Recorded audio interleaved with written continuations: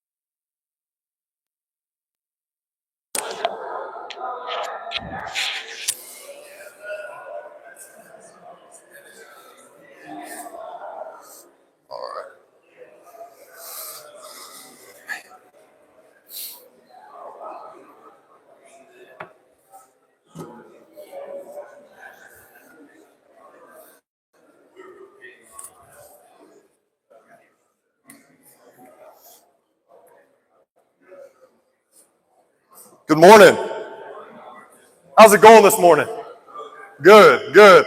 Hey, man, we are so thankful that y'all are joining us here at the second annual One Back Offensive Clinic. We have dudes from all over the place. We have them from the DFW Metroplex, Houston, Austin, San Antonio, and Coach came back from Lubbock for year 2, so had a long drive in this morning.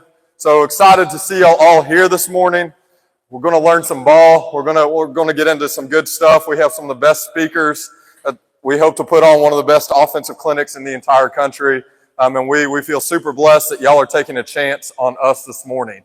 My name's Andrew Gotchis.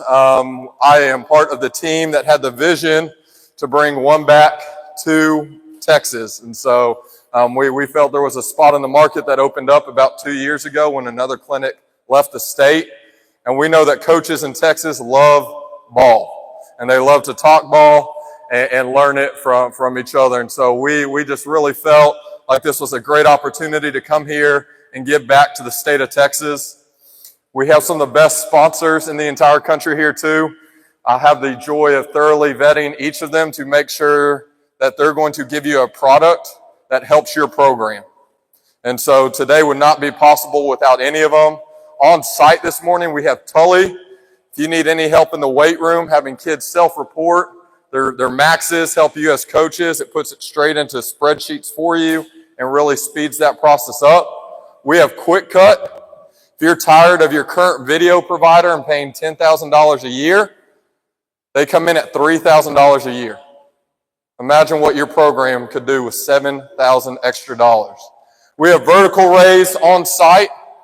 They're going to give you the most back. When you look at fundraising companies, they're at the very, very top of what you get back. They also do a bunch of sales, so you can do the popcorn sales, or you can just do straight up donations if you're not looking to mess with all that. We have Football U in the back. That is cutting edge technology. He's created an app to gamify your playbook. We know kids this day and age struggle to learn plays, learn formations. Put it in Football U, have them play the game. It sends you the report.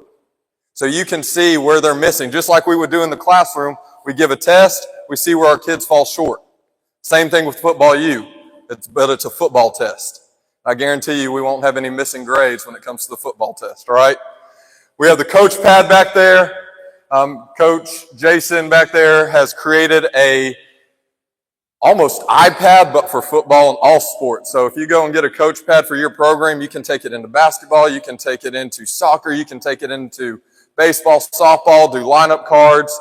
It's great for your scouting report. You can upload your huddle scouting report into the coach pad.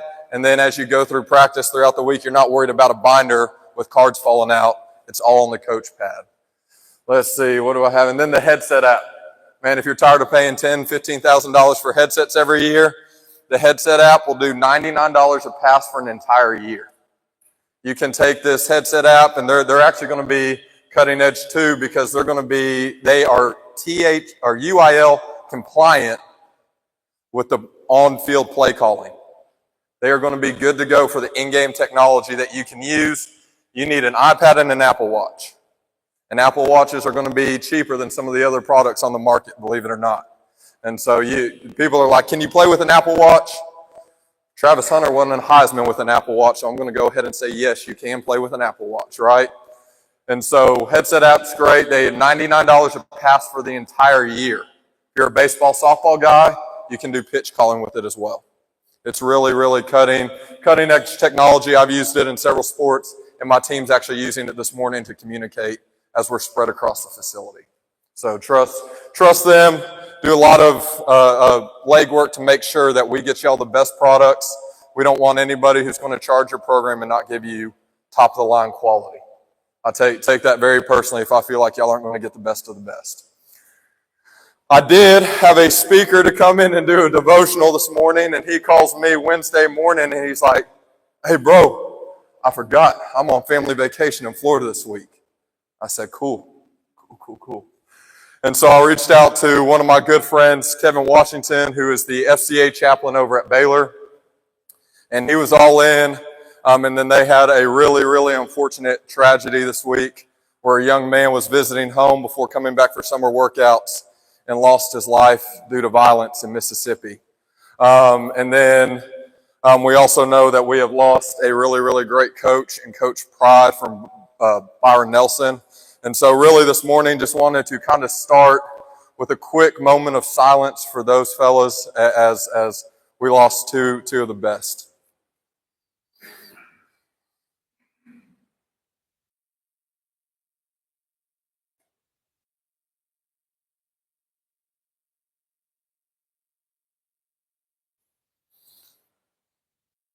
God, would you just be with those families this morning as they suffer unimaginable loss, as they get ready to put the building blocks back together for the future, and start to see what life is like without their loved ones. God, we just ask that you, being the God who gives the peace that surpasses all understanding, God, would you just give that to those families as they wake up this morning and just do one day at a time.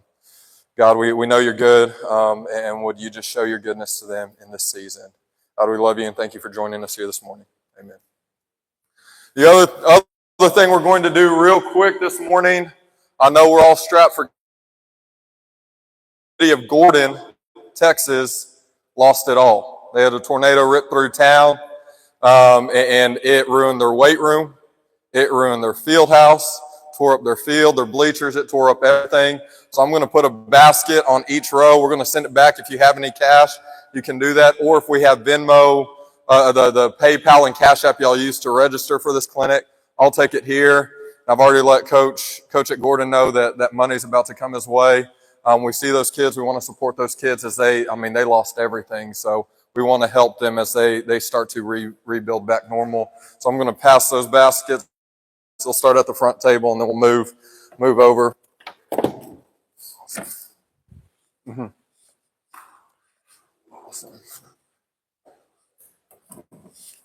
Awesome. And then I'm going to jump into our quick devotional this morning.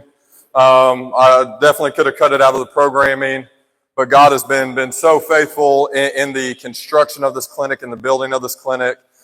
He's provided a way in a lot of ways.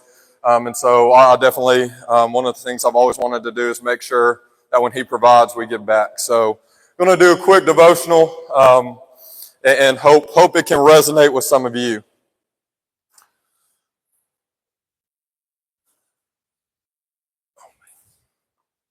Let's see.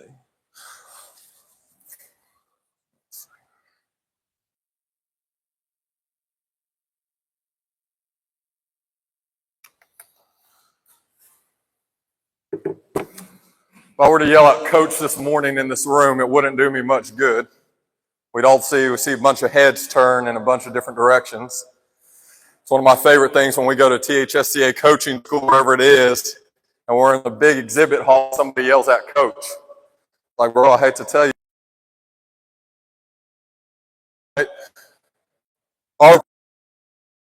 It's unique in a lot of different ways. We have a very, very unique profession. Recently, that was the most profound, is that we have 2 to 3 professions in the entire world where our title becomes our name. Right? In the classroom throughout the week, coach, I forgot to do my homework. Coach, can I retake this test? Coach, here's what I have going on at home. Then on Friday nights, we wear that same name. Coach, run the ball. Coach, blitz some more. Coach, what are you doing? And then you go out into the community, and that kid who can't seem to make his way to your classroom ever, but no matter where you go in your hometown, you see him everywhere. Coach, how's it going, man? Coach becomes our name. And for a lot of us, I believe it creates an identity crisis. Joe White, who runs the Kanakuk camps up in Missouri, says that the most important word in the English language is somebody's name. It's what gives you identity. It's who you are. It's what differentiates John Reed and Josh Christian. Right? We as coaches have an identity crisis, I think, a lot of times. And I think that comes from the fact that our name, coach, is what we hear all the time. Coach, coach, coach. Well, when that becomes your name, that becomes who you are. It's easy for that to become who you are. And so I think a lot of times we get so caught up in that being who we are, we're willing to lose it all to chase it. We've all seen it. We've seen dudes lose their family, marriages, relationships with their own kids, even their own values, so they can chase success as they've defined it for the career of coaching. The interesting thing is when you ask many of these guys if it was worth it at the end of it, they're all going to come back and tell you they live with one of the biggest burdens in the world, and that's the burden of regret. One of the most profound times I've ever witnessed someone come to this conclusion was the 60 Minutes interview with Tom Brady.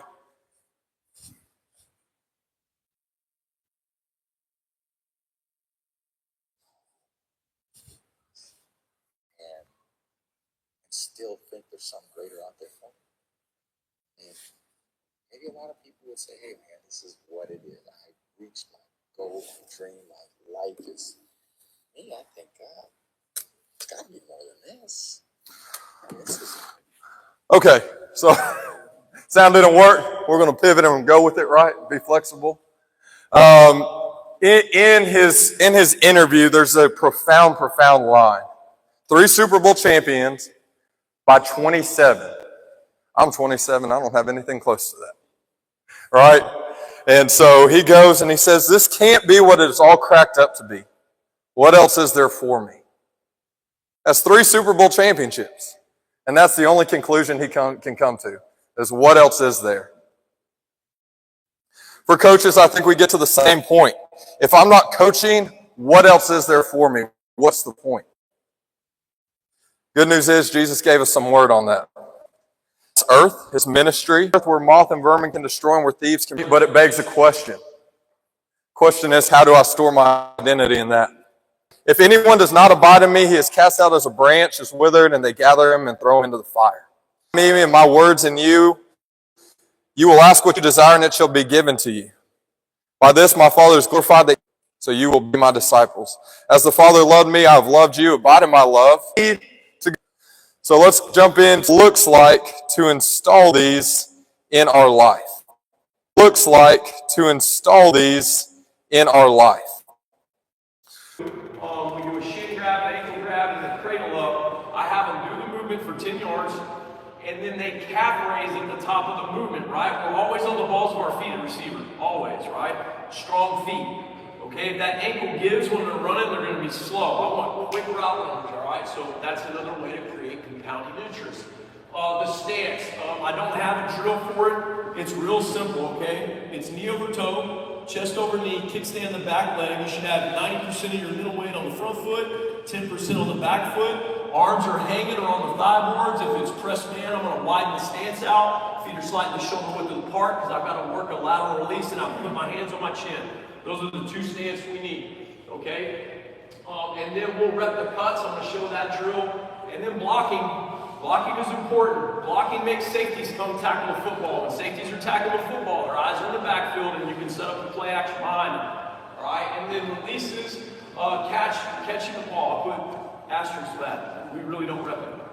We have a jugs machine during pre-practice. I might do it at Thanksgiving when they're starting to get a little burned out. I'll start repping a catch and drill. We'll do it week 3 of spring football because they're getting burned out. All right, but other than that, that's what 7-on-7 and routes on here. That's what all that's for. All right, I'm not using drill time so they can catch the ball. Okay, and then lastly, I talked about ball security. We do that daily.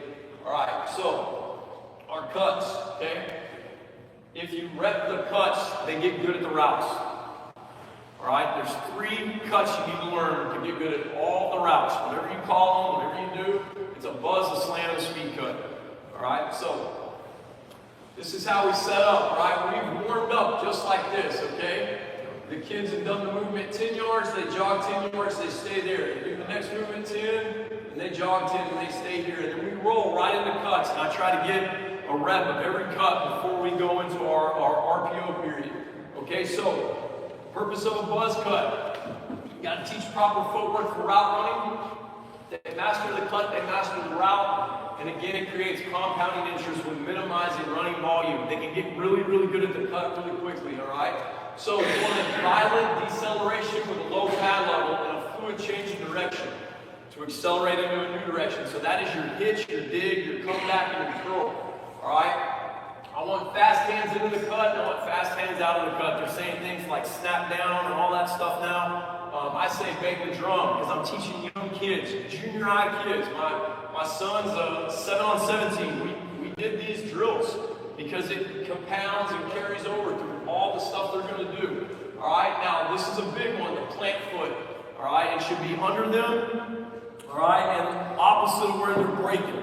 Okay, I want it maybe slightly wider than the shoulder, but if you start seeing that plant foot drift, all right, then it's going to shorten the drive step. That's the first step into the route break. So if they have a drifting plant foot, then it shortens how much ground they can cover in the drive, which lessens the separation, right? If I'm playing a fast and dude, he's going to get my hip and I'm covered. The quarterback's got to move on or he's getting sacked. All right? Want to see them burst out of the cut, then they got to throw their elbow and they got to get their head around, okay? So, all right, here we go. So this is us in our indoor. This was a fullback. This kid was a backup for us. This kid is probably going to end up being our starting quarterback. He's a sophomore in this video. All right, and then this was a backup, okay? So this is a buzz cut. Now, I do 2 hits on this one to start it off, all right? And I give a landmark, okay? If you've ever had kids that are dyslexic, they typically get their right and their left mixed up. And you just say, if you say buzz cut, break left, sure enough, you're going to have 2 kids run into each other. This kid's going to go the wrong direction. So give them a landmark. All right, so I say buzz cut and break to the stadium. Okay, so 2 hits. This is the way I can check their depth and I can check their pad level. Here we go. Hit 1, hit 2. All right, now if you look right here, his nose are over his toes, weights on the ball of his feet. He's pigeon toeing. I'll get into that a little bit later with curls and comebacks. That helps get out of the break faster. Notice how all these kids, their feet are staggered. Plant step, drive step. This guy, his feet are together. And you're going to see a lot of like bad technique tendencies with him. He family moved in from California. Got him as a sophomore, very raw. All right, and so then they're coming out of break. Now it's 1 hit. Okay, he's gaining ground, but this was an example of a drive step. His drive step drifted, his plant drifted. So then his drive step is underneath him. He's not gaining any ground. All right? Okay, so this is us, mass install. I'm standing at the depth I want him at. 2 hits. Okay? So now we're going slam cut.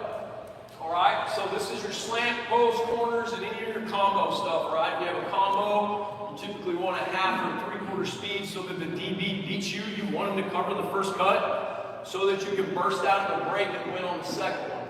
All right, you need to lean and look opposite.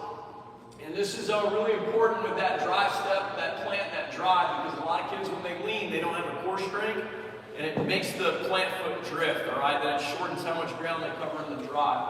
Okay, you want to turn your head without turning shoulders, and then you want to have light hands with the catch, especially on a slant or a post, all right? Hands up early, tell the DB the ball's coming, okay? So, same setup. So I went right into, from a buzz cut to the slam cut. This is a good example of why spacing is important. Again, fullback, slow. All right, backup receiver, slot, fast. He's going to run into him. Okay, now, this is another thing with stances. You need to check their stance, okay? He's pigeon-toeing his foot. The very first thing that's going to happen is his foot's going to correct and straighten out. All right, I don't know if you teach pigeon-toe, watch their feet. They're going to false step. You teach a pigeon-toe stance, or you see a kid whose stance is underneath him with a pigeon-toe, very first thing, that foot's going to widen and move and straighten up, all right? You never saw Usain Bolt win a gold medal with his feet like this. They were straight ahead going down the track, all right? So watch. See how his foot widened and straightened? Now check this out. Slam cut, he's reaching, all right? So his drive foot is underneath the shoulder, or his plant, that's good, okay? Now he can gain ground in the drive and run out of the break, all right? Watch this, he's gonna overcorrect. He's got a weak quad here in his left leg, watch. See how it flared out? Weak quad. And so same thing, plants underneath him, not bad. He's doing a good job of striking the fade. Obviously, he's taking the stripe of his helmet, pointing it to the fade, trying to get the defender's hips to flip. All right, so he can create separation and get open. All right, same thing, pigeon toe. See how his foot drifts wide? Watch, here we go. Drifts out. Now he's way too wide, and then look, see his heels hit the ground?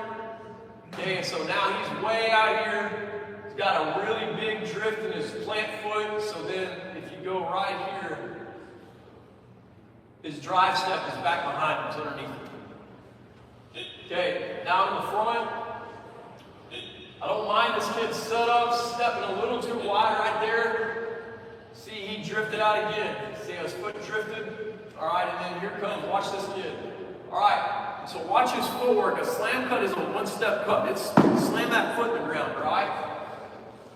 When you have kids that are using their opposite leg, it's their non-dominant foot, a lot of times, especially young ones, they're gonna chop. And this is where, as you become a more experienced coach, your ears, all right, have to be tuned in to what you're hearing. You're using your eyes, but your ears, as you get going, you'll know what it sounds like, all right? And so I'm filming him, and I'm hearing his feet chop. Watch his feet. See how his feet chopped into the cut? That creates friction, that slows him down.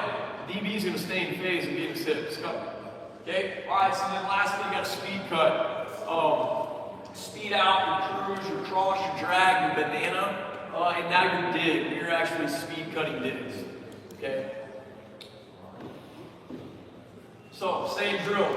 Roll and roll. All right, coach will point with this. They're flat at 5. He drifts back to 6 and 7. When you're running an out route, especially a speed out and a banana, tell them to double pound the ground with their top leg. So as they make that break, they get their head around. If they've got a really weak core but they're running hard, they're going to drift here. If you'll tell them to slam that top leg in the ground twice as they make that break, it flattens them out and gets them on their depth. All right, that's a lot of times you're yelling at quarterbacks, hey man, you underthrew them. No, the kid's at 7 yards. All right, you overthrow them. You're at freaking 3. All right, your steps are off. Okay, so speed cut. All right, now we're rolling into bat. This is a drill I got from my father. He coached DBs in San Antonio for 31 years. All right, and I'm sorry, I'm gonna cuss. I don't know if he said bat for like badass tacklers. Okay, but in my mind, I'm trying to come up with a way to teach stock blocking. All right, I had 5 head coaches in 4 years of high school. I had a new position coach every year. Okay, never repped the stock block, technique-wise, not once. Just it was go block the guy. Well, how? How do I rep it? How do I teach angles and cutoff lane pass? And so that just popped into my head. I was a young coach, student coach at Stephenville. They gave me the JV or the junior high receivers. So this is an example of naming a drill. So we're going right from cuts, stretching cuts, and now we're in the back. We're 5 yards apart. Okay. I start all of our drills with a cadence. So a lot of guys will blow a whistle to start a drill. That should be telling the guys that the drill's over, just like a referee in a game. He hits the whistle, you gotta kill it. All right. So we start with a cadence. Okay. So my first cadence is a pursuit path with a breakdown. Their eyes, and this is really, really important, where you stand in the drill, because you need to see pad level and where the back of their helmet's at. Their eyes need to be tracking the defender's hip. Okay, that's how they react in the game. To teach them stationary stuff, it's 2 arms length away. I'm driving at you to block you. I'm taking a cutoff path. I'm 2 arms length away. I need to be coming to balance, because I'm driving at you. You're driving forward to go hit the football, okay? And that's how we create that cushion in that relationship. A lot of times, especially with young dudes, fast guys give a lot of effort. If their eyes are wrong, they don't react in time. And if they don't react in time, they're going to blow by the guy. He's going to go hit the football, and you're yelling at him. So that's a great way to train it. The next thing is step on his toes. So it's eyes, feet, hands. You'll see a lot of times, a lot of young kids, they'll be here. Same with tackling. So as I teach the breakdown, you'll see it here in a minute. I'm breaking down, second hit, step on his toes. And you got to check the foot. If the foot's wrong, they lose leverage. All right, third hit is the contact, all right? And that's a strike and drive, okay? And so first off, especially with junior high kids, we're going to go straight ahead. All right, and then we're going to start working on cutoff path. and then we're going to add movement, all right? Linear and then game, okay? So here we go. So this is back, first hit, breakdown, okay? Now we're working a cutoff path, second hit. All right, we're going to go right cutoff. This is really important. If you go right cutoff, like an inside cutoff path, if I'm in the left slot, you're running inside zone, I got to take an inside cutoff path with this dude. When I go right cutoff, I need to make sure I step on his toes with my right foot. If I step on his toes like this kid did, because he's left-footed, here, this dude's got a two-way go. I just gave him my leverage. So if that running back hits it right there, all right, I just help the defender out, okay? A lot of people say they want their running backs to have a two-way go. I don't want that. I want my hat on his inside. I want to be in between my man and the ball. So that running back, when he hits it, it's like getting a stick in the 4-ball one. Go. Hit your head on the goalpost. Okay? If he's got a two-way go, he's thinking he's playing slow. All right? So, right cutoff, second hit, step on his toes, and then a third hit is a strike and drive. So as this is happening, I'm on the offensive side always, so I can check pad level. Then once I blow the whistle and kill the drill, I immediately flip it. These guys are hustling back, these guys are getting in the stance, and now we're going O to D, D to O, and it's hit, and we're flipping the drill and roll. Okay? So, third hit 1, hit 2, hit 3, strike and drive. All right, now, strike and drive. You gotta watch their hands. Okay, you see elbows out, it's because their fingers are up. Fingers up in a drill, you can't control the guy. It's like a slow dance in junior high, the rest of their hands on the top of their shoulder pads, okay? You want to see elbows in is thumbs up, right? And strike them with the butt of the palm. This could be broken fingers, broken wrists, I slide off of him, my hand goes into his face mask. All right, this right here, thumbs up, fingers under the breastplate, and then I'm flexing my arms and I'm running my feet, all right? Okay, so now we're putting it all together. Breaking down, stepping on his toes with his right foot, getting a turn. Flipping O to D, D to O. Now we're adding movement. So I'm going right cutoff, and then I start moving the guys when they come in balance. This kid does a really good job of step replace, keeping his leverage. If you look right here, this kid loses it. He crosses his face. Okay, so here we are all together. Coach your point, group your kids by ability. That way you can move your eyes down the line, right? So I want to make sure my starters are good, my 2s are good, my JV 1s are good, and then I can come back and I can make sure, 1 to 2 reps a week that our JVB team guys are getting good at stuff and they're repping. So here we go, no one's moving, we go right cutoff. See, you look up here at the top, watch this kid with the blue gloves, watch his hands. Fingers up. That's got to get fixed. So then we flip it O to D, D to O. Like the breakdown, really like 14. He's one of those guys that you'll see in the games had a problem with being too fast. Okay, so lose contain. So now this is, I blocked the dude, and the ball bounced, or the ball went that way, and he turns and runs and flips his hips in pursuit. Well, if I don't let go, what happens? Hold it, right? Yeah. And so this is now, okay, the guy crossed my face, I've lost leverage, lost contain. I gotta let go of this arm, stay engaged with that back arm, and I need to lean on and run and flex, all right? Last second shovel. But my eyes have to stay on the man, that way if that running back cuts back, he changes direction, well now I can recover the block because I can regain leverage. All right, we wanna go rapid fire on this fast. So now I'm yelling toe the line, all right, then get that relationship there. First hit, the dude's chopping his feet. Second hit, the defender takes off. He lets go and runs it. You might be able to hear me yelling hit right there and blowing the whistle. Okay, did y'all see that? What was wrong with that kid's rep? This guy.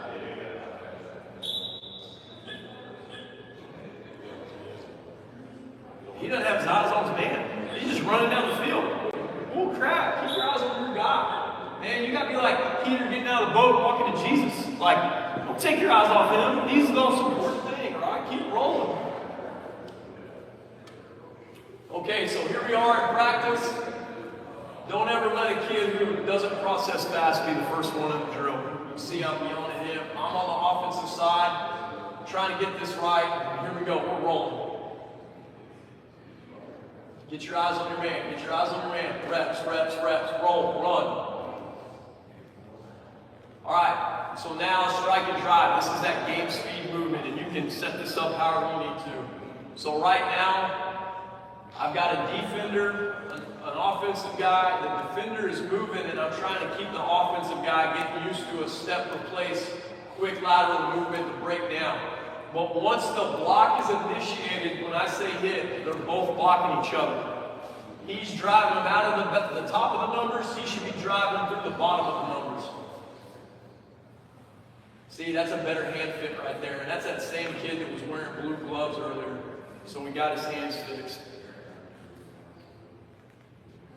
This is a really good way to save legs.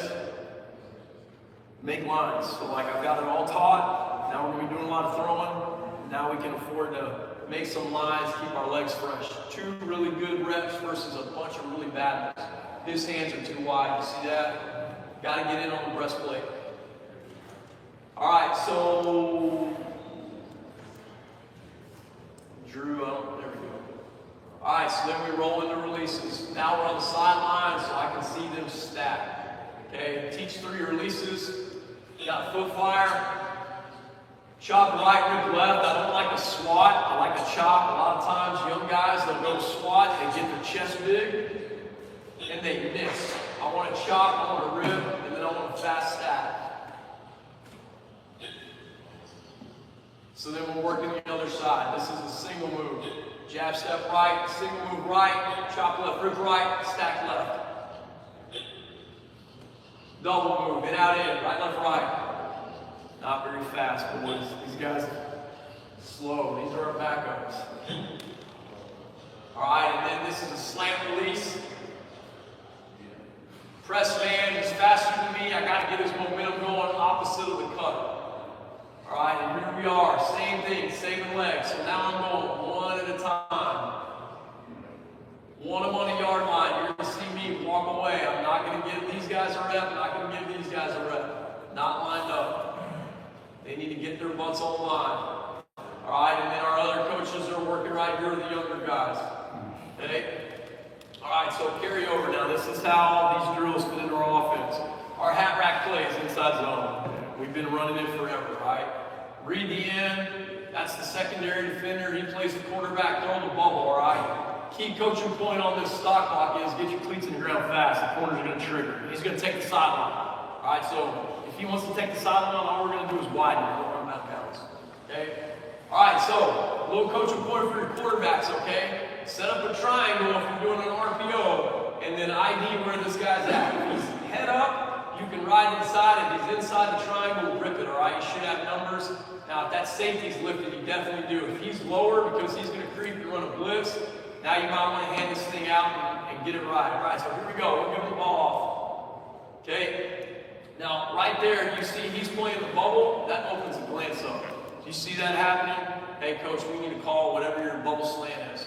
All right, now, he gets man, so he runs him off. This is a push dog. We got an inside cutoff right here. Big coaching point at tight end or slot receiver. Get movement and leverage. Get movement on the guy. Just get on him and then win the block and that running back can make you right. Goes into immediately loose contain right here. Should have been stronger, but was going inside cutoff. It's a good job fitting up down the field. Good pursuit right there. All right, so that's our inside zone, okay? All right, now this is where tempo can help. They're spinning, bringing guys blitz. Kick this dude over here to play man, same thing. Reading the end. He should know right now that end crashes, lifted safety, it's man free. This guy's going to carry the bubble. This should be a key. I'd like to see this guy run the bubble and fit him up right here. All right, here we go. He runs him off. Good breakdown. A little high right there. Not very good right here, right? Like fit him up and run him. Get your freaking hat in between him and the ball.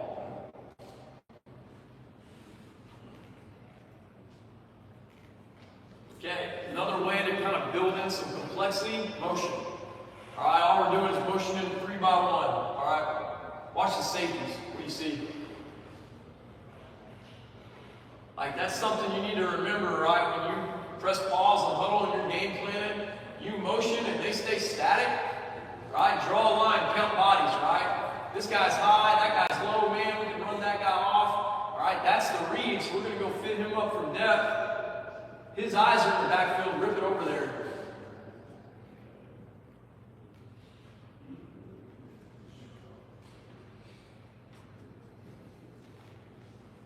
Tempo, same thing, rip the back end, all over the place. Ain't got enough. All right, I know this is a one-back clinic. Don't kick me out of the club. Using a stiffer back. All right, here we go. Now, that's our bubble runner. Same thing, rip it.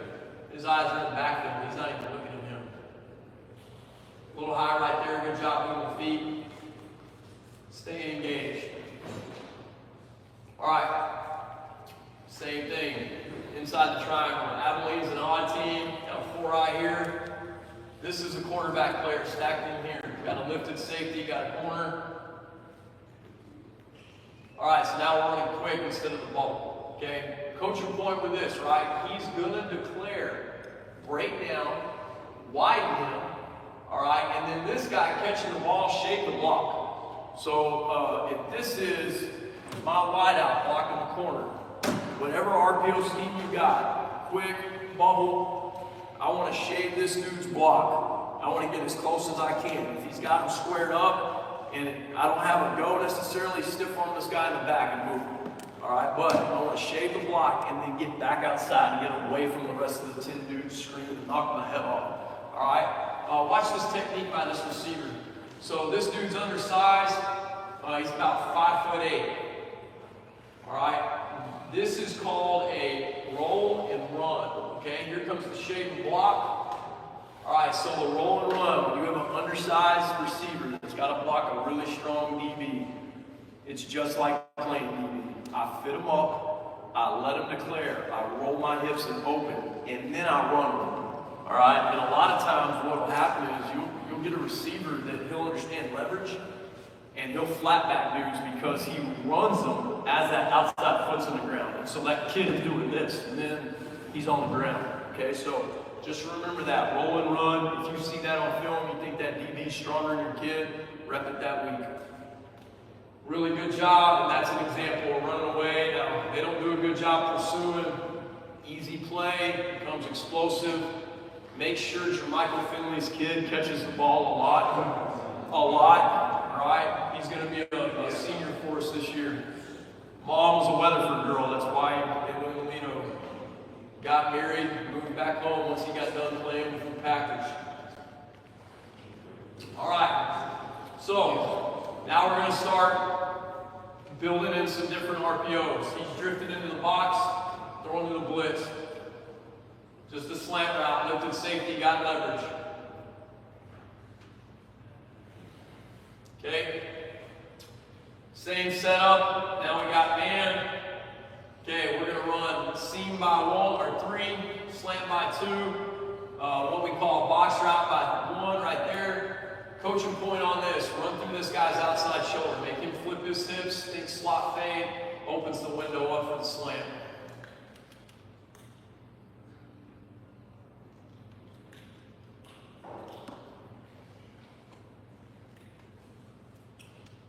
All right, another slant route. Okay, we're going to use motion right here. Should be, no, I'm wrong with this. Okay. Another thing to do, how many guys are behind the referee? This is man all day long. Got leverage, throw it.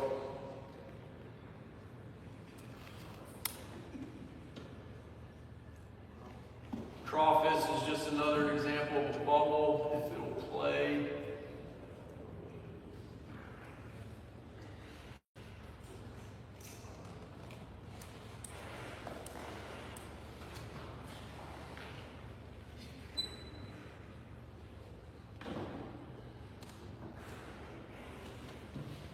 All right, guys inside the triangle.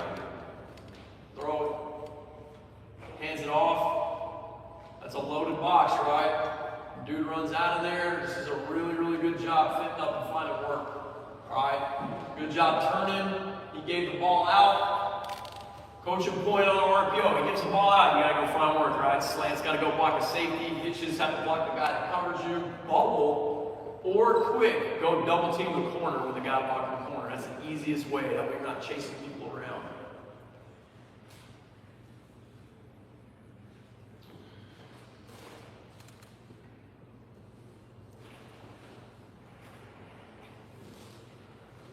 Earlier in the game, same team. We're at the bubble. Good job breaking down, widening, shake the block. All right, let's get to some. Watch this, and we'll get to some play actions.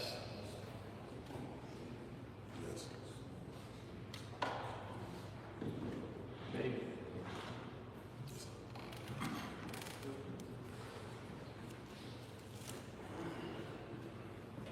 All right.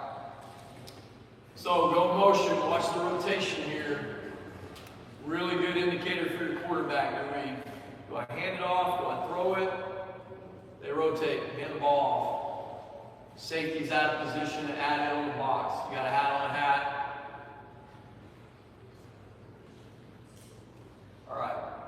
Let's see if I can get to some bootlegs.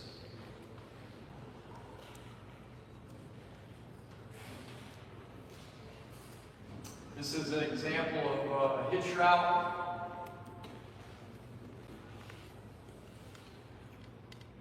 Same thing. A lot of grass, right? Guys walked into the box, he's lifted, throw the ball. Really good adjustment by this receiver. Quarterback gets hit, throwing it. Make sure your Michael Fitness kid catches the ball. Now, what I like about this is effort down the field.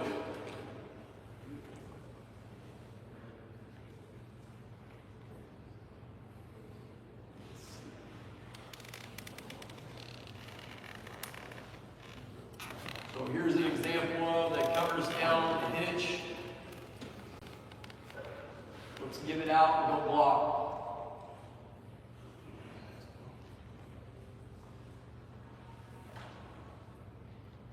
Really good right here. Gives it out, fit up. Get in between your man and the ball.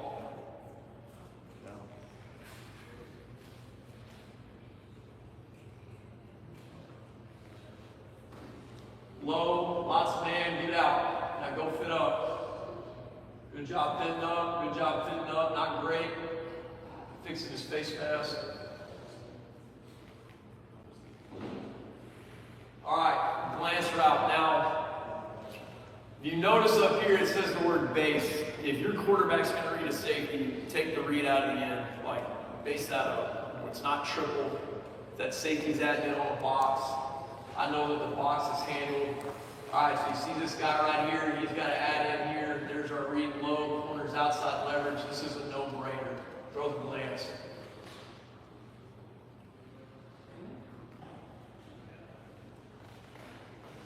Really, really good against, like, if you're from Houston, everybody runs the KD defense. Got a forward, outside backers got to come fit. Throw the glance behind. It's just us ripping the ball.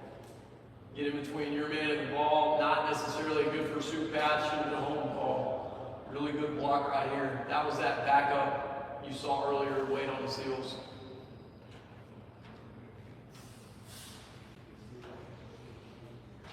Okay, and then tag the gift. That's so easy. Single side. Backers all the way in here in the box. He flips his hips too fast in man coverage. He's way too high in his back pedal. Got the hitch route all day. Now watch, all right? This is why ball security is important. We're playing Glenn Shoemaker. This is fumble number 3 in the first quarter. They almost beat us. Coaching point, if it's raining, tell your receivers the gloves come off and no sleeves, right? They're wearing Under Armour pole gear and gloves. It had been raining all during warm-ups. We go in the locker room, take the freaking gloves off, take the sleeves off. After fumble number 3, I'll be dang, you see our trainer on the sidelines cutting everybody's sleeves off, all the gloves are off. We win the game. No more fumbles. Don't learn the hard way. All right. There's an example of hitting the box. Corners outside leverage lifted. Safety carries the slant. We had the slant. Hit the box for grass. Really good versus cover two outside leverage corners. All right, let's see.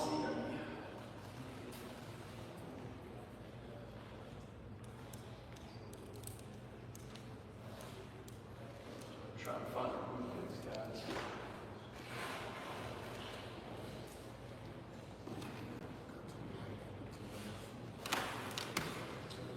All right, so scope is just slant C. You saw it earlier.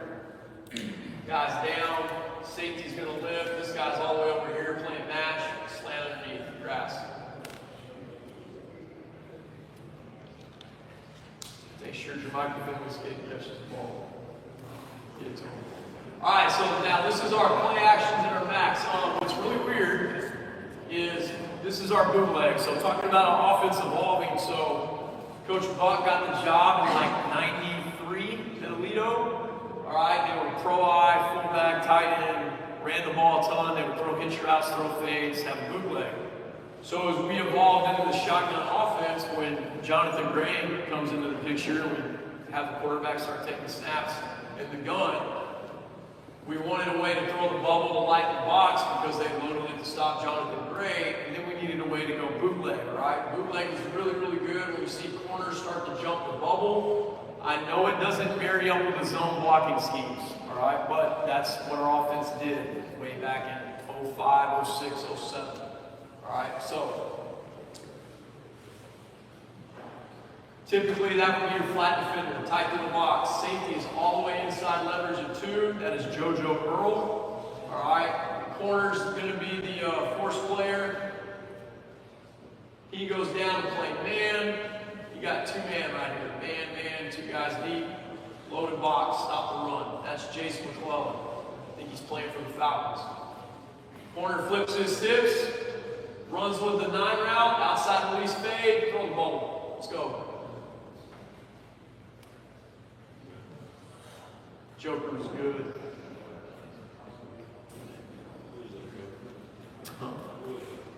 It's JoJo Earl. So we went to Alabama, transferred to TCU, now I think he's in like New Mexico.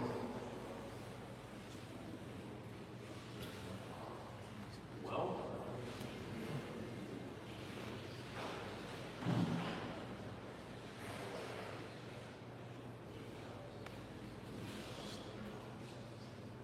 all right, so this is us against Parrish Episcopal.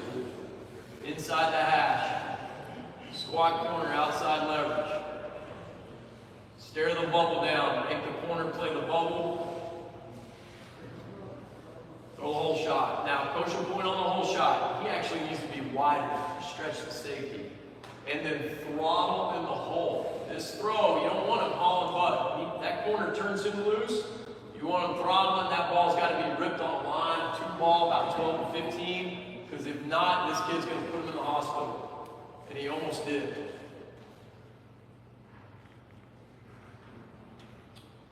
Okay, so same deal. Read the corner.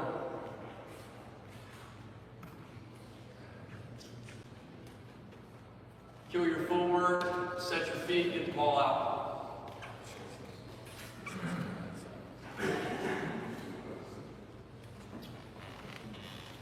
Little coaching point on this. If you pull a guard and max protected kick without having to change your protection, one to look like power, one to look like counter, your quarterback wants to set up, just have to make a crib call. Crib. So now he knows I'm not sealing on the question mark. I'm going to kick and protect the pocket. He's going to ride and he's going to set up. And just simple tags, build some depth into the offense. Okay, so normally we would have a drag by 2, angle post by 1. But we went Z drag, right? So outside leverage, when we tag drag by the slot, he's going to go seam and grab the safety. So now, all right, he squats on the bubble, matches 1. Safety either plays whole shot and takes 1 because they exchanged and he played too shallow, or safety pedals, or sorry, corner pedals takes 1, safety drives on the bubble. Either way, there's nobody on this seam. Hit the drag underneath.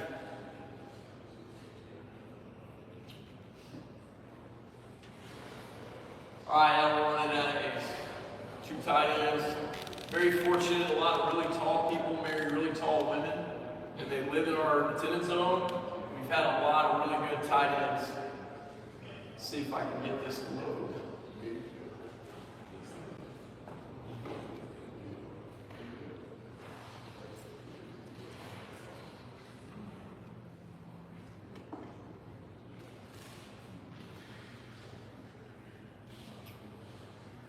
So we're in an overset, 9 route. He's going to go banana. He should run an arrow. He should run a drag. Take the 9, fade. I mean, just come out of the same thing. That's where we were talking about. You can make a grip ball. Ride, pop it. Yeah. Good job, high point. Okay. Run this play. Take a picture of it. Seriously. Somebody told me about this play when I was the office coordinator in Hightower. Didn't run it. Moved to Alito. We run it a lot. It's a touchdown play. So our offensive coordinator got this play from the guy at Martin Simmons, track meet, and he called it 5 times. The first 5 times he called it, scored 5 touchdowns. All right. Coaching point. Fast, the fastest kid you got on the field. And just like with a drag, they don't need to look for the ball until they cross the ball. The throw is not here, the throw is not there.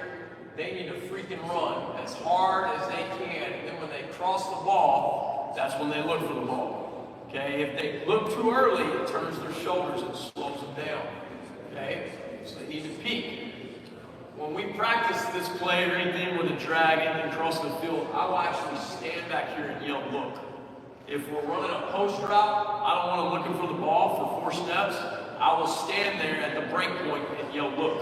And that's when I want their eyes. A lot of times, if you have guys that aren't very fast, the throw is an overthrow because they look too early for the ball. All right, you need to talk about the different post throws, right? Is this a 3-ball way down the field, middle of the palm, or is this a bang 8? All right, so this is us running it against Saginaw. All right, nub tight end, corner rolls down, cover. Run formation. This guy is going to fit the box. Okay, grass. All right, here we go. Safeties are deep. Safeties, same thing. This guy's the only one with leverage for these 2 dudes. He is all the way outside the 2. Ride it.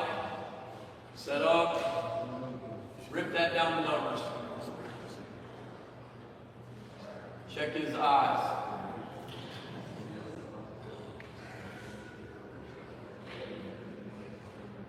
Run, run, run. Peek. There it is.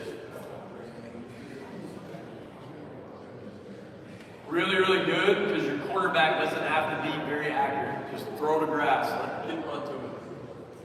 All right, now, this is Burleson Centennial. They were running the stack defense, 3 safeties. A lot of times in the odd defense, the safeties key this guy. That's, the sniffer back. All right? So find a way to formation this, right? You got a guy deep, you got a drag. Use him now to occupy that same grass as the post. Okay? He just runs a pivot. So now you still get the same routes. Okay? They have 2 dudes chase him out of the backfield. Okay?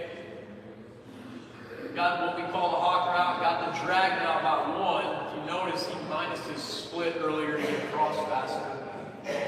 Rip it. Should have really thrown the drag. But that guy was really good. That was the one that set the receiving record in the state game. Okay, so here we are in the state game against College Station. Odd defense. Okay, everybody down there runs it. Alright? They're going to key the sniffer back. Fast kid. He needs to move his split in. He's too wide.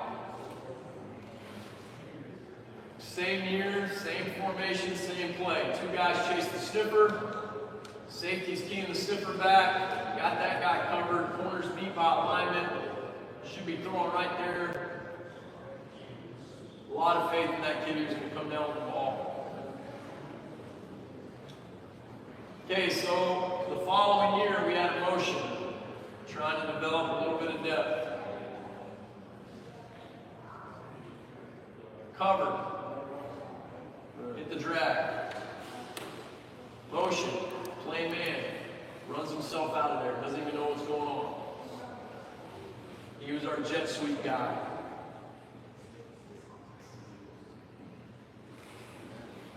Okay? Now, talk about knowing your kids, okay? We renamed the route. I called it a streak the year before. The kid had an offer to Air Force. Brilliant. This kid was in my reading class. Okay, his name's Hawk. Rename it the Hawk route. So we know it's, hey, on 5 boot right, you have the Hawk. You get a coach signal directly to him. Run the Hawk route, okay? He's trying to read his wristband. He's in my reading class. This is him, and he, palms up. Know your kids, okay? Make adjustments. The example is, I was drinking in the hallway out of a Yeti. He was drinking coffee. He came up to me, he's like, Coach, where'd you find a heat cup at? Oh, it's a Yeti. Oh, I thought, So, fast kid, find ways to, know your kids, right? So he busts right here. The main route, the touchdown route that we practice all week, he don't know what we're doing. So he messes the drag up. Now, luckily, this kid right here realizes that, he's scrambling. He doesn't rip the ball. So he's short. I got to go deep. Scramble moves. Makes a really, really good play. Good catch. So I'm saying that, know your guys, right? Don't beat your head into the wall. Adjust.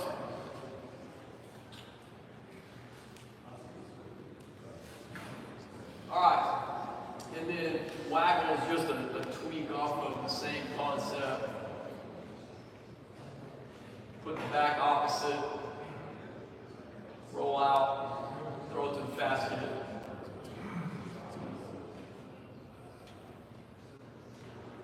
All right, so let's see.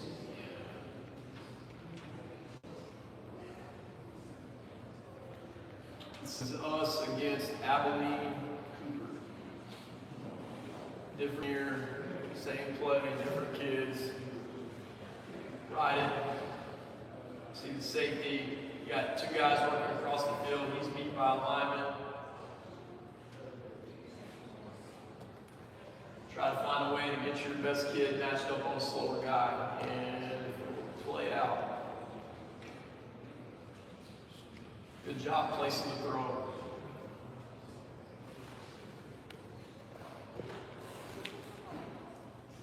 All right, so now you're seeing this 5 concept show back up.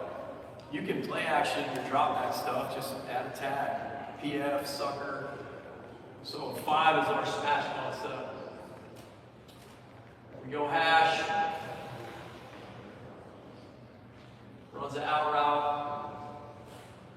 We got a post over the top low. He runs a banana. Big coaching point if you ever go double post is spacing. Same with post dig, post drag, whatever. Width is your friend. It puts people on an island. So did a really good job of stacking right here. So now it's a one-on-one matchup. Probably held on to the ball a little too long. It's popped.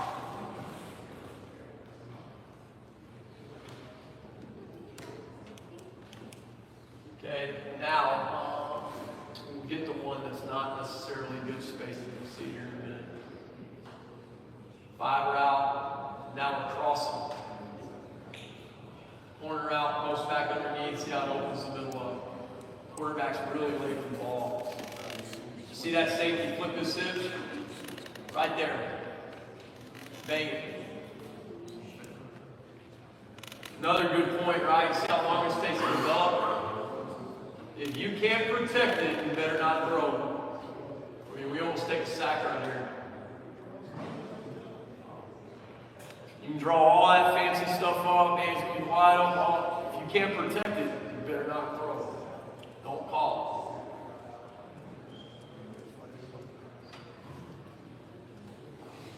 Okay, so this should be the bad spacing play. Yep, okay.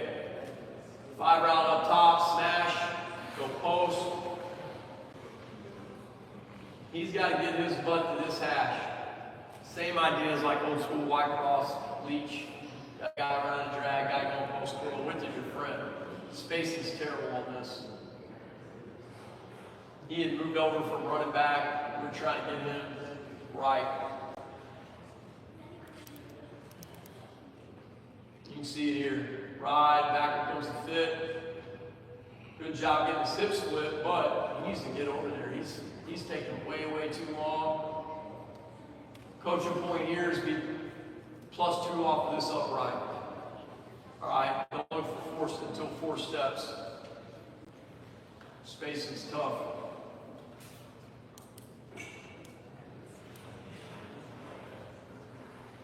Okay, now this is our max protect. Okay, so we're going to make this look like post. It's a double move. Same thing here. 5 steps in, up, 5 steps in, buzz, break out. Creates an isolation here with this safety. So this is us against Smithson Valley. Those kids play really, really hard, footwork wise. All right, not the best. You immediately watch like a little recommendation if you're trying to set up shots. You need to grade the safeties on, same with the DBs on how they pedal. Right? What's their reaction? If they flip their hips fast and really, really quick, those are guys you're going to run comebacks on and throws, right? Know, hey, we're going to put our possession moves up because they flip here fast, their momentum's going that way, right? Okay, you see weight transferring into heels, right? On the tight shot, you see that heel hit the ground, that's the guy you want to run by. He's got a technique deficiency. So just like I was showing you that receiver that was on his heels, all right, that dude's on his heels. We got to find a way to get a really good receiver matched up. So we're going to go double move. It's glance and go. So we've RPO'd the glance route, right? And he keeps getting beat inside. So every time he comes to the sideline, his coach is over here yelling at him, quit getting beat across your face, quit getting beat inside, quit getting beat inside. So now he's going to be over aggressive on the glance and stop him. Okay, so that's when you come back and you go glance and go. All right, you want to get beat on the glance. All right, you want to look for the ball so he jumps it and hesitates so you can slip by. Here we go. Ride. See how he jumps it? Boom. Slip it. Corner bails out of there and caps it. Get your feet. Hit this out route right here. Really good job. And this kid did not play for us until senior year. Was a backup his junior year, quit his sophomore year. Had a really, really good senior year, ended up walking on the team. Okay, so ollie. All we're doing, 6 ollie, that's our big concept. We're speed cutting this now, a lot deeper. Grab the safety, try to open up the possession. You got to bang in post on the backside.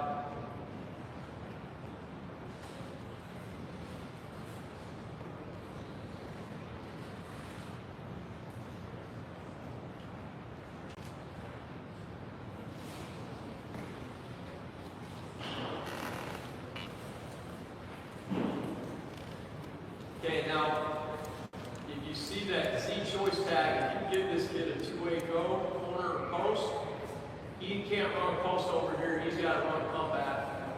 Alright, that way you don't have guys running into each other. Same thing, good job placing the throw by our quarterback.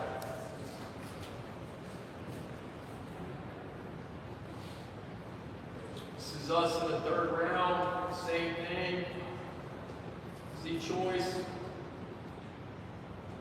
Good job by the receiver having laid hands. So 2 reasons you want to have laid hands. 1, tells the DB, ball's coming, hands are up early, DB's going to play your hands. Okay? The next thing is you want to have laid hands because it slows you down if they go up early. Alright, so you want to over-exaggerate your arms on an overthrow. Last second, extend your hands right here, not up, because you're trying to create time. You don't want to catch the ball up here if it's an overthrow. He's going to miss you. Last second, I want to run into the catch.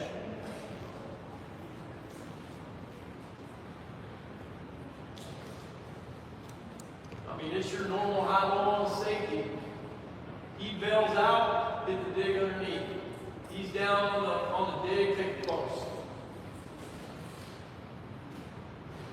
Here's an example, hitting the post route backside. So Go corner, go dig underneath. Corner's outside leverage. He comes down to the box, throw.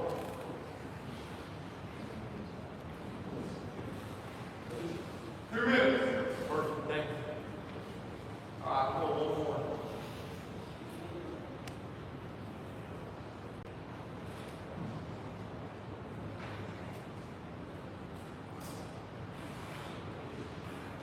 Safety bells. To dig. Settle in the window. All right, man. Hey, I really appreciate Drew inviting me. Drew was in my FCA huddle when I coached here at Waco Midway. Came over to our house a lot, fed him dinner, got to see him grow up. And that's probably, I've almost been doing this 20 years. Been the biggest blessing is seeing kids you coach become men of character, right? Like they go out and they kill it in the job that they're working in. They marry a great girl. They become a family man, raise great kids. And Drew brought up a really good point. I've got 2 state championship rings, and they're in a box on my dresser, barely wearing them. Okay, one of these days those rings are going to be in a coffin. I mean, that's that where moth, rust, destroy. They're done with, right? And that was a really fun experience. It was a blessing, but I want to encourage you. This is a great profession. It's the greatest profession there is, right? I felt called to coach at 10. I knew, beyond a shadow of a doubt, before I was saved, God was telling me to coach. I knew it. Dad was coaching against Wayne McGarry. He played at San Antonio Clark, right? And I'm watching my father coach, and it was just like, hey, this is what I want you to do. But we can also get lost in this profession. All right? I was the offensive coordinator at Fort Bend Hightower, and I was the first one in the field house, last one to leave. And then I'd get home, and I'd be on the phone before Zoom got invented, FaceTiming with my quarterbacks, watching film from spring ball. Meantime, I got a 5-year-old son wanting to play catch with me. I got a 2-year-old daughter wanting her dad. No, I'm busy. You have to make sure you don't lose your way, right? You don't forget your purpose. Your number one responsibility as a man is to take care of your family. The field house is always going to be there waiting for you. Those kids are always going to be there waiting for you. All right, but don't lose sight of the fact that your first ministry is at the house. And then when you get to the field house, don't lose sight of the fact your next ministry is to build men of character, men of purpose. All right, and you can lose sight of that sometimes because you're trying to win. We're all trying to win. We're all competitive. But again, no one's going to remember if you were 5-5, 4-6. They're going to remember if you poured into them. Teach the things that endure. All of us in here, we come from different faith backgrounds. We're older, younger. All right, different races, but when we start talking about hard work, respect, integrity, be a man of toughness and courage, it's funny how it all unifies us, right? We're all saying the same, we're all nodding, right? You got to teach those things to your kids, okay? If they don't get it from you, they're not going to get it from anywhere else, just like if your son or daughter doesn't get it from you, they're not going to get it from anywhere else. So, man, this summer, press pause, go be with your family.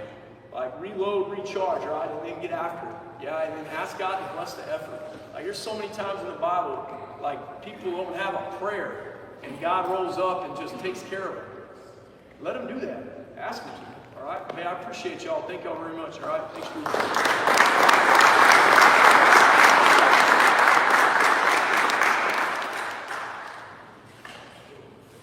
I got to go. My son's 13th birthday is today, so y'all hit me up if you have any questions, okay?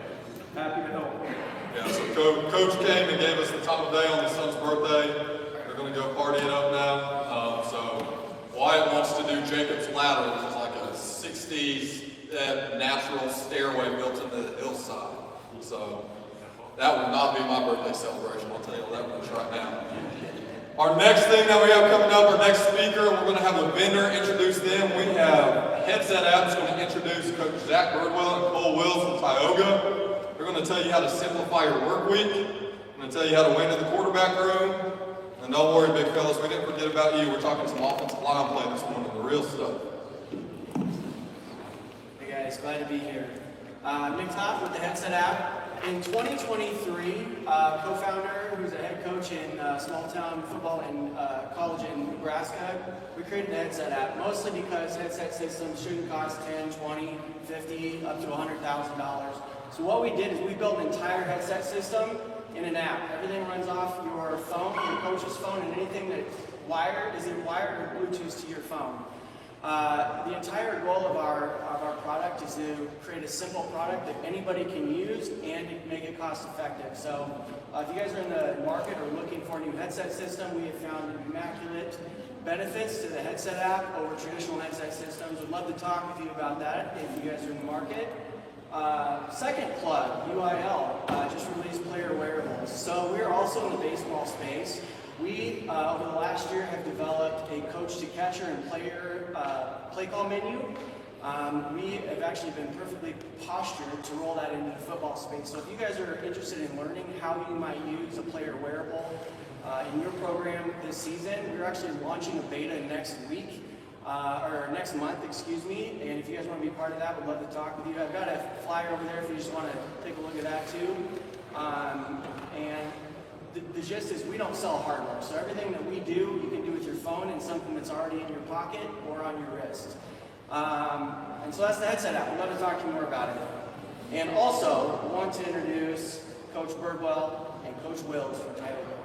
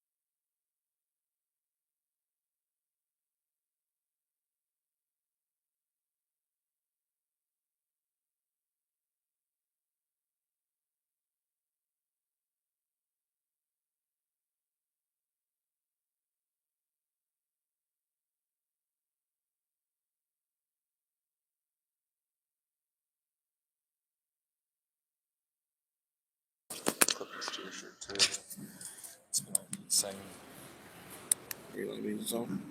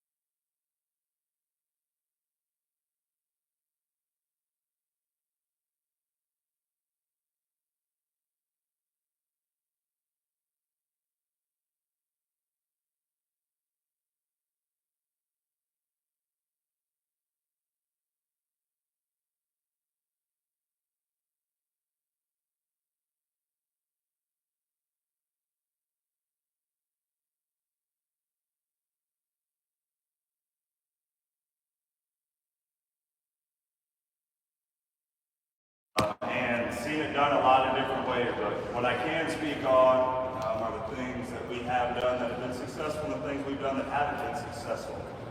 The school we're currently at right now did not has one playoff appearance in school history. At the end of year 2, we've now played 5 playoff games. Had never won a playoff game before. We won 3.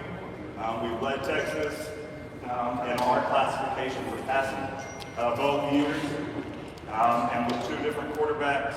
We do a lot of things different, and my biggest hope here today is not that anybody leaves here necessarily saying, I'm going to go do something exactly like Coach Birdwell does.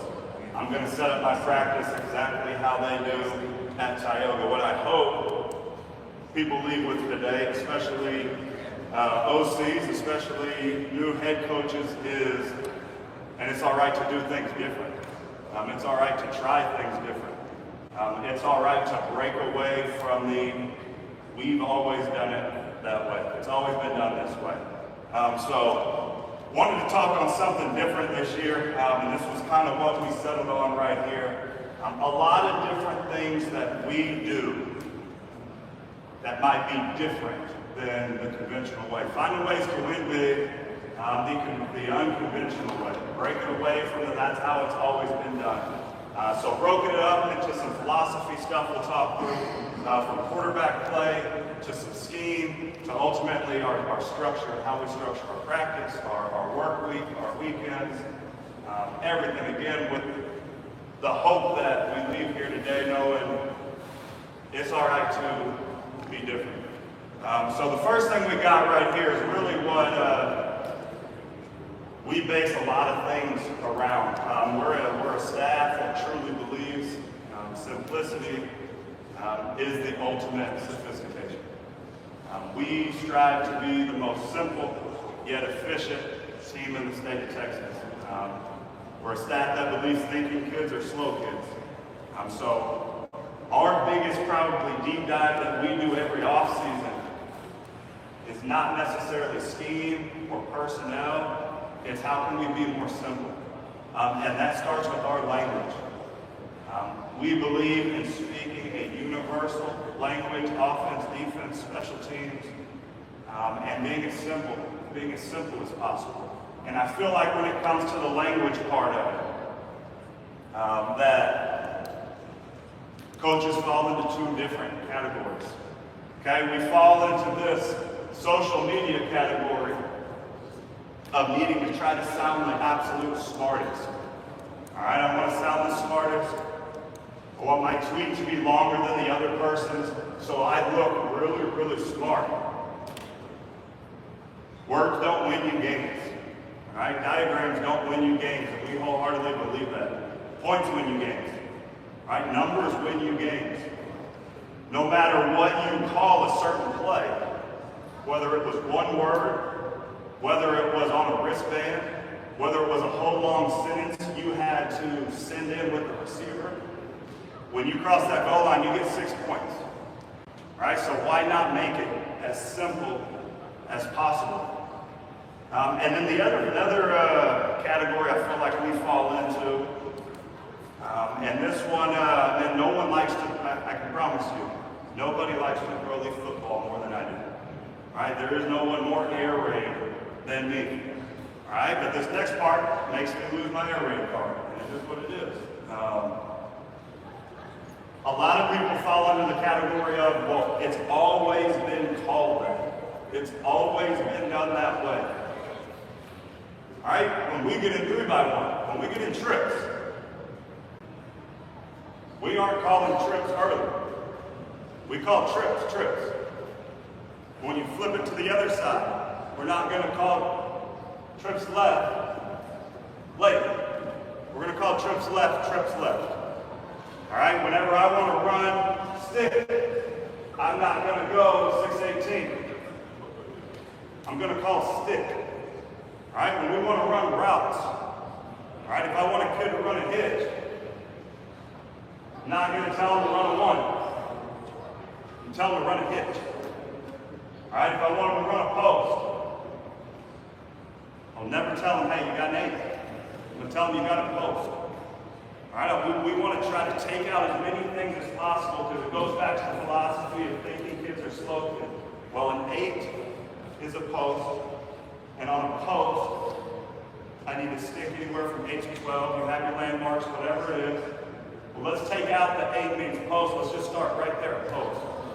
So we're really big. We're really big on having a simple language. And I feel like that's one of the biggest places we get lost in this day and age is it's either always been done that way, or this is what my favorite coach called it, or, I mean, I gotta try to sound the apps. I gotta try to sound smart. I want people on Twitter to think I'm really smart at football. Win games, score points. People will know. It does not matter what you call it. All right, which leads me into the offensive creation part of it. We fall into the category of having too many plays. All right, this is our setup. This is our setup for our offense right here. We have 2 base formations. We're a 2x2 and a 3x1 team, meaning we can run anything in our offense out of those 2 formations. We have menu formations, meaning we got a play menu that we can run out of those formations.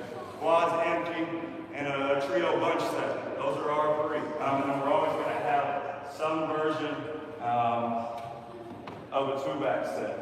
All right, and then we have 2 alignments, squeeze and stack and receivers, and that's all we do. We have 3 motions. We have a motion that sends guys right. We have a motion that sends guys left, and it's always called the same thing. It doesn't matter the position. We have 3 plays in our run game. We have 3 run schemes, which Coach is going to talk on here in a little bit. I'm a fold and pop guy, pop being our outside zone, and fold being someone or multiple guys are folding depending on the front. And then whoever is calling or whoever is working with our O-line, I'm going to give him whatever run play he loves, and I'll let him install that. So we carry 3 runs. We carry 2 screens. Everybody gets a fast, everybody gets a slow. We got now screens to our wideouts. We got bumps to our inside guys, to our slots, and we got swing to our running backs. And everybody gets a tunnel screen. All right, only screens we carry. We carry 4 quick game concepts. 1 that can be run out of every formation. 2 of them that are out of 2x2, and then all of them can be run out of 3x1. And then we run a very, very simplified, which is the top for another day, simplified version of the air raid. All right, we've gotten mesh, white cross, curl, verts, everything in our offense down to reading 1 guy. Everything in our offense is a 1 to 2 read. All right, and then our sprint out, which is a topic I'm going to talk on here in a little bit. Our sprint out is unlimited. We can call any combination of routes that we want. I'll talk on that in a little bit. But our offense is, there it is. And it is based out of how many guys are in the box. That's why I'm not a great clinic speaker when it comes to actually talking offense, because people will ask questions. Well, Coach, how do you run that versus 6-man box? I will never call a run play versus 6-man box. It's not what we do. If I got a mobile quarterback, I will, because we can add a 6 blocker in there with a running back, or we can read somebody. All right. Or Coach, how would you run that versus out of this formation. Well, that's a menu formation. We're not running that one. So again, being able to have a simplified offense and being able to just ultimately embrace the boredom of getting really good at these things every single week. All of those things are installed in the first 6 days. We do a 6-day install, which breaks the mold of a normal 3-day. We do our first 3 days, we install based off scheme, and then we go back through the next 3 days and reinstall based off of formation. But our offense is in on that first Saturday in August, and it doesn't change. All right, the next thing, when it comes to, I'll move on to a little bit of quarterback play. Quarterbacks do not need to know everything that you know. All right? For whatever reason, we feel as quarterback coaches, we need that quarterback. We need people to know how smart we are. All right? My quarterbacks know about 5% of what I know. All right? And I'm perfectly good with that. I'm a big believer your quarterback needs to know exactly what he needs to know to be elite on that play. The absolute minimum of what he needs to know to execute that play on the elite level. That's all I'm teaching. All right, I'm not going to teach him a whole lot of extra stuff. All right, I'm not sure if we got sound. Probably seen this clip before. But a lot of times this is how we get it. Can't really hear it, so I'll just kind of talk through it. It's about a 20-word play call. And this is an NFL guy. And this fool can't say it at all. And this is a guy getting paid a whole lot of money, and a lot of times he's cussing them out. We fall into this trap of wanting to sound really smart. This is what we teach. This is what we talk to our quarterbacks about. We talk about universal language. This is our universal language right here. We have one day in our QBU, our quarterback school in the spring, where we talk coverages. And that's just because I want them to have a base knowledge of football. After that, we'll never talk another coverage, ever again. Everything in our offense is based around 3 things. Outside backer, what we call a hang alignment, corner depth, how many safeties. That's what we base our entire offense around. I do not need him to know coverages. All right, I need to know coverages. I'm calling the play. I need him to be able to go execute. All right, so this is some of the stuff we ask our quarterback and all of our kids on our team to know. The first thing you're going to see is I don't ask the quarterback because of how our offense is built. I don't ask him to know all the fancy names that we've come up for defense. All right? He does not need to know a free safety, a strong safety, a jack, a joker. He needs to know that those guys on the back end are safeties.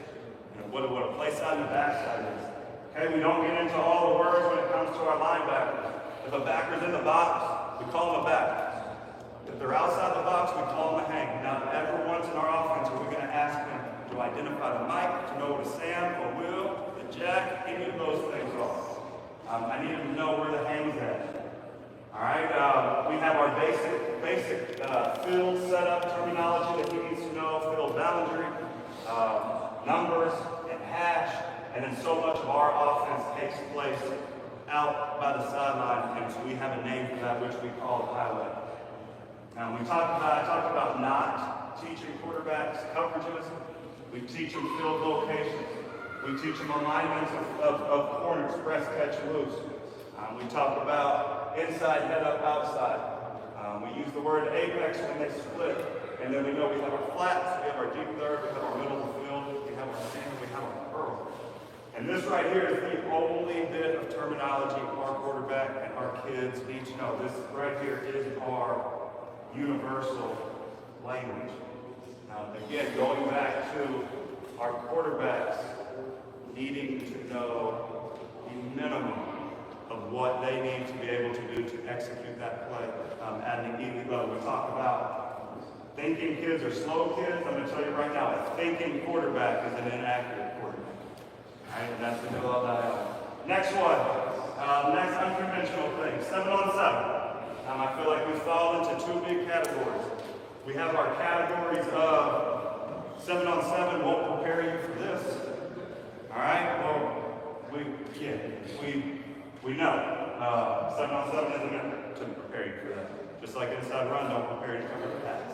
All right, let's get out of that category. And then you have the other category on the other side, the pillow football side of it.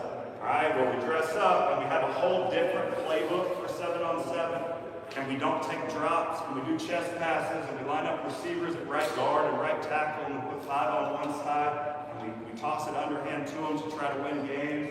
I'm a big believer 7-on-7 is whatever you make it as a coach and whatever you allow as a coach. And for us, 7-on-7 is one of our biggest tools that we use.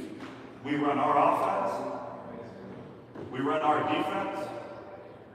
Every receiver lines up where they would normally line up. Every quarterback takes their correct drop. We do not have a coach out there, a dad, an ex-player, anybody calling plays. This is my time to watch the quarterback call stuff. We find out a whole lot what he's comfortable with by just watching him in 7-on-7. So these are my last 4 years. Again, the school that I'm at had never been before. We're going to College Station for the 3rd straight time. Again, running our stuff, so don't roll into 7-on-7 1. Well, I hate it because it's soft football. Or rolling into it, I'm going to do whatever it takes to win this 7-on-7 game. All right? 7-on-7 is what you allow. All right? Allow your kids to go out and run your offense and run your defense because it can be a huge tool for your team. All right, next one, actual quarterback play part of it. We're very unconventional when it comes to how we drop.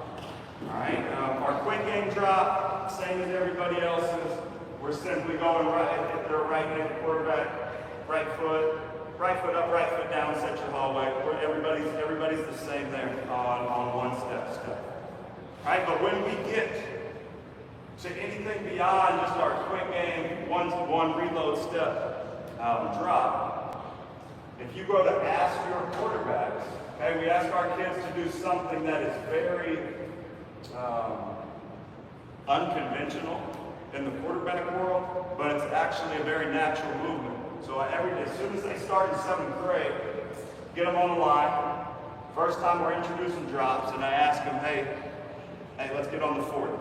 So they all line up on the 40. Hey, go back to the 35. They all do this, and they go back to the 35. There's not a single kid out there says, oh, the 35 coach.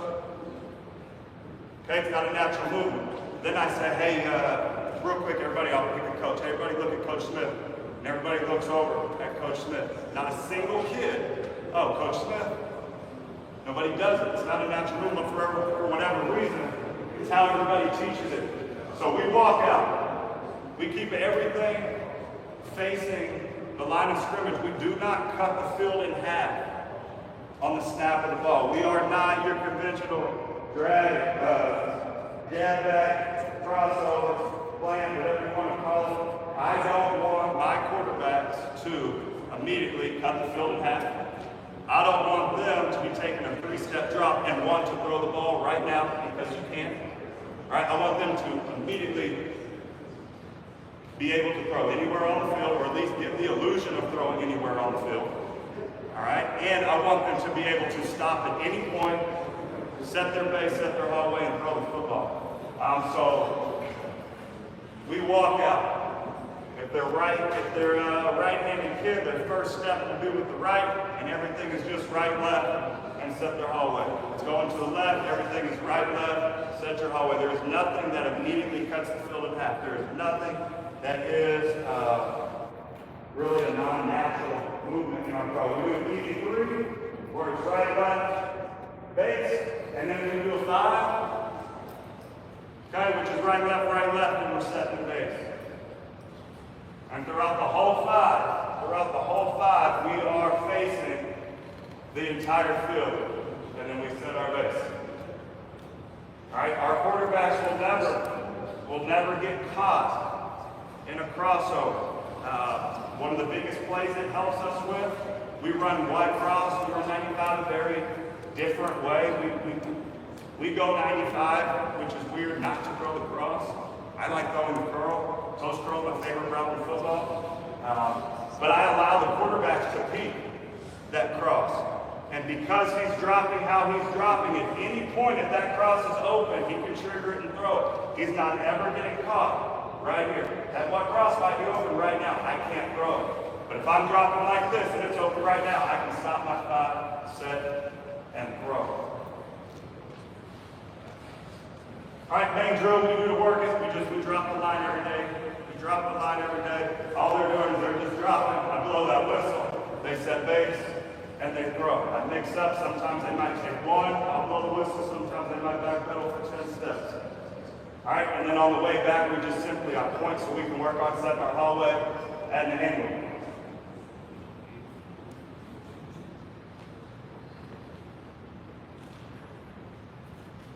So again, don't see a ton do it. For the first 2 or 3 weeks, the quarterbacks will absolutely hate it because it's not what they've done their whole life growing up, and then after it, they'll never want to do anything different because it rewires the mind to remember this right here is a natural backwards movement. This right here is not. All right, get into a little bit of scheme.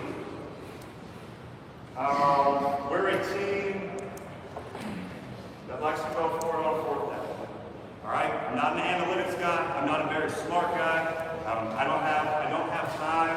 I don't have the amount of coaches to look at a book and look at the scenario and see if it's green to go for it or red. If we had a book, it'd be one page and the page would be green. All right, if there's a chance to extend, the play, extend the drive, maybe get more points, we are going for it. It doesn't matter where. It doesn't matter where we're at on the field. It doesn't matter who we're playing. We punted the ball single-digit times last year. Normally when we punt, it's for 2 reasons. If we're way up on a team, we will punt on fourth, or if I'm really, really pissed at the quarterback, we're going to punt. Because then they're always going to jog off the field, Coach, why aren't we going for it?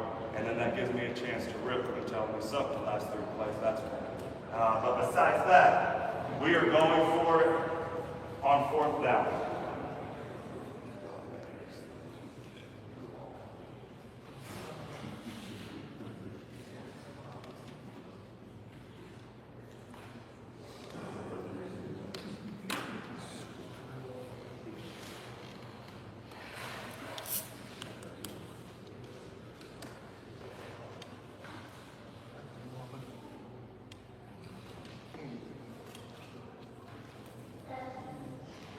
All right, and what you'll find is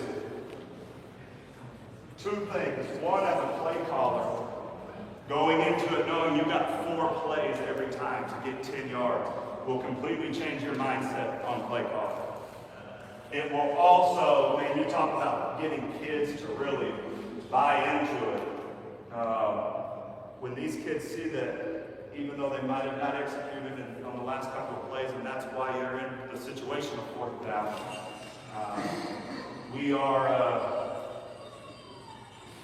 they love going for it. They love going for it on fourth. And it's one of those things, you just got to die on that hill. We had multiple times this year where we did not get it. So we will, again, we'll go for it on fourth.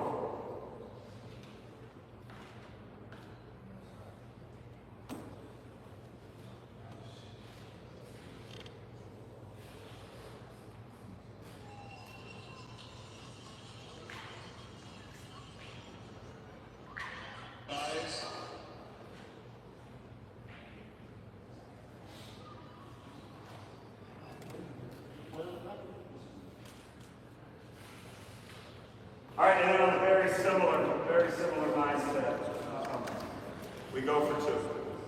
All right, there's a chance to get more points. We're going to go and take it.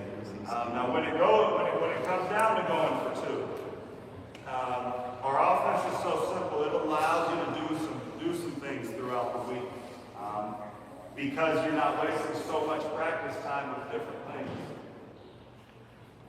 Kind of how we roll into each week. We're going to have three plays out of some formation that defense has never seen on film before. And we're going to know after our first score, we're going to run this play, this 2-point.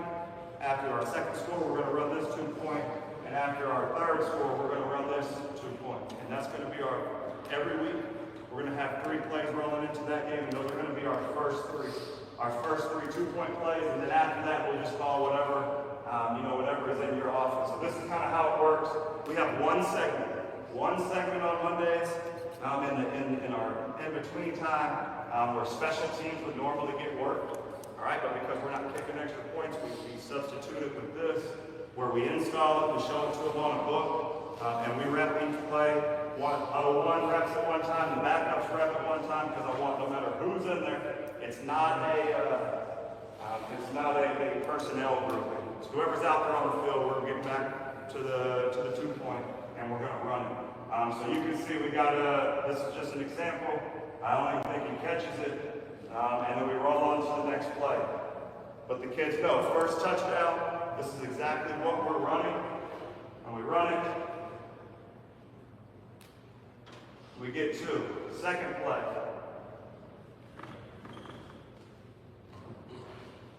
Okay, we've now motioned them across. Okay, we're going to Liz motion him when he gets to the first guy inside the box and going back left. We're going to try to get him to over pursue. We're going to try to sneak one in.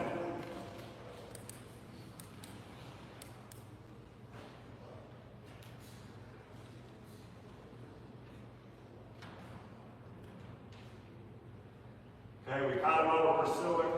Okay, next time through, we're going to get that guy going in motion. We're going to see if the guy following him will maybe just stop. We're going to slip him out into the flats.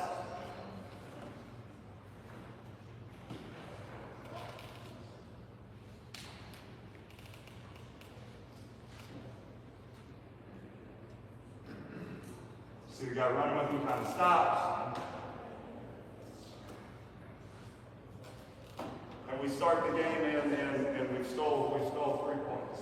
All right, we stole an extra point every single time we have been that we've scored.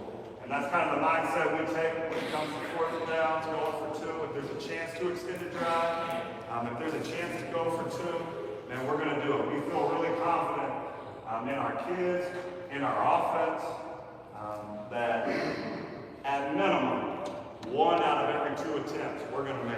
And that gets you your 2 points that you would get if you lined up and eventually kick the extra point. All right, so we're a big team that goes for 2.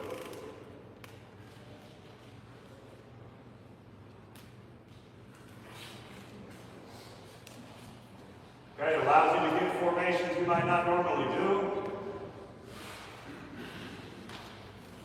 Okay, it allows you to do some stuff that they haven't seen on film. All right, and the kids absolutely love it. All right, next thing. We're real different when it comes to our quick game mindset. I think one thing that run-oriented coaches do such a better job at is their mindset when it comes to run plays. All right, if they can get 3, 4, 5 yards on a run play, they're going to call it over and over and over again until someone can stop it. But when it comes to the passing guys, if we can get 3, 4, 5 yards on a pass, that play sucks and it doesn't get called again. All right, you see it a million times, a guy throws a cushion hitch, and he throws the hitch, and he gets 7 yards, and they don't call it again until the 4th quarter. So we roll into this thing. Our quick game mindset, we treat it just like the run game. All right, meaning if we can get 4 to 5 yards on a quick game, we will continuously call it until they change something. You see a run guy, call power, call counter, and get 4 yards, they're freaking pumped. All right? That's how we are with quick game. Last year, this was a little thing I talked about when it came to stealing yards. 4, 5, 6 yard passes add up throughout a game, throughout a season. Also, you're getting the ball in space to some of your best playmakers. Might not be the running back in a crowded box. Maybe now it's your stud receiver and the corner that stands between him and the end zone. Not 4, 5, 6 guys. right? So we treat our quick game, and our kids as well as run game. To the point, you could probably ask them, you know, like, hey, what is our best run play? And they'll probably tell you the hitches or the now screen. All right, so we treat hitches like that. Hitches is one of our goals. I know it's not a sexy play, but we're not looking for sexy yards. We're looking for 4 to 6. Why? Because we treat it like run. Okay, we run our version of stick.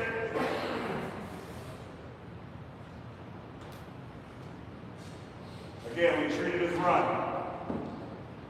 Anywhere from 3 to 5, 4 to 6 yards.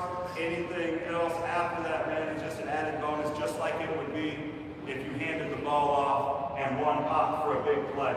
It's how we treat our quick game. And for whatever reason, guys that love to pass miss this aspect a lot. Everybody wants to throw the home run. Everybody wants to throw the new concept. Hey, but not a lot of guys will just come out and be like, oh, the corner's playing at 8 yards. I'm going to throw pitches over and over until that corner steps up.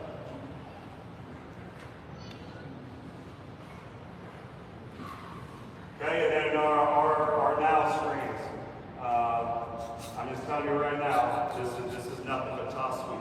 All right, it gets to the highway a whole lot faster than toss sweep does.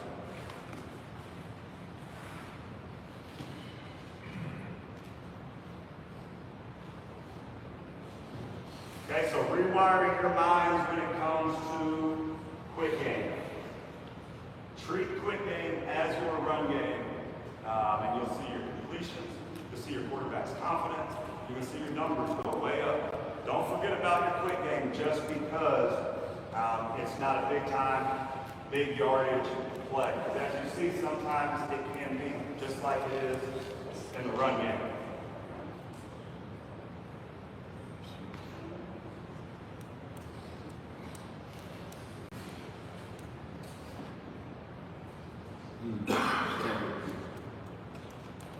Okay, and again, something I meant to say earlier, I try to throw in as many clips from the last 2 places I've been, solely for the fact that they're exact opposites. All right, there is not much similarity when it comes to Lubbock, Coronado, and Tioga, Texas. All right, from the makeup of kids, to the type of kids, to the talent, to the level of play, had success with it everywhere they went.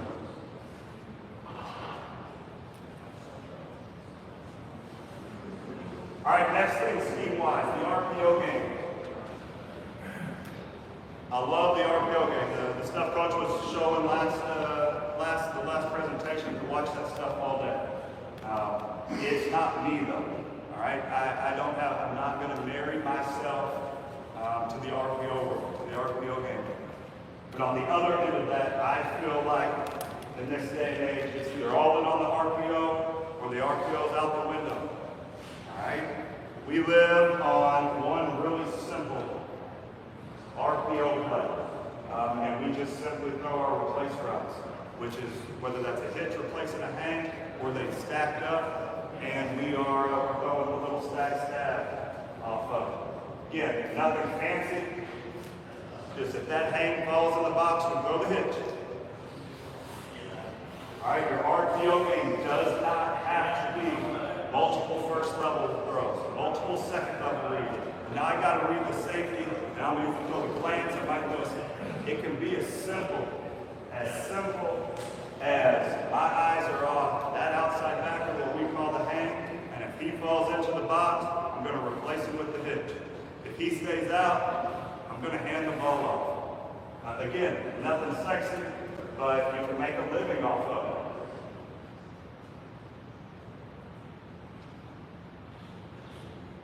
Okay, this is our, with it being RPO, with it being a run, we're looking for 4 to 6. 4 to 6 yards.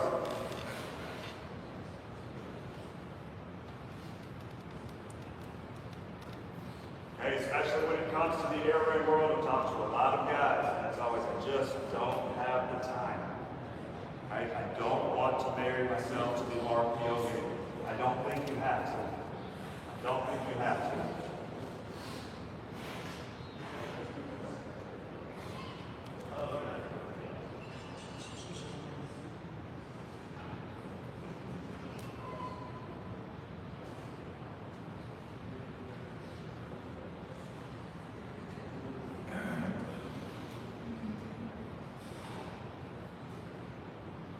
Okay, this is our other one. This is just our replace route out of stack.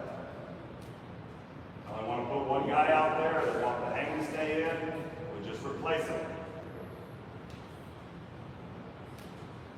Again, it really all, if you haven't realized already, it all goes back to that first word.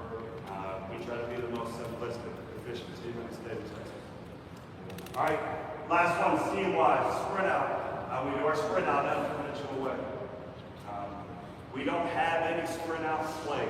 What I mean by that is, like, if you were to ask our kids what a flood concept is, they're not going to know.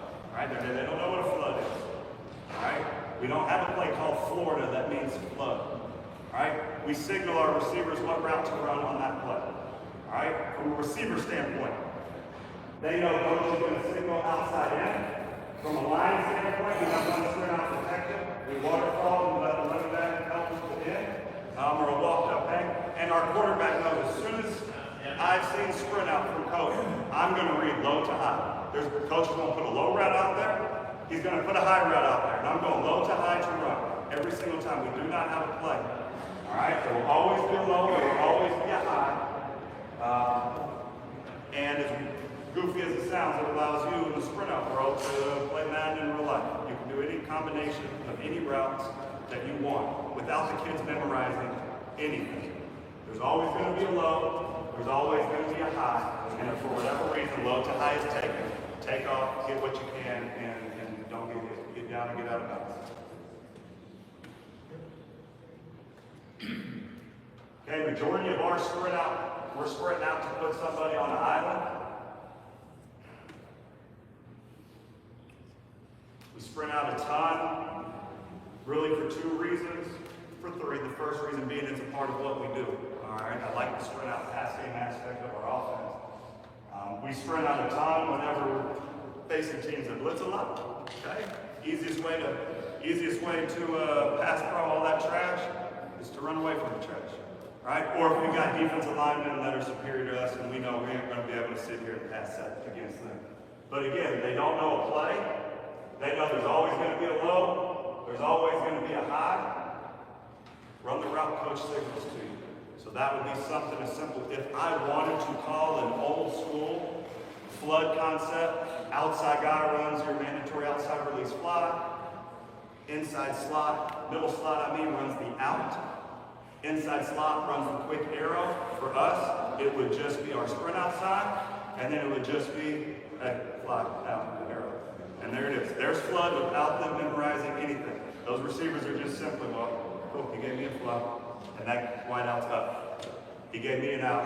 I know I'm running an out. Again, no fancy name for the route. An out's an out, fly's a fly, an arrow's an arrow. And there's no fancy, hey, I need you to remember what a flood is. And then I need you to remember that we call flood Florida.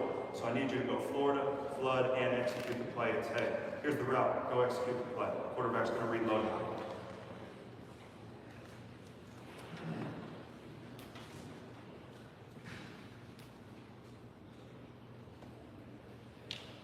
All right, here we go. Going into a little bit of some things we do structurally that's different. Coach mentioned that in the last presentation, we're not a team that does the static description. All right, our guys come out each day. We never once will get into stretch line. All right, we're a dynamic warm-up team, a dynamic warm-up that involves football. All right, so whether that is drills where we're catching, drills where we're warming up half speed. So these are kind of our three. We do pat and go from one side on one day. We do pat and go. We have 4 practices each week. Okay, we have Monday's practice, we have a Tuesday morning and Tuesday afternoon, and a Wednesday practice. We have 4 total warm-ups. We do a different one each day. This is how we warm up. So we have our simple pat and go segment. It's half speed, nice and easy. Our first throws, our kids are just jogging down the line. We're going now, it's nothing fancy. Okay, our next one is they're going to go hitches.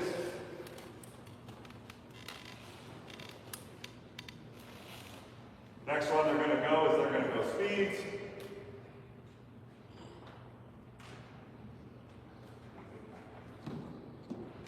And the last one we're going to go is we're going to work on that outside shoulder, pinkies high, and that's our first 5 minutes of every practice. Okay, we have Cougs is our second warm-up, where they're just jogging down the line. We do our 3 A's, we go across. All right, we go at. And we work another neck roll where we go away. That's our Cougs drill, so that's our first 5-minute warm-up one day.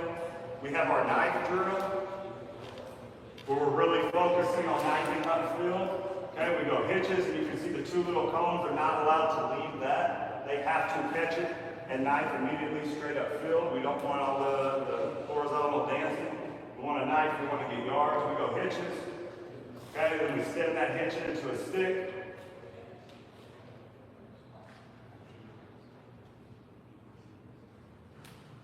Then we work settling down the mesh and knifing upfield. So that's our knife drill. So we will go pat and go from the right, pat and go from the left, Cougs, and our knife drill will be our 4 warm-ups for our 4 different practices. Each one takes about 3.5 to 4 minutes. We have multiple drills of them going, and that's how we warm up. And then we roll into our next drill, our next warm-up drill, which is our nitro session, which is nothing but just plays on air. That nitro tells them, hey, we're starting to speed up a little bit. We're starting to get close to 70, 75%. By the end of this drill, let's be full speed because we're about to hop into practice. And this is nothing but just some simple 5 plays on air where we're looking for high execution. Coaches are talking to players. Coaches are yelling at players. But in a nice, easy, on-air setting. Instead of our kids jogging from the goal line to the 20, sitting there catching their breath and jogging back, we're getting play work in, we're getting reps in, we're getting football in. So our warm-up is based solely around the game of football and what we do. We warm up for 10 minutes, but we do it through our pat and go, our Cougs and a knife, and then our second segment is always nitro. Got 2 huddles that go in this. Again, we're just looking to get warmed up. We're looking to execute some plays. So that's our warm-up. We're not a get lines and stretch team. 5 minutes. Okay, our perfect routes. Let me roll through these real quick. You see a ton. You see a ton of perfect routes. You see a ton of throwing from your quarterbacks in practice where they're just on air. And they get to just drop back, and they get to have a 7-on-7 pocket, and that doesn't translate to the game very often.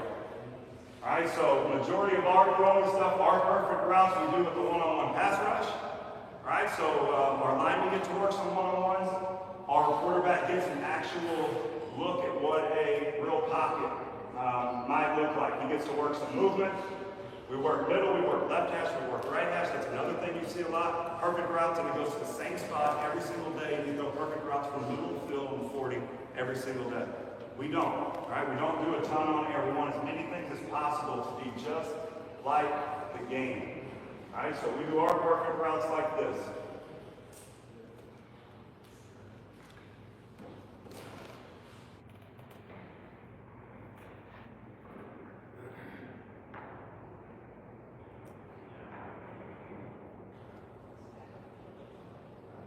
Okay, we do our one-on-ones. We do our one-on-ones the exact same way. Normally, if you're getting pressed man, you're going to have some kind of pressure. So very rarely will a quarterback just get to stand there and let you work double moves and triple moves and pick the defender apart. All right, so we go live. We go a live rush. We go a live pocket. We go a live pocket when we do our one-on-ones. All right, we get our quarterback used to what it is going to look like on a Friday night. And then our next drill, our other main throwing drill we do, because so much of what we do is based off of a simple 1-2 read. What does that guy do? Does he stay in, I throw out? Does he go out, I throw in? Does he stay up, I throw back? Does he move back, I throw up? We work it, all right? We work it with a live rush. All right, we work it with a live rush. And the biggest thing we do is we let our coaches or our read keys. That's how I know they're not going to mess up the drill. I'm not going to ask a JV kid to go out there and be part of read drill, because the majority of read drill is going to be me being pissed at him messing up the drill. All right, so our coach goes out and does our read. We go a live pass rush, And now our quarterback gets to see what it's going to look like in the game, as opposed to just sitting back there in a free, easy 7-on-7 type pocket, which is not what you see the majority of the game, if any.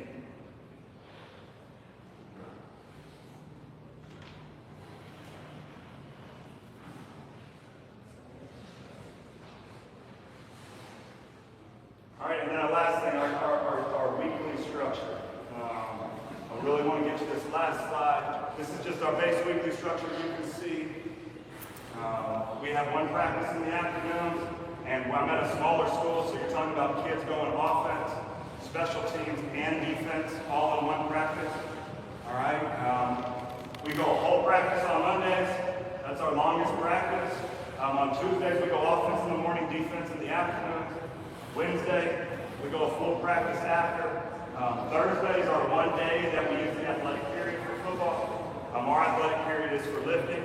We lift every single day, all year round, every single sport, all together. Football, basketball, baseball. I got golfers, cross-country kids in there looking to whoop people now, and it's awesome. But that's what we use our athletic period for. And then Friday morning, we come up and we do a little game day lift. But my biggest thing right here, and I'm so glad I got to talk after Coach did earlier, is man, our weekends are exactly what Coach finished on.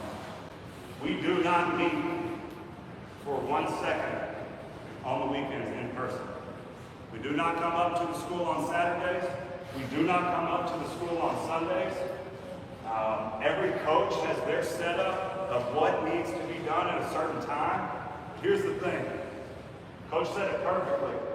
And that field house, those kids, the games, I get a question a whole lot. And why'd you make the jump down classification? Man, all that stuff is going to be there. And your family and kids, especially them kids, are not going to be that age the whole time. Whether I'm sitting up in my office watching film, or I'm sitting upstairs on my couch while all three of my boys play Fortnite, I can get the same workout. So that's how we treat our weekends. I feel like weekends, and I'll end on this, and I'll get out of here and let Coach Wills come up. Weekends are about getting an advantage, and I think everybody would say that. The advantage for us is I got coaches, I got players that come back every single Monday rested and juiced up, ready to go for that week. All right, kids get to go and be kids on the weekends. All right, they got film and stuff sent out. They have times they need to watch stuff, but they get to go play. They get to hop on the game and play 2K. They get to hang out with the girl. They get to work on their truck. They get to go to the lake. They get to do all that stuff. There's no such thing as burnout when you get that. I get coaches that, you notice on the previous one, our Monday practice ends at 6. I'll never have a practice go past 6 o'clock because that's when I coach my sons play football teams. All right? We'll never have a meeting on Saturday because I want every coach at their kids' games. And that allows now our coaches to come back, fulfilling their duties at home on the weekends and coming back energized and juiced up. And to me, that's a bigger edge than anything you're going to find on film. A tendency, a new scheme, anything like that. For me, that is, and that's the biggest thing. Again, I appreciate you guys being here. We love to throw the ball, man, but make no mistake, we get a ton of 3-man boxes, 4-man boxes, 5-man boxes. We get a ton of, because of what we do, we get a ton of crazy things on defense where they drop 9, 10 into pass coverage and only bring 1. And I'm a huge believer, unless you just have the superior athletes, and fingers crossed one day that's going to be me, all right? You have to be able to run and pass the football to win big. So I'm going to let Coach Wills take over for this next little segment, talk a little bit of our run game and what we do there. Thank y'all.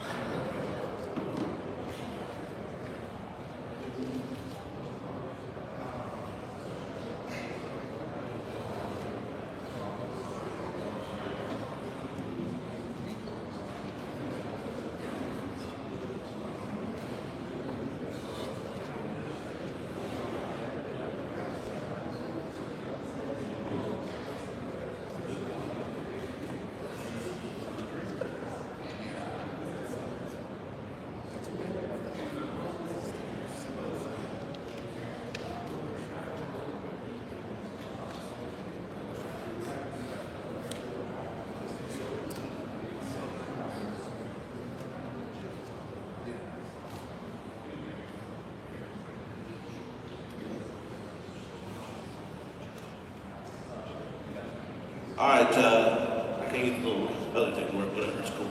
My name's Cole Wills. I'm the offensive line coach, special teams coordinator at Tyler. Just heard Coach Burwell talk all about everything that we do differently. That includes our run game. A little bit about me, my contact info's up there. Hit me up anytime, I'd love to talk anything football related, don't matter. Run game, pass pro, whatever. But like I said, different as we are, I'm just gonna hop right into it. We've got about 20 or so minutes here. I don't want to waste anyone's time, especially since we're about to get too much. You see me, I like to eat too, so let's turn this up. All right, so first thing I'm talking about, our number one run play, number one run game play. As you can see, our best run play is the quick screen. That's what we like to do. Okay, not really. All right, so I Coach Burwell mentioned we run folds. We're gonna fold. And it's all based, numbers based. We're not gonna run the football if there's 6 guys in the box. No matter how much you get paid, we can do this, we can run this, we can run that, doesn't matter. If there's 6 guys in the box, we're not running the ball. If there's 5 guys in the box, we might run the ball. If there's 4 guys in the box, there's a good chance we might run the ball. So our fold concept, is based off of the front, 4-man front, 3-man front. If we've got a 4-man front, we're only going to fold 1 guy. All right, and we're going to fold the tightest shape. So we get it to line, and I let our center make this call. You can have anyone make the call, doesn't matter, anyone can see who the tightest shade is. I like to use the center because he sees it first. So we're always going to fold that tight shade. Everyone else is just a regular base block, out block, whatever you want to call it. Want to make sure, don't let anyone cross face. That's the number one rule for every offensive line when we run our fold. Don't let anyone cross your face. Because once that 3 tech crosses our guard's face, he's going to make the tackle. If that nose meets the center back across his face, he's going to make the tackle for no gain.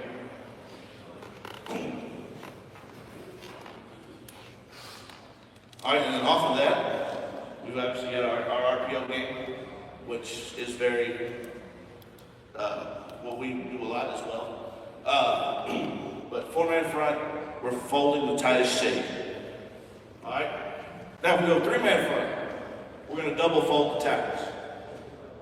All right, guards blocking out. Don't get beat across your face. Tackles fold back inside for 2 linebackers, or the 1 linebacker, depending on what we see that week. And the center, one-on-one with the nose. The center, this is, and I know this is going to sound weird coming from an offensive line coach. It's okay for the center to get beat on this play. It's actually better for the center to get beat on this play, especially when you're playing against the head of the nose. Because the center gets beat to his right, it gives the running back the lane. It gives the running back the lane to the left. The center gets beat to his left, the same thing. So it's okay for the center to get beat as long as he doesn't get beat straight back. He can get beat either side, just don't get beat backwards. Don't get driven back.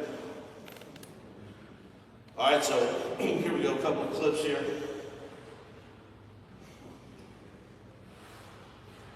Got a 5-man box, 3-man front, we're gonna double fold.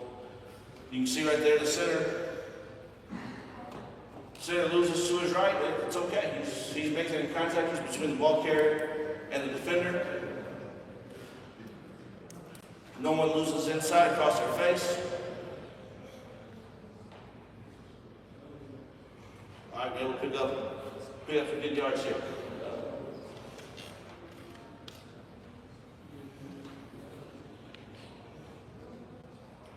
Here we go, get 3-man, little 3-2 box.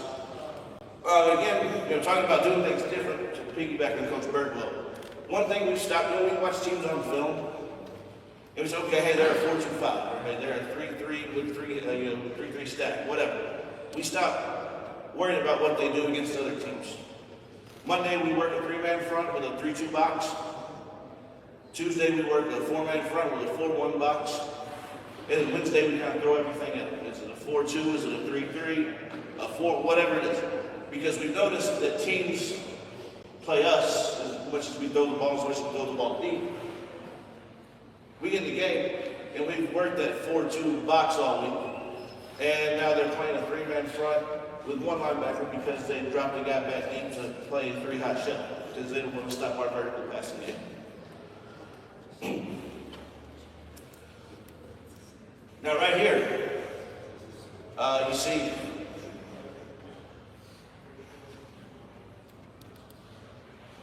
come on now. There we go.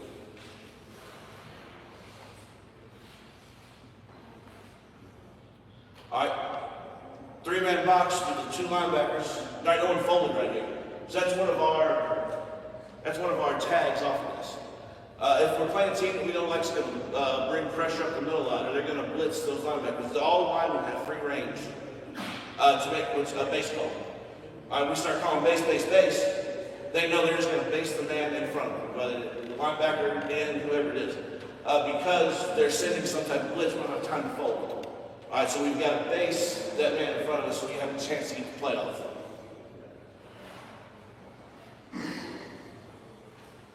Now watch this a little. Coach Birdwell probably thinks we should have thrown the hitch anyway on the RPO. What did you?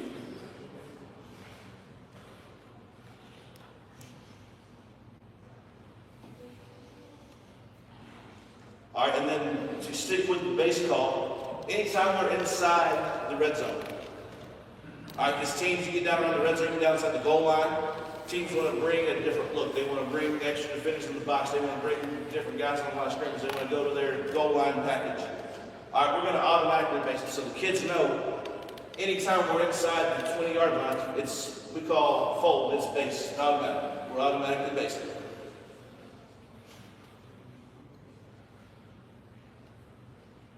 All right, and right here, you see this, there's a quarterback fold right here. If we were to run it against a 6-man box, this would be the way to do it.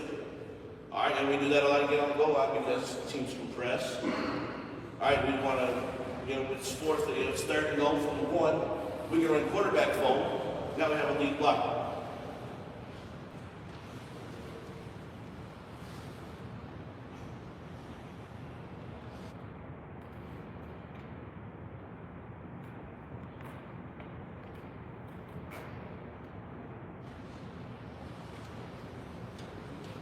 Again, this right here, saw the great clip here of a base call.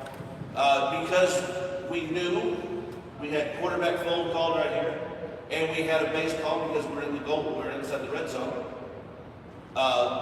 We knew we had a chance to get double team someone right here. So we had right there, left guard and center, go ahead and double the nose to get extra movement. Because we've got the extra lead blocker, we've got the base call. Just another wrinkle we can throw in. That was a weekly adjustment thing. Hey, we get down here, they're going to line up like this. If we call quarterback fold, y'all can double that.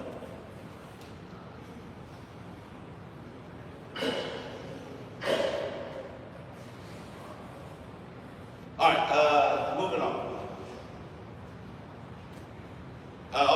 Again here. Coach, what if you get a 4-man front, they go double threes? Well, if they go double threes, we go base. We make a base call. All right, Coach, what if they go double ones?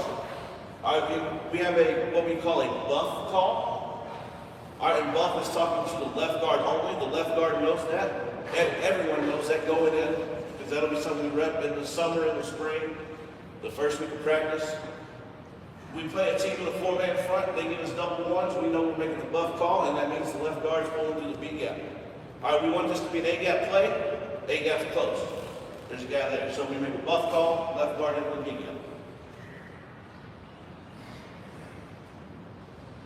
And then our last wrinkle, our last adjustment would be it's what we call a Tampa.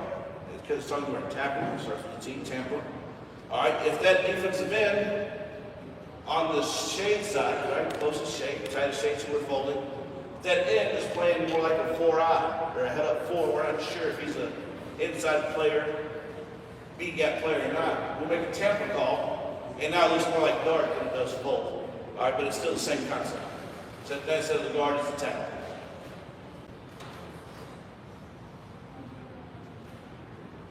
All right, next up, GT counter. Old school, you know, Joe Gibbs and the Redskins. This is probably my favorite play in football. So when Coach Burwell said, hey, you get one, well, this is the one. What I like about it, we can run it against the six-man box, even though I know we're not going to run the ball in the six-man box. You can still do it. And it's nothing, again, like I said, it's old school, it's nothing to do. Against the three-man front, we're going to double the nose, make sure we get movement at the point of attack. That play side tackles going all the way down the backside on the down block, and then trap pull with the guard, kicking out the play side in, skip pull with the backside tackle for the play side line. Nothing new, nothing mind-blowing, nothing groundbreaking. All right, but it's what we do. We also read the backside in. That's why we can run against the six-man box.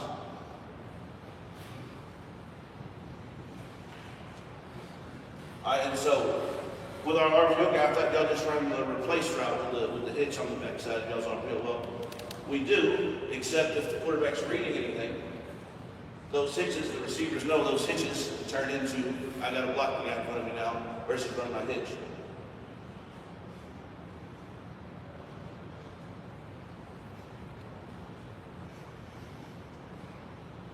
All right, so here we go. Again, this is another play. If we can, we want to run it to the tightest shape, right? Because we want to get those angles on the down blocks with the backside, with the play side tackle to that backside line. All right. If we got a three technique on the play side, we have a four-man front, we're going to double team that three technique at the point of attack, just like we would the nose and the three-man front. All right, so right here, we got a four-man front, so we got a block back, we got to, we got to run to tight shape. Don't like the guard's path here on his kick out block because it's too wide.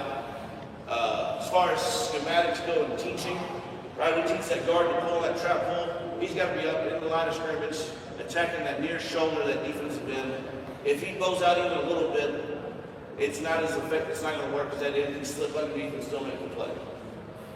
He gets decent angle, but I'd still like him to pull tighter up into the line of scrimmage here. Only one linebacker, so the tackle ends up helping double team right there on that three technique. It doesn't have to come off, right? There's just one linebacker who can stick on that double team as long as we need to.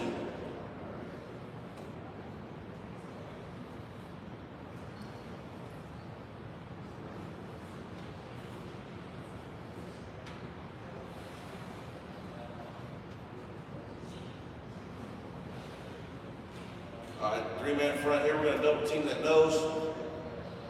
Get a decent double team. It's not very solid kick out. Tackle came with him, but he got enough. He got the way.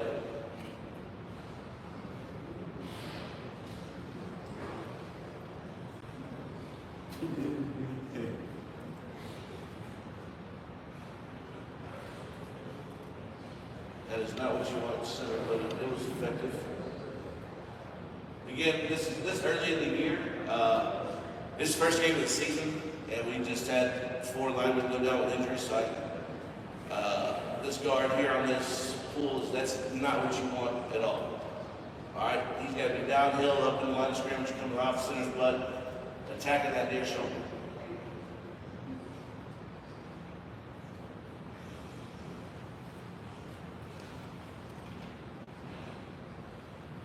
That's what it should look like when you pull.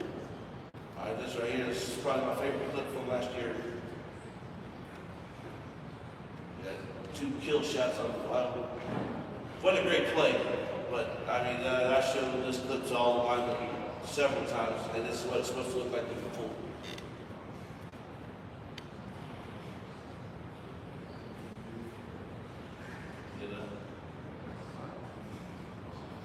Decent down block, decent back block on the center.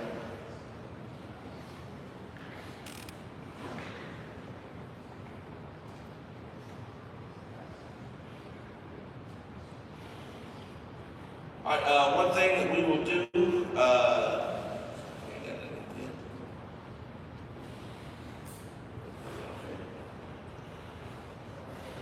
one thing we'll do against the three-man front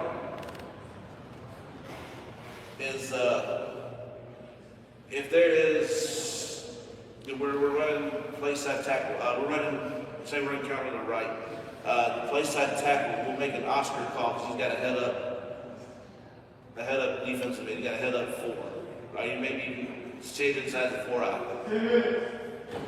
All right, we'll make what's called an Oscar call. All right, and that tells that play side tackle, hey, I'm not blocking down anymore. All right, I got a guy in the path, we got to kick that guy out. So what I'm going to do is I'm going to block out on the outside linebacker instead. And that's what it's going to do is hopefully widen that defensive end. Thought I had.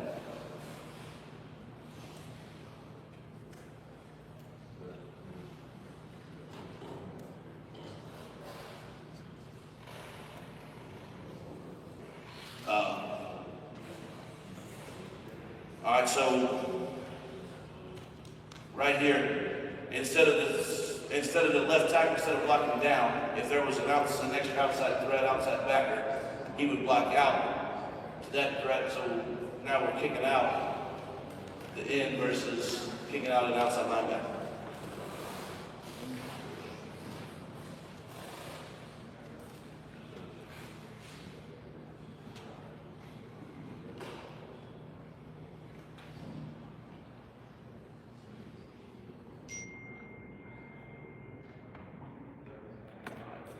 And then finally, last thing we got our outside zone or our pop sweep.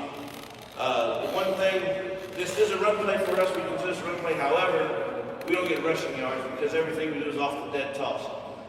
So even if it's to the running back, we're still pitching it forward. That way, if anything bad happens, it's an incomplete pass. It's not a fumble. Again, nothing groundbreaking really. Three-man front, we're going to try and hook that defense over that place that tackle. All right, the guard, if we can, we want that guard to also hook that defensive end. That way, now we got the tackle free running up the alley. All right, that's a tough block for a guard on a 4 technique or a 5 technique. How we want him to attempt to get out there and get that end hooked. All right, that's his first 3 steps. All right, we call it 3-step indicator. If I can hook the next man over in 3 steps, I'm going to hook that guy. If I can't, I'm turning upfield, getting the second level. All right, 4-man front, the center, same thing with the center as if it was a guard and a 3-man front, the center's got to hook that next man over, especially if it's a nose or nose shake. All right, if the center can't get that guy hooked on our outside zone or our top sweep, we got to find a new center. All right, he's got to be able to make that block by himself. Now, if he winds up to a 3 technique, and now the center's a 3-step indicator, the guard has to be able to hook that 3 technique by himself. Otherwise, we got to find a new guard or run a different play.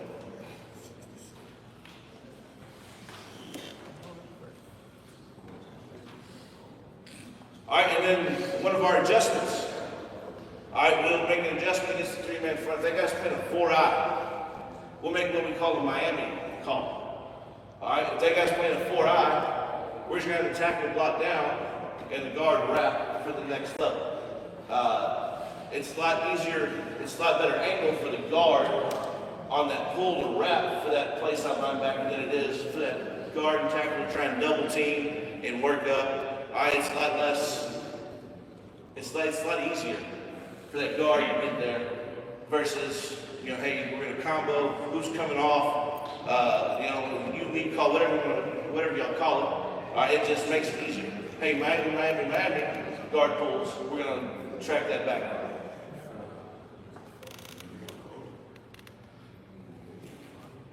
All right, so here we go right here. A lot of our, again, we run this a lot out of our 2-back sets, but this is the 1-back clinic, so I'm only going to show 1-back clips. So right here, if we're running to the running back, it's a lot of formation, right? We're not formational, and be able to get the running back outside to the weak side. So right here, hey, can we hook that defensive end? That's the question Coach Bird was asking me in the head. Hey, can we hook that defensive end? If the answer is yes, we're gonna run sweep left, pop sweep left, outside zone left, whatever you call it. All right, this is not a good job by my center and guard on the backside. That center and guard, it shouldn't be that much. Center, bad first step. He should be able to slip that nose and let the guard take over, and the center should be climbing, play side linebacker to safety.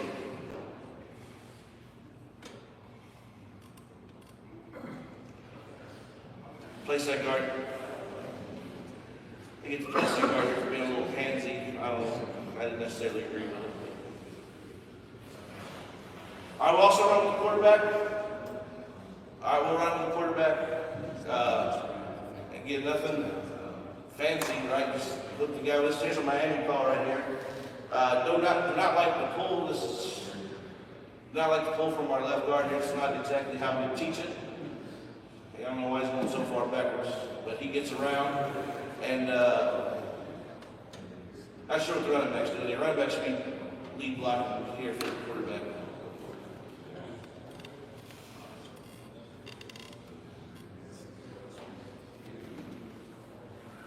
All right, so here we go. Talk about this is one of our squeeze formations. All right, we don't a lot of alignments that we do. Right, we stack and squeeze. Here's a squeeze formation running pop to one of our slot receivers. I don't know if this specifically counts as one back or not, but we're going to use it anyway. They make a Miami call right here. Oof. They shouldn't have. That guy's blitzing. That Miami call's got to be. You can see him communicate. The guard's looking at the tackle. He knows he called it, but hey, I got a blitzing linebacker. That Miami call's off. You can't fool with a blitzing place on linebacker. Or he'll do that. Now, luckily, he didn't make the tackle. That was very close to dangerous.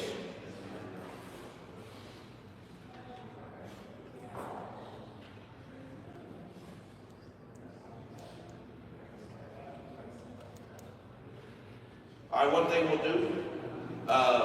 We do this on our sprint out as well. We'll make the tackle. We'll make a U call. Or a U call to the running back if he doesn't think he can get that in hook. I think they make the Miami call right here because that linebacker does back up. All right, so this is going to be another Miami look right here.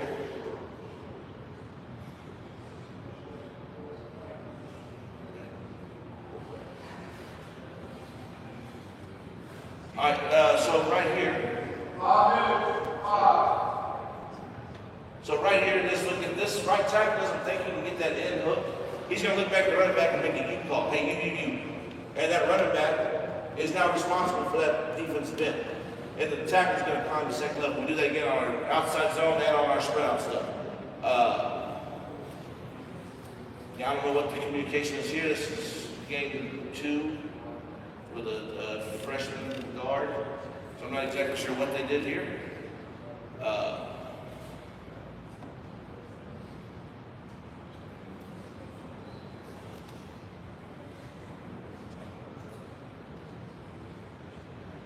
I wish they would have made a Miami call here. They did not. That's prime, that's 4-eye. The running back's got the outside linebacker, let the guard pull for the guy in the middle.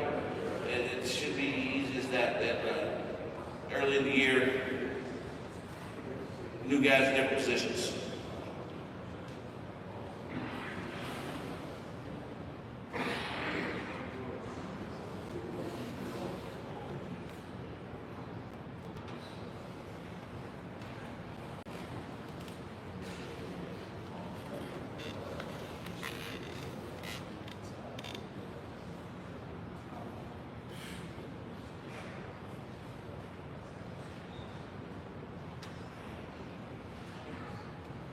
All right, so right here, this is a decent job at right guard on the 3-step indicate. Like I said, we want that right guard to be able to hook that defensive end. It's hard block, but if he can get there, that's what we want. All right, 3 steps, he knows he can't get there, so now he's trying to turn up on that place up linebacker. Doesn't get his head across, and so he gets beat a little bit across his face, but he did a good job there on his 3-step indicate. Hey, I'm at 1, 2, 3, I got to turn up. Center right there does a good job flipping through the nose with the backside hand, getting to that backside linebacker. All right, man. So that's all I got. That's our run game. Those are our top 3 run plays. Fold, counter, outside zone. Again, I'm Cole. Y'all can hit me up. Phone number. I'm on Twitter, X, everything out. Coach Cole Wills. There's my phone number, my email. I've been with Coach Birdwell for 5 years now, so all those stats you put up there, you can attribute to me as well. All the passing yards and everything, I get credit for that too because we've coached together for so long. Anyway, man, thank y'all. Appreciate y'all.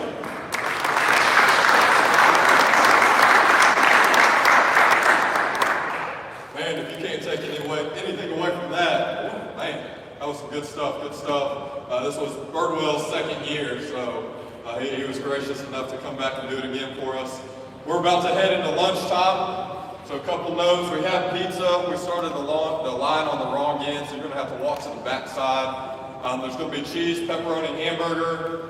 Get some plates, throw some on there. Guys, there's plenty of pizza for y'all to eat. Get after it. We'll do that from 12 to about 12:30. Talk with the sponsors back there, the vendors that we have. They have some great products. And then if you want to, you can go ahead and walk around the Hall of Fame a little bit. If you want to take a look and inside the Texas High School Football Hall of Fame, you definitely can. See the legends that came before us. It's kind of dark in there, maybe not. And then to the Southwest Conference Gallery in here too. They said you have free reign to walk kind of wherever you want. And at about 12:30, we'll get rocking and rolling again, and we'll knock out the afternoon. Again, this is being recorded. And so what we'll do at the end of the clinic, we'll put it in Coach 2. We will, once it's published, we'll create a discount code for y'all that'll do 100% discount. And then y'all will just put the code in and it will provide the clinic free. And I say that in case afternoon's going to be a little bit of a marathon. We're going to have speaker after speaker. If you need to get up and use the restroom or get water or get food, don't hesitate. You're not going to miss anything. We're recording all of it. And you can go back and watch it however many times you want to do that. So we're going to go ahead. There's not too many of us, so we can jump in line and grab food and eat, talk to our sponsors, and then we'll reconvene soon.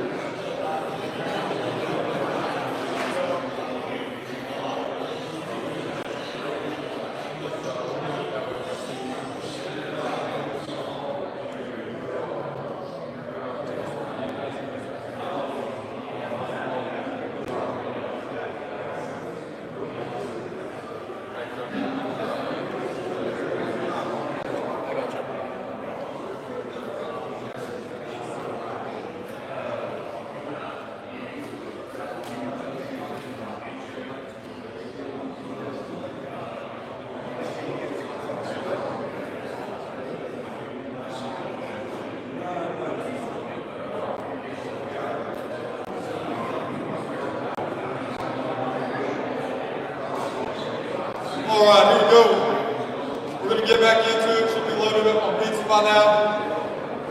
We're going to have our first vendor after lunch, and that's going to head straight into Marco Regalado from UTRGV. He's going to talk, but we're going to start with my coaching tree is going to be the first sponsor we have post-lunch, so I'll let him come up here and do his presentation.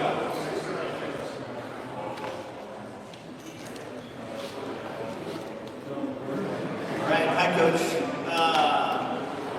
So they don't usually let me out of the tech lab, and I'm not, they don't usually let me talk to people, but for the past year, I have been subbing for the coach at the elementary school so he can go help the high school. So people do call me coach, but usually they're about this tall. Right? I do respect the profession, and I've seen how the educators who are coaches seem to be better educators than most. You have a lot of that respect with the kids and with me too. So my coaching tree is not new.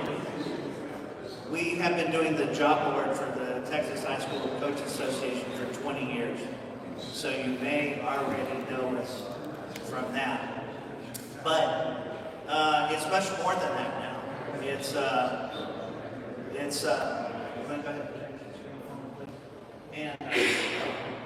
So there's a lot of professional development in here now too. And I'll go back into the reasons why that is in a second. Coach Association. You already have access to mycoachingtree.com. You can download the app from your phone store, and you can build a stronger network and develop professionally and be ready to find your next job. And then for employers, for the school districts, for colleges, we're helping find better candidates faster and with a lower cost to hire. So this slide shows, a graph there, and it's a little bit out to date. It's 2024. We have 70,000 coaches in the network right now, and that's 87% of the coaches in Texas and 88% of the school districts. So, let's move on.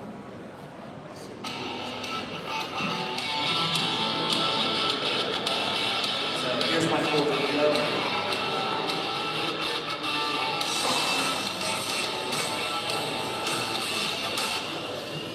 So the video really shows you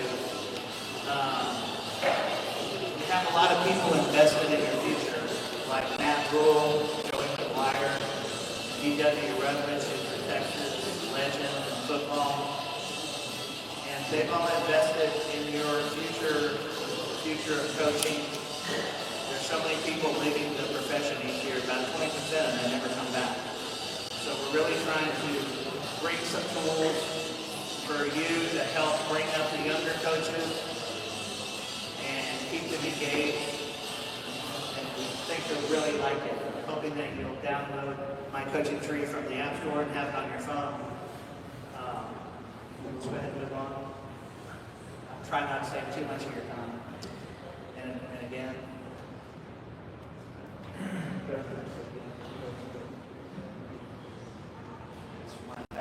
Okay. Well, it doesn't look like the video is working, so I'm gonna talk you through it.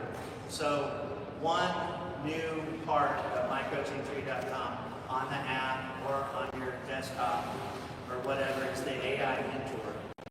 We put about 4 years so far into this, and you may have used AI on Google or whatnot. This is specifically related to coaching. And we've traveled all over Texas to stump the coach, stump the mentor by some of the best coaches in Texas. And sometimes we hear things like, oh, that was a good answer.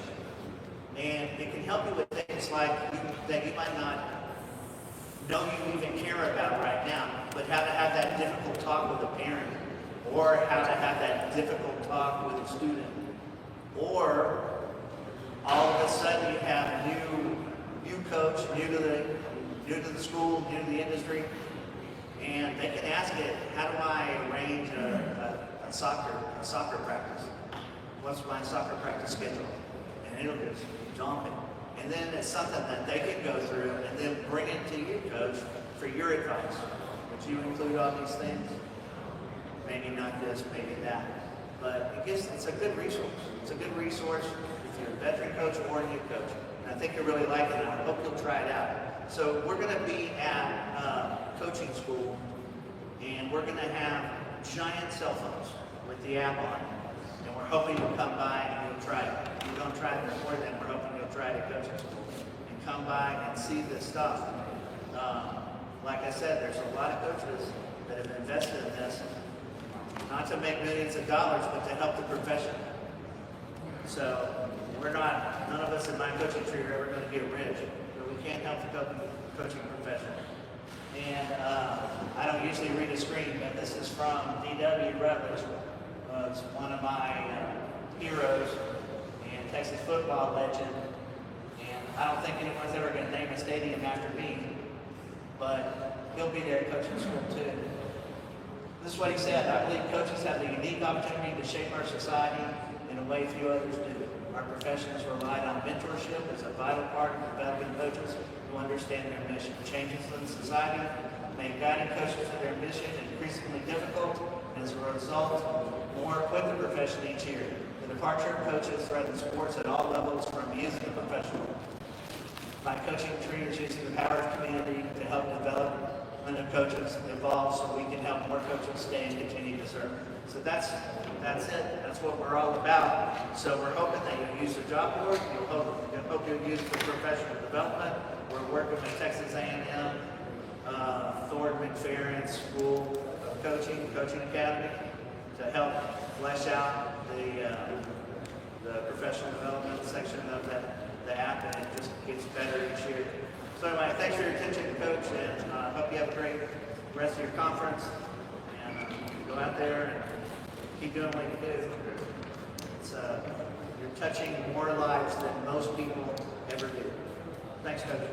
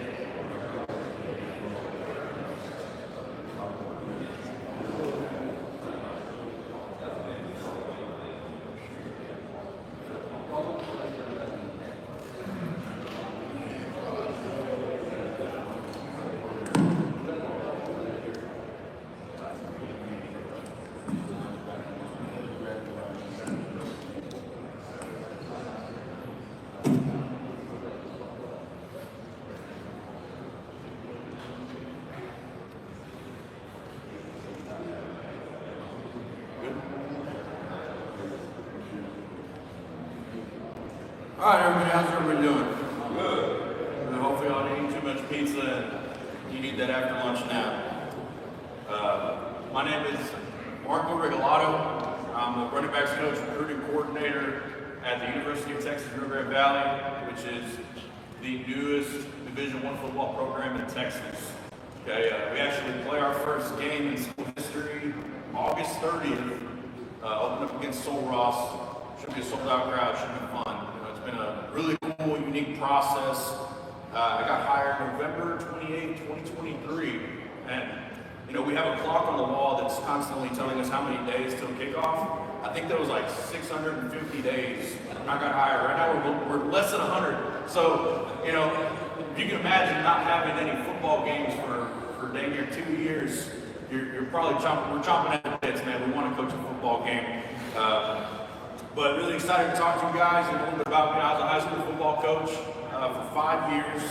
Most of my career was down in the Coastal Bend. First high school coaching job was at Santa Gertrudis Academy High School in Kingsville, Texas. After I finished GA in Kingsville, Texas A&M Kingsville. Went to Mathis High School down in the Rio Grande Valley at PSJ Memorial High School. And then got the really cool opportunity to go up to Eaton High School up in Hazlet, Fort Worth area. And we had a really good team. You know, coached some really good players, went through rounds. And that's when I got another great opportunity to go out to Pullman, to Palouse, Washington State University as a recruiting assistant. Now let me tell you, never really been out that side of the world for the winter time. It's not that fun. Okay.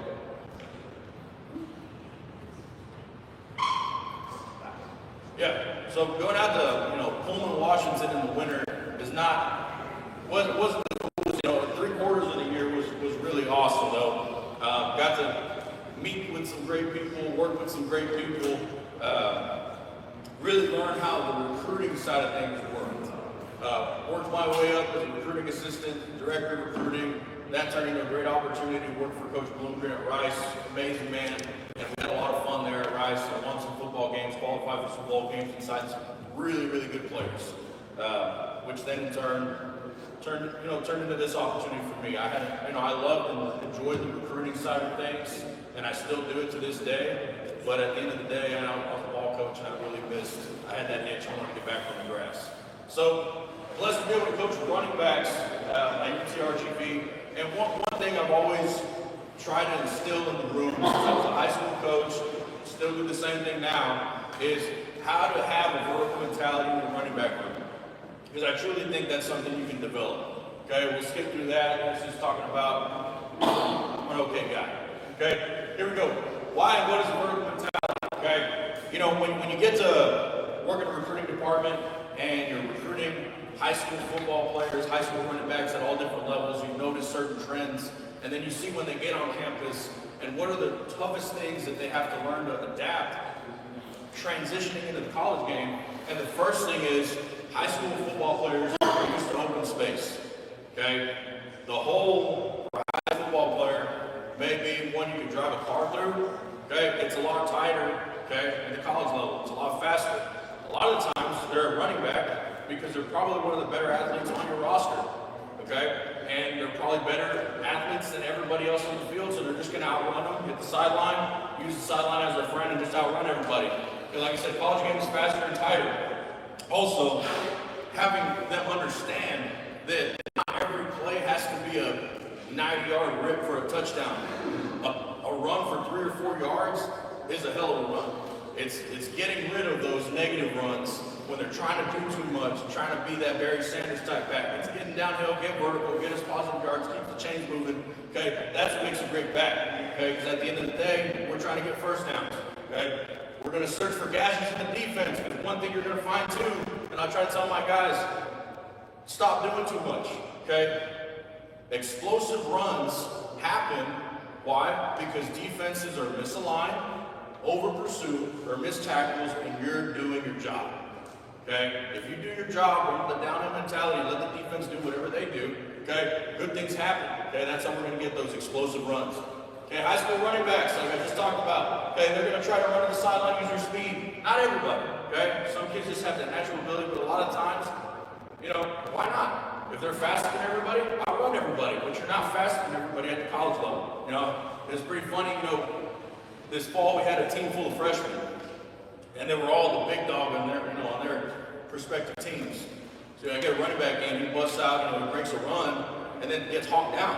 And he comes to Silent Coach, he's like, Coach, that's never happened to me before. I said, well, guess what, buddy? It's college football, everybody's fast. Okay? Running lanes are bigger and easier to see and feel. Okay? And like I said, this is the big one. He's trying to get them to understand, don't do too much. Try to let not every play is going to be a home run. Okay? Sometimes it's a win. If we can get downhill, we get positive yards. Okay? Vertical difference right here. Okay? This is at Eaton High School. Okay? So got some stats from the year prior and the year after. Now, I'm not going to sit here and say everything was because, oh, I talked about a vertical mentality. You know, it helped it. You know, we had all same 5 offensive linemen return. These 2 young men were juniors and they were both seniors. Okay? They were little guys though, 5'8", probably 5'7", 150, 160 pounds soaking wet. They can run. Okay? But, you know, when you get there, you do a self-scout. You know, I wanted to see who was in my running back room, who were these guys. And you start to see some certain trends. You know, they did have some explosive runs. Their highlight films were pretty. But when you sit there and watch game tape, they tend to have more negative runs. And it wasn't because of anything in the scheme. It was just they were trying to do too much. They were trying to bounce things when they shouldn't have been bounced, because when you bounce, there's no help out there. Okay, so it's really sitting down and talking to them, because when I asked them, what's your goals? You know, they want to be 1,000-yard rushers. Well, to get to 1,000 yards, you can't have negative runs. So the big thing was that having them understand is, hey, it may not be a home run every time, but the more you stack these 4 or 5 yard runs and a couple explosive runs in between, okay, that's how you get this 5.3 yards per carry. That's how you start getting, okay, more productive in the run game. And it's, yes, there's drills, we're going to drill it, we're going to get it, but a lot of it is too is just a mentality and having them understand, hey, we want a vertical puncture mentality with the ball. And it doesn't matter if you weigh 150 pounds soaking wet, when you run and run vertical, run tough, run through half a man, you can run like you weigh 190, 200 pounds. Okay? Development running backs, there was a big, call it a debate on Twitter, you know, that running back is just a position that you recruit them and that's it. There's no developing. You find LaDainian Tomlinson, Adrian Peterson, or you don't. Okay? Truth is, yes, you can definitely find some generational players that all you got to do is hand them the ball and let them do work. But running back's position you can develop. Okay? Mental, physical, again, having them understand the vertical mentality and what to do with their bodies to get to that position. Okay? So these are a couple of drills I do. You know, they're almost everyday drills. Okay? There's a kind of a step process to build up to them. Right here, it's slowing it down. Okay? And it's working the jump cut. Okay? What I want to see them do right there is drop their pad level. I want them to drive off their left foot. Okay?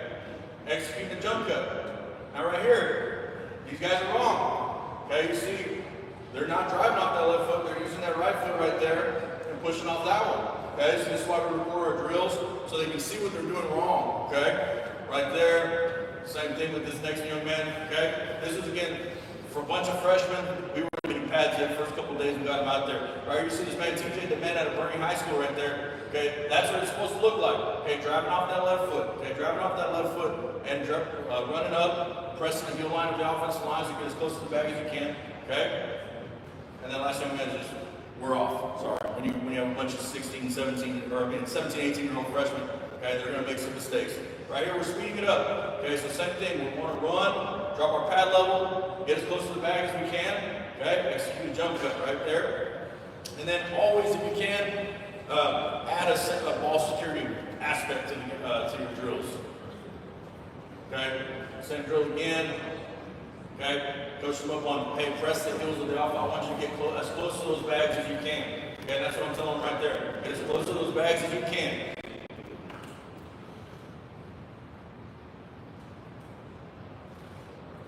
Okay, and the other thing, why is this step over dummy right here important? Okay, because if you didn't have that there, also if I wasn't standing there, he's going to jump cut, and he's probably going to round this thing off, or just kind of like, I want them to understand as soon as they clear that jump cut, a jump cut is you're getting lateral to get vertical. So as soon as they clear that back, I want them vertical right now. Okay, another, now you're adding a reactionary aspect to it, okay? These guys, I'm telling them where to go. Okay, right there, I like them to press the heels of those bags a little better right there.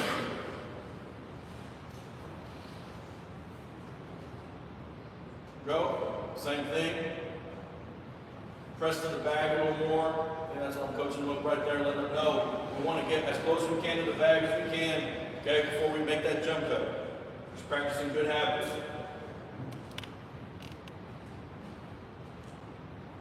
I said, now if this was this is something you guys can do too. Like, you see a lot of these drills on Twitter where, it's a Power 4 university and they probably have 6 coaches working with the running backs and you got the exact guys that know what you want to do, but you can coach your players up to be your help. Okay, I do it a lot. My players are basically my assistant coaches. They know how to go through every drill. They help me out.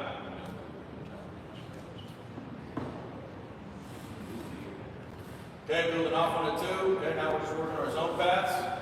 Okay, find the crease.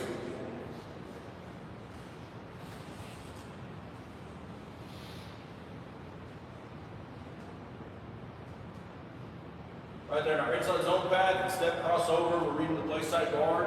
Okay, reading his drill, okay? Just like in any zone, you can bang it, you can bounce it, okay, you cut back.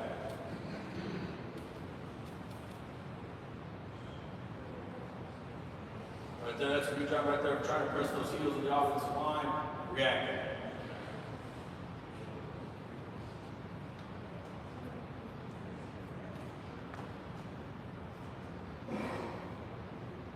You can give them all types of different combinations. Right there, he's just going down. Now this is, right here, this is specifically for an inside zone track, okay?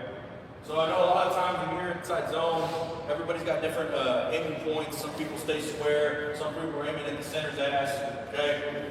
That's duo for us, okay? That's duo for us is our tightest zone. I know it's kind of like a gap scheme, but for us, inside zone, okay, we're reading the play side guard, okay? Right there, we're in the place where you're simulating the play side guard's block or what the 3 technique is doing. You've got 3 technique over them, okay, and having them react. Again, the emphasis is it's on you as a coach to make them make that decision at the last second possible. Okay? You want them to press, okay, and have them react.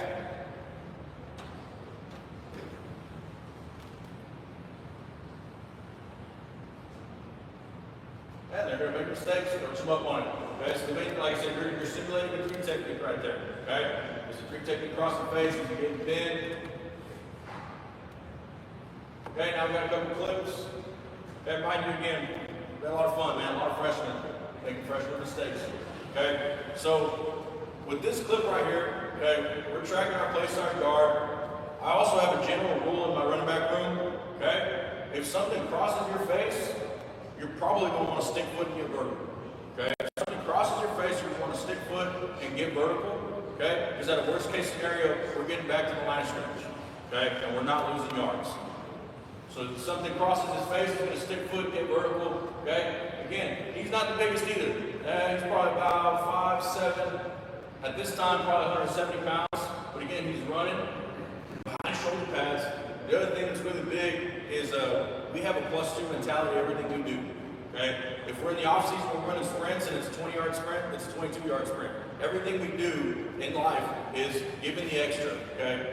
As long as we're doing whatever it takes for as long as it takes, okay? +2 mentality, so for us in the running back room, that's on contact, I want another 2 yards, okay? Same shoulder, same leg, through contact. Okay, right here we're running a split zone, okay? Right there, he's reading the play side guard, 62, okay?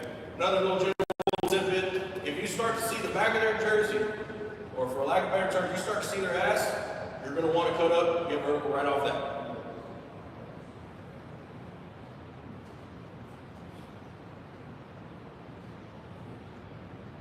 Go another look. We're pressing. Okay, again, he sees the back of his jersey, he's gonna stick foot, get vertical. Okay, not explosive run, but for us, we got positive yards, okay, we're moving the ball. Okay, this is an example of not having a great vertical mentality, okay? Especially when this is called score zone for us. Okay, it's inside the red zone. We're sharks in the water. We're sharks. There's blood in the water. Okay, we're trying to get to the end zone. Right there, at that point, your mentality has to be the most vertical it can be. So again, yes, he's still tracking the play side guard, okay? But at that point, okay, you'll see it here. Stick foot, okay? And you're probably going to put your helmet on the back of an offensive lineman who's going to hate you. He's not going to love that. But again, we're not trying to stretch anything out, okay? Especially when we're calling inside zone, okay, on the goal line. And that's why we don't get in the end zone right there.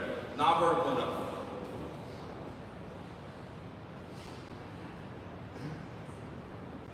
Go again. He's got a good look right there. Okay, the other linebacker's reacting to the arc and H-back, stick foot, half a man, get vertical. Okay, we got a split zone. Okay, this one right here, okay, he's not pressing, okay?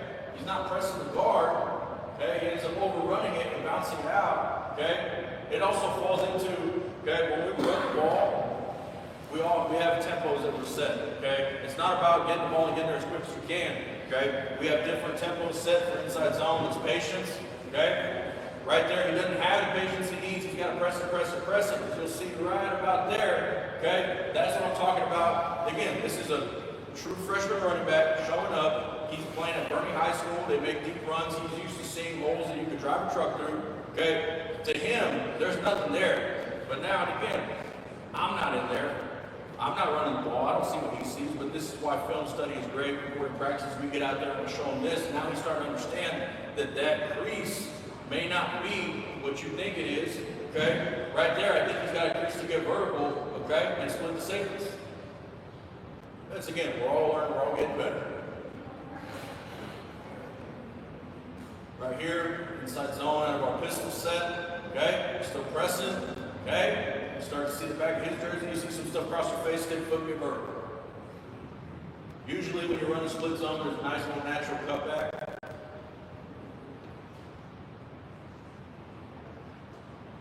Go, we're in our play side guard. Got a little eye candy going on. Go, press it. Get vertical, first vertical CBC.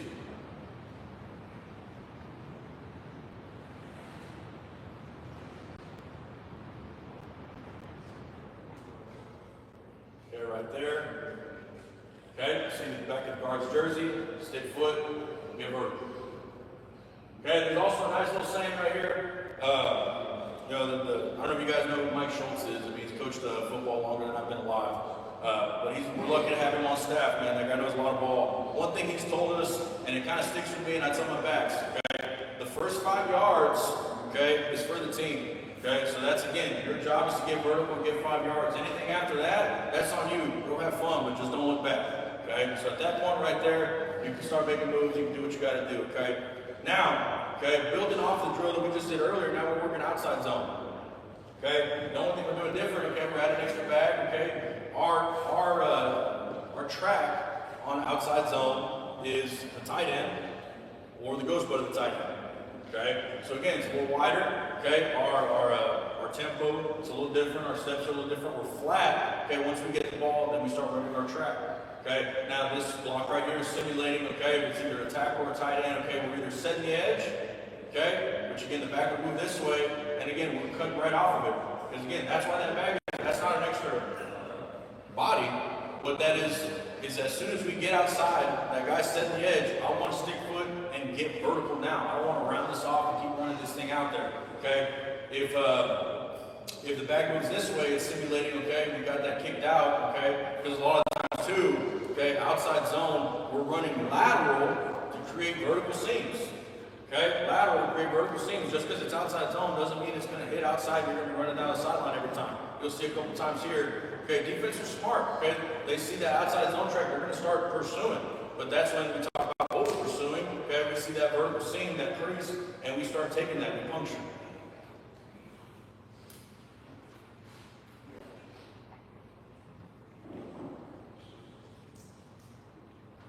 Here we go again.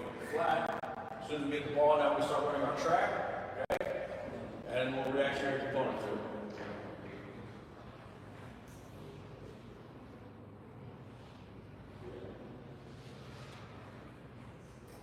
As much as you can throw reactionary things to your backs, whether it's, having them look up, throwing numbers at letting them, again, it's not going to be perfect every time. That was more of our power back, not the most nimble. Okay, but reactionary things and ball security, as much as you can sneak that into your running back drills, I think it's just going to benefit you guys more.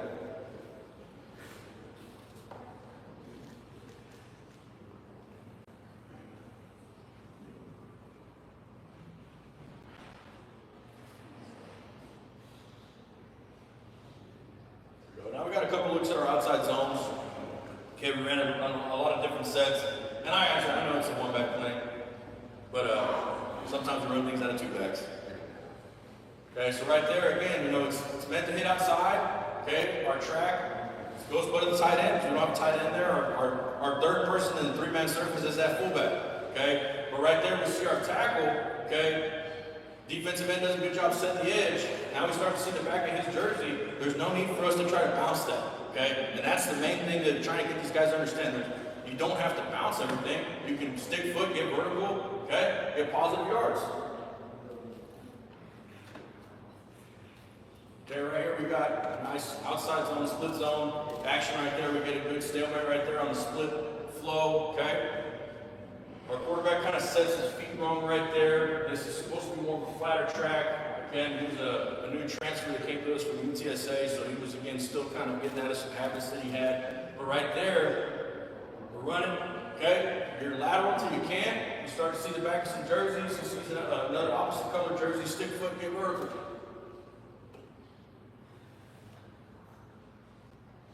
Okay, here we go, another two-back look. No sacrilegious at this clinic, apologize. Here we go. Again, he's tracking, he's watching, he's looking for the outside zone right there. Okay? Sees him set the block, stick foot, get vertical.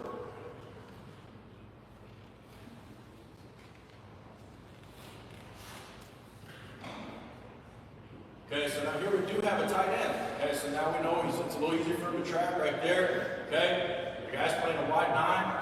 The tight end's going to pin him out there. Okay? Kick him out there. Stick foot.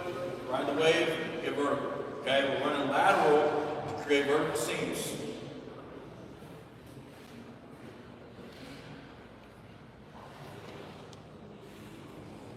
Go. Good. Again, outside zone. May not hit outside. This right here, it's hitting for, looks like that backside ain't yet. Okay? But again, as soon as you see that vertical crease, get up there.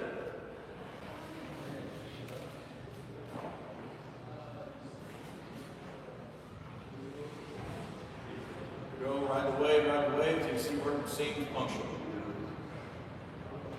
Okay, the same thing, we had an example of a bad look on the goal line last time right here. It's a pretty good look. We're running outside zone, okay, on the goal line. But again, we're finding that vertical seam, 6 foot, get vertical. Okay, another thing I want to talk about is eye-low gap schemes. Okay, I think one of our best run plays that we run is counter. GT counter, GH counter, GF counter, whatever you want to call it. Okay, we're starting to get pretty good about hanging our hat on that run scheme. Okay, but one thing, you can tell your running backs, hey, read your pullers. Just read your pullers. But I think there's as our head coach says it, there's an honors level portion to teaching your running back on how to read your pullers, okay? And it starts off, I go way back to when I played offensive line in a slot T offense. I was a guard, a quick guard, I pulled a lot, okay? But sometimes I was a second puller, okay? So to figure out what I was gonna do, I had to see what the first puller was gonna do. Was the first puller kicking out? Was he logging? Okay, because that's gonna tell me if I'm leading up or if I'm bouncing out, okay? So now, I'm having those same conversations with my running backs. Okay?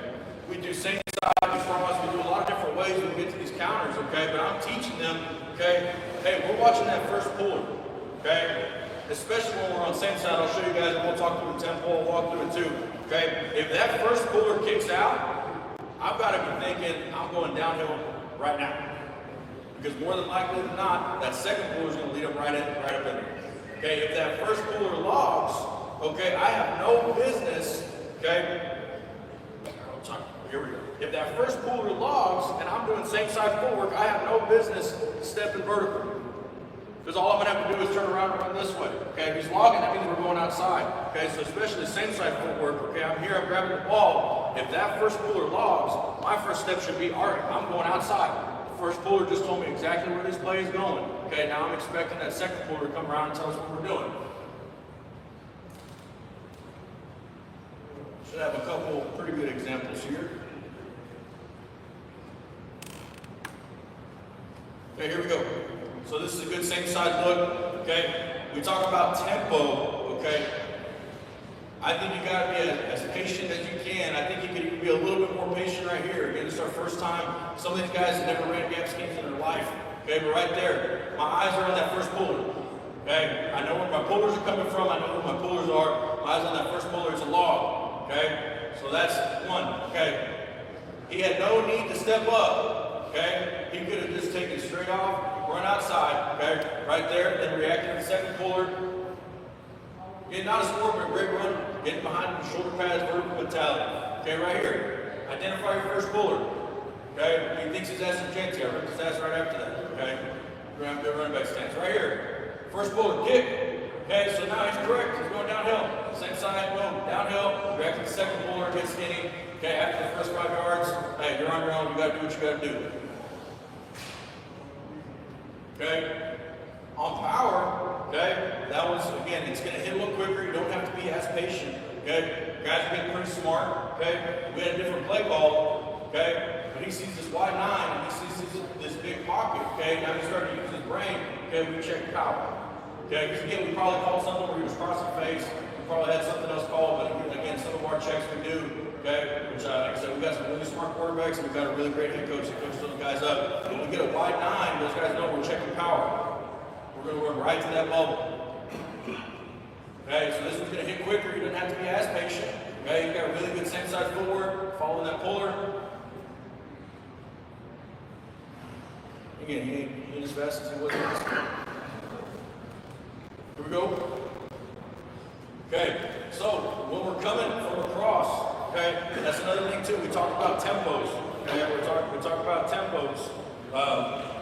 Same side. I tell my guys it's almost like a slight pause. Okay, so same side, they shuffle to get the ball, wait, figure out what that first puller is doing, then you can go. Okay, when we're working across, okay, it's our same as our inside zone footwork. It's open crossover on your track. Okay, but we can quite literally from here walk out of our stance.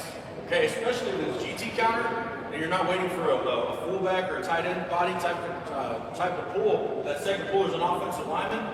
You can be extremely patient. Okay, so right there we have them walk out of their stance, figure out what you're going, slow to go, and then once you know, okay, fast flow. Right here, okay, he's a little too quick on his tempo. That's why he's even with his offensive lineman right there, and that's why he has to kind of correct himself.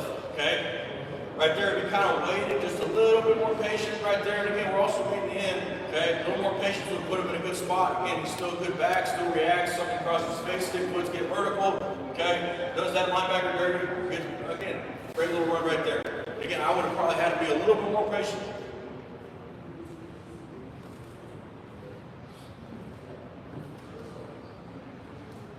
Okay, right here we got another GT. Okay, pretty decent tempo. Okay, like he's got pretty good patience right there. That's another unique thing with this is Jamal Pauly at Edinburgh Villa.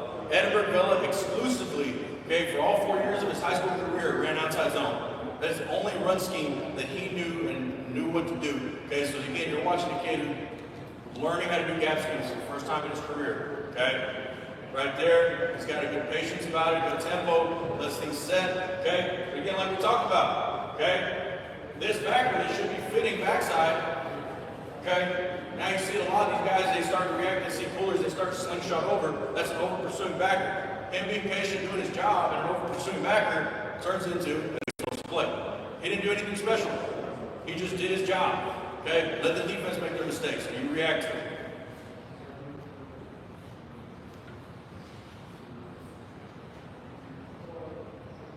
Go, read our first puller to get a log. Okay, right there. You can probably be a little bit more patient coming across. Like I said, we want to walk out of there, log, kick. Okay, obviously our quarterback thinks he's doing a great job right there, back there. He's hands up, touchdown, except we get caught, but it's still a great run right there.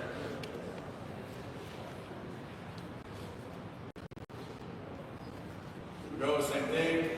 same side. Okay, good patience. You see him pause right there? Okay, that's the tempo we're talking about. Okay, he's looking. Okay, we get a kick.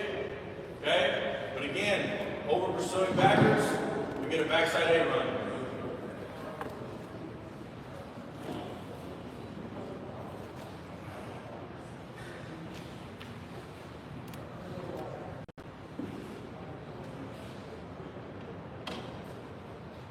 Go, good patience with him, same side. Okay, we get a log, get a kick.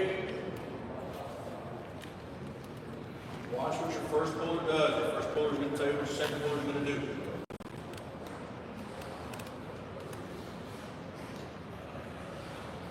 Go, good, get a kick. And again, we talk about the creases. That's a small crease. He gets in there, gets skinny. Good run right there.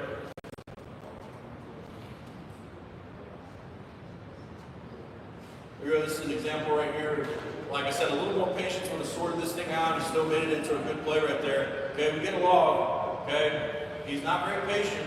Okay, he's right there, right in line. Okay, with the second puller, you should be lagging behind him a little bit because then he'd see. Okay, that he's kicking. He cut right underneath that. Okay, right there. You know, like I said, he used the speed to end up making a play. We got a first down. But that's why having a good tempo, having a good patience about it, really sorts those things out.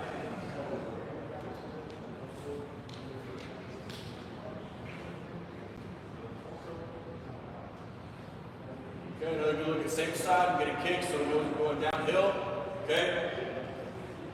Now, it's like with him, the thing we talk about is Brandon Carroll, San Antonio Roosevelt, like I said, really elusive, explosive back, okay? But he's taking a lot of steps that he doesn't have to take. Why? Because he's not patient, okay? You kind of see, he steps here and he steps there and it sorts itself out. If he just kind of shuffles and waits and let it sort itself out a little bit more, okay, all he's going to have to do is run in a straight line instead of dancing around a little bit.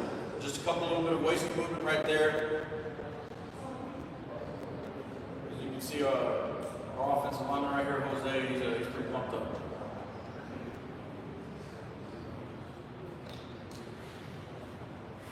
Here we go. Right here is about probably teach tape, clinic tape of exactly the tempo you want on the same side. Okay? He sees a log. That's why his back foot is right. He already knows he's going outside. There's no need to run up or waste movement. He knows, log, I'm going outside. React to the second puller. If he doesn't trip, I think he's still running. Okay. Now, what I want to do is kind of open up the floor for questions. I feel like there's going to be a lot of lectures today, and you guys are like me in college. I didn't really necessarily love lectures, but I want to open up questions on running back play, questions about recruiting. Okay, because again, I know we've got a bunch of high school coaches in here, and that's kind of there's a lot of questions when it comes to recruiting and how that whole thing works, and I've had the luxury of seeing it from both sides as a high school coach, recruiting coordinator, and a director of player personnel at the collegiate level. Okay, so again, any questions like that, I'd love to answer any. What's up? Kind of talk about your position in terms of recruiting. Do you recruit for size? Do you recruit for a certain skill set? Talk about what you're looking for when you look into an athlete. Okay, so right now our recruiting is kind of unique. Brand new program in its infancy. Okay, of course you're going to want talented players, but at this point where we're at in our program, we can't sacrifice too much in terms of guys that are going to continue to build our culture the right way. Okay, guys that are going to build the culture we want. Okay, so I know you guys probably hear all the time, oh, we want guys that yes, we want guys that are going to be good for our culture. Okay, now, is there a magic number, size, speed, or anything like that? Not necessarily. Okay, to me, it's kind of a sliding scale. Okay, so for example, we'll talk receivers. Okay, for me, the smaller a receiver is, the more dynamic and fast and explosive he has to be. Okay, you kind of, as they get a little taller, kind of sacrifice a little bit on some of those things in terms of how quick he is, or maybe some of his linear speed. Because again, if they're really big and really fast, we're probably not getting them at our level. Right? So again, that's how we kind of operate their sliding scale. Same thing in the running back room. Okay, you probably saw there. I got a room full of. If I'm the tallest guy in the room, that kind of says something. But I got a bunch of guys that are pretty quick and fast. Okay, that's kind of some of the different things like I'm addressing in the recruiting now. Like I want to get a more downhill power type back to kind of balance out that room. But there's a lot of variables to recruiting. You'd like to say that there's a certain checkbox and checklist of what you want everything to look like and how it's supposed to be, but it's really it's an unknown science as to what you're looking for, and a lot of the times it's up to that certain position coach and what they're looking for. They're non-negotiables. I know when I was at Rice, working for a head coach that was really big on offensive line, and those are things we talked about. He had a checklist. Okay, 3 things that you look for in an offensive line. Okay, that was flexibility, feet, and nastiness. Okay, and you could have 2 out of the 3. Okay, you had somebody with all 3. Okay, again, that's the golden ticket. But if you found somebody, you can kind of be a little lenient and take somebody with 2. Now, of those 3 things, okay, flexibility, feet, and nastiness, as a coach, which are the 2 that you could probably address? Well, I think you can work on somebody's feet, and I think you can get in the weight room and make somebody more flexible. Okay, sometimes nastiness, yeah, I think you can coach that, but sometimes you just got that dog in you from birth. So that to me was always a non-negotiable. You want to find somebody who's physical and nasty, and then you'll figure out, okay, if he's got good feet, but he's a little stiff, well, he's nasty, he's got good feet, we can address the stiffness when we get him here and with our strength and conditioning program. Okay, and the same thing with the feet. If it's something you feel like we can coach. Any other questions? So, outside, including ball security, in all your drills, are there any drills you do for ball security that you like more than others? Yeah, so ball security, it's like I don't have a specific ball security. There's always ball security, either where I have an equipment person come in, we'll give them a crayon, and we'll just beat them. We'll hit them. I'm going to get punching, boxing gloves probably for this next semester.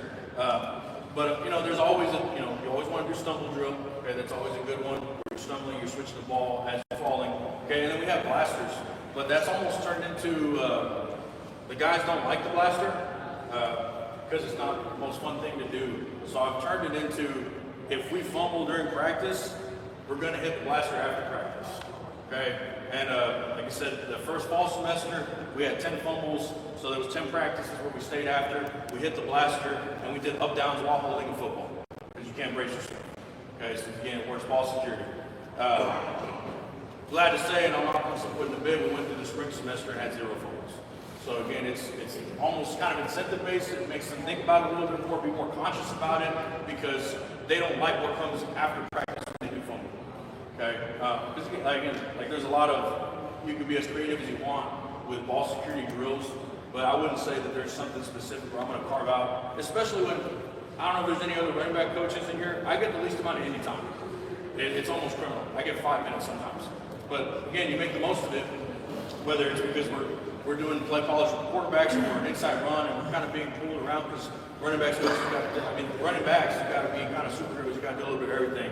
So if I get 5-10 minutes of Indy during spring ball, I don't want to use a lot of that on ball security. I'm trying to make drills that is like incorporating everything into it, adding a ball security component to it, because also the big thing too that I failed to talk about is, you recruit running backs because they're good at running the ball. That's why you bring them into your program. And most of the time, these are the guys that are getting 30, 40 carries a game because they're your guy. Okay? How much actual pass protection are they doing? So that's another part of my job is like, I have to teach these guys how to be great pass protectors. So that's probably where most of my Indy ends up going, is having them be able to identify where are the blitzes coming from, blitz tendencies, demeanor, and also the execution of actually pass protecting. Because again, that's kind of and I understand why. Again, if he's your best athlete, he's either going to be running the ball or you're probably going to be throwing the ball. So there's not a lot of opportunities for pass protection. But long-winded answer, I don't have set ball security days. We got our days where we emphasize it and stuff like that, but I just try to incorporate it in everything I do. Anything else? Appreciate you guys' time.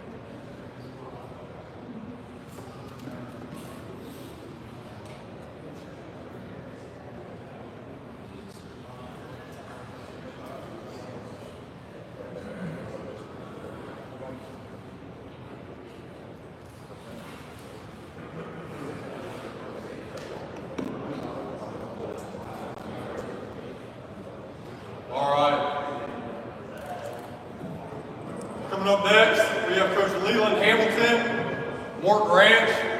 He's going to talk about quarterback play and quarterback school.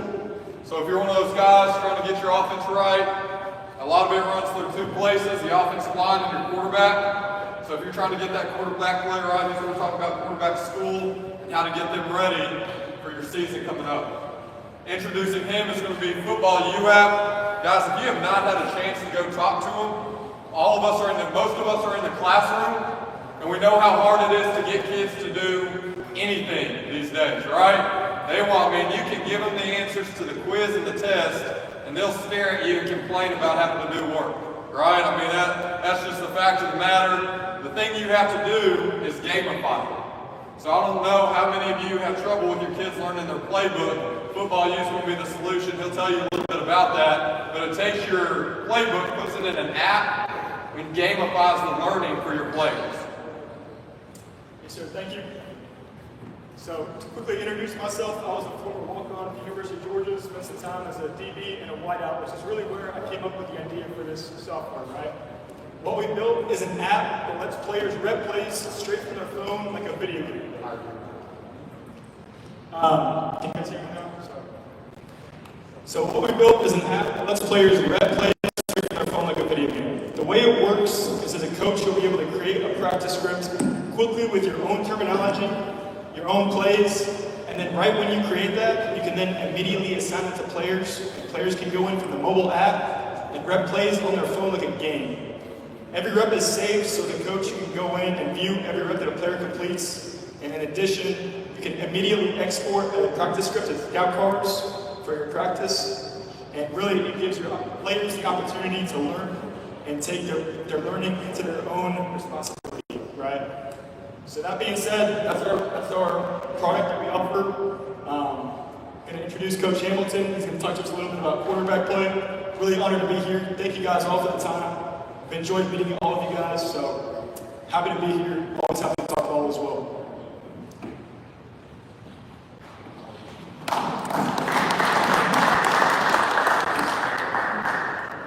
Can you guys hear me a little bit? You guys can hear me pretty good? Yeah. All right. First, I just want to say thanks to everyone that got involved with me getting here. Coach McHugh recommended me, and then Coach Edgar Vasquez reached out to me, and then Drew reached out to me. So just wanted to give a couple shout outs to those guys, getting me here, getting me down here, taking care of me. I'm currently an offensive coordinator and quarterback coach at KDISD at Morton Ranch High School. Last year was my first year there. Did okay in terms of playing a lot of different guys, in terms of a few things. We were really young, but a lot of young kids will be really good next year.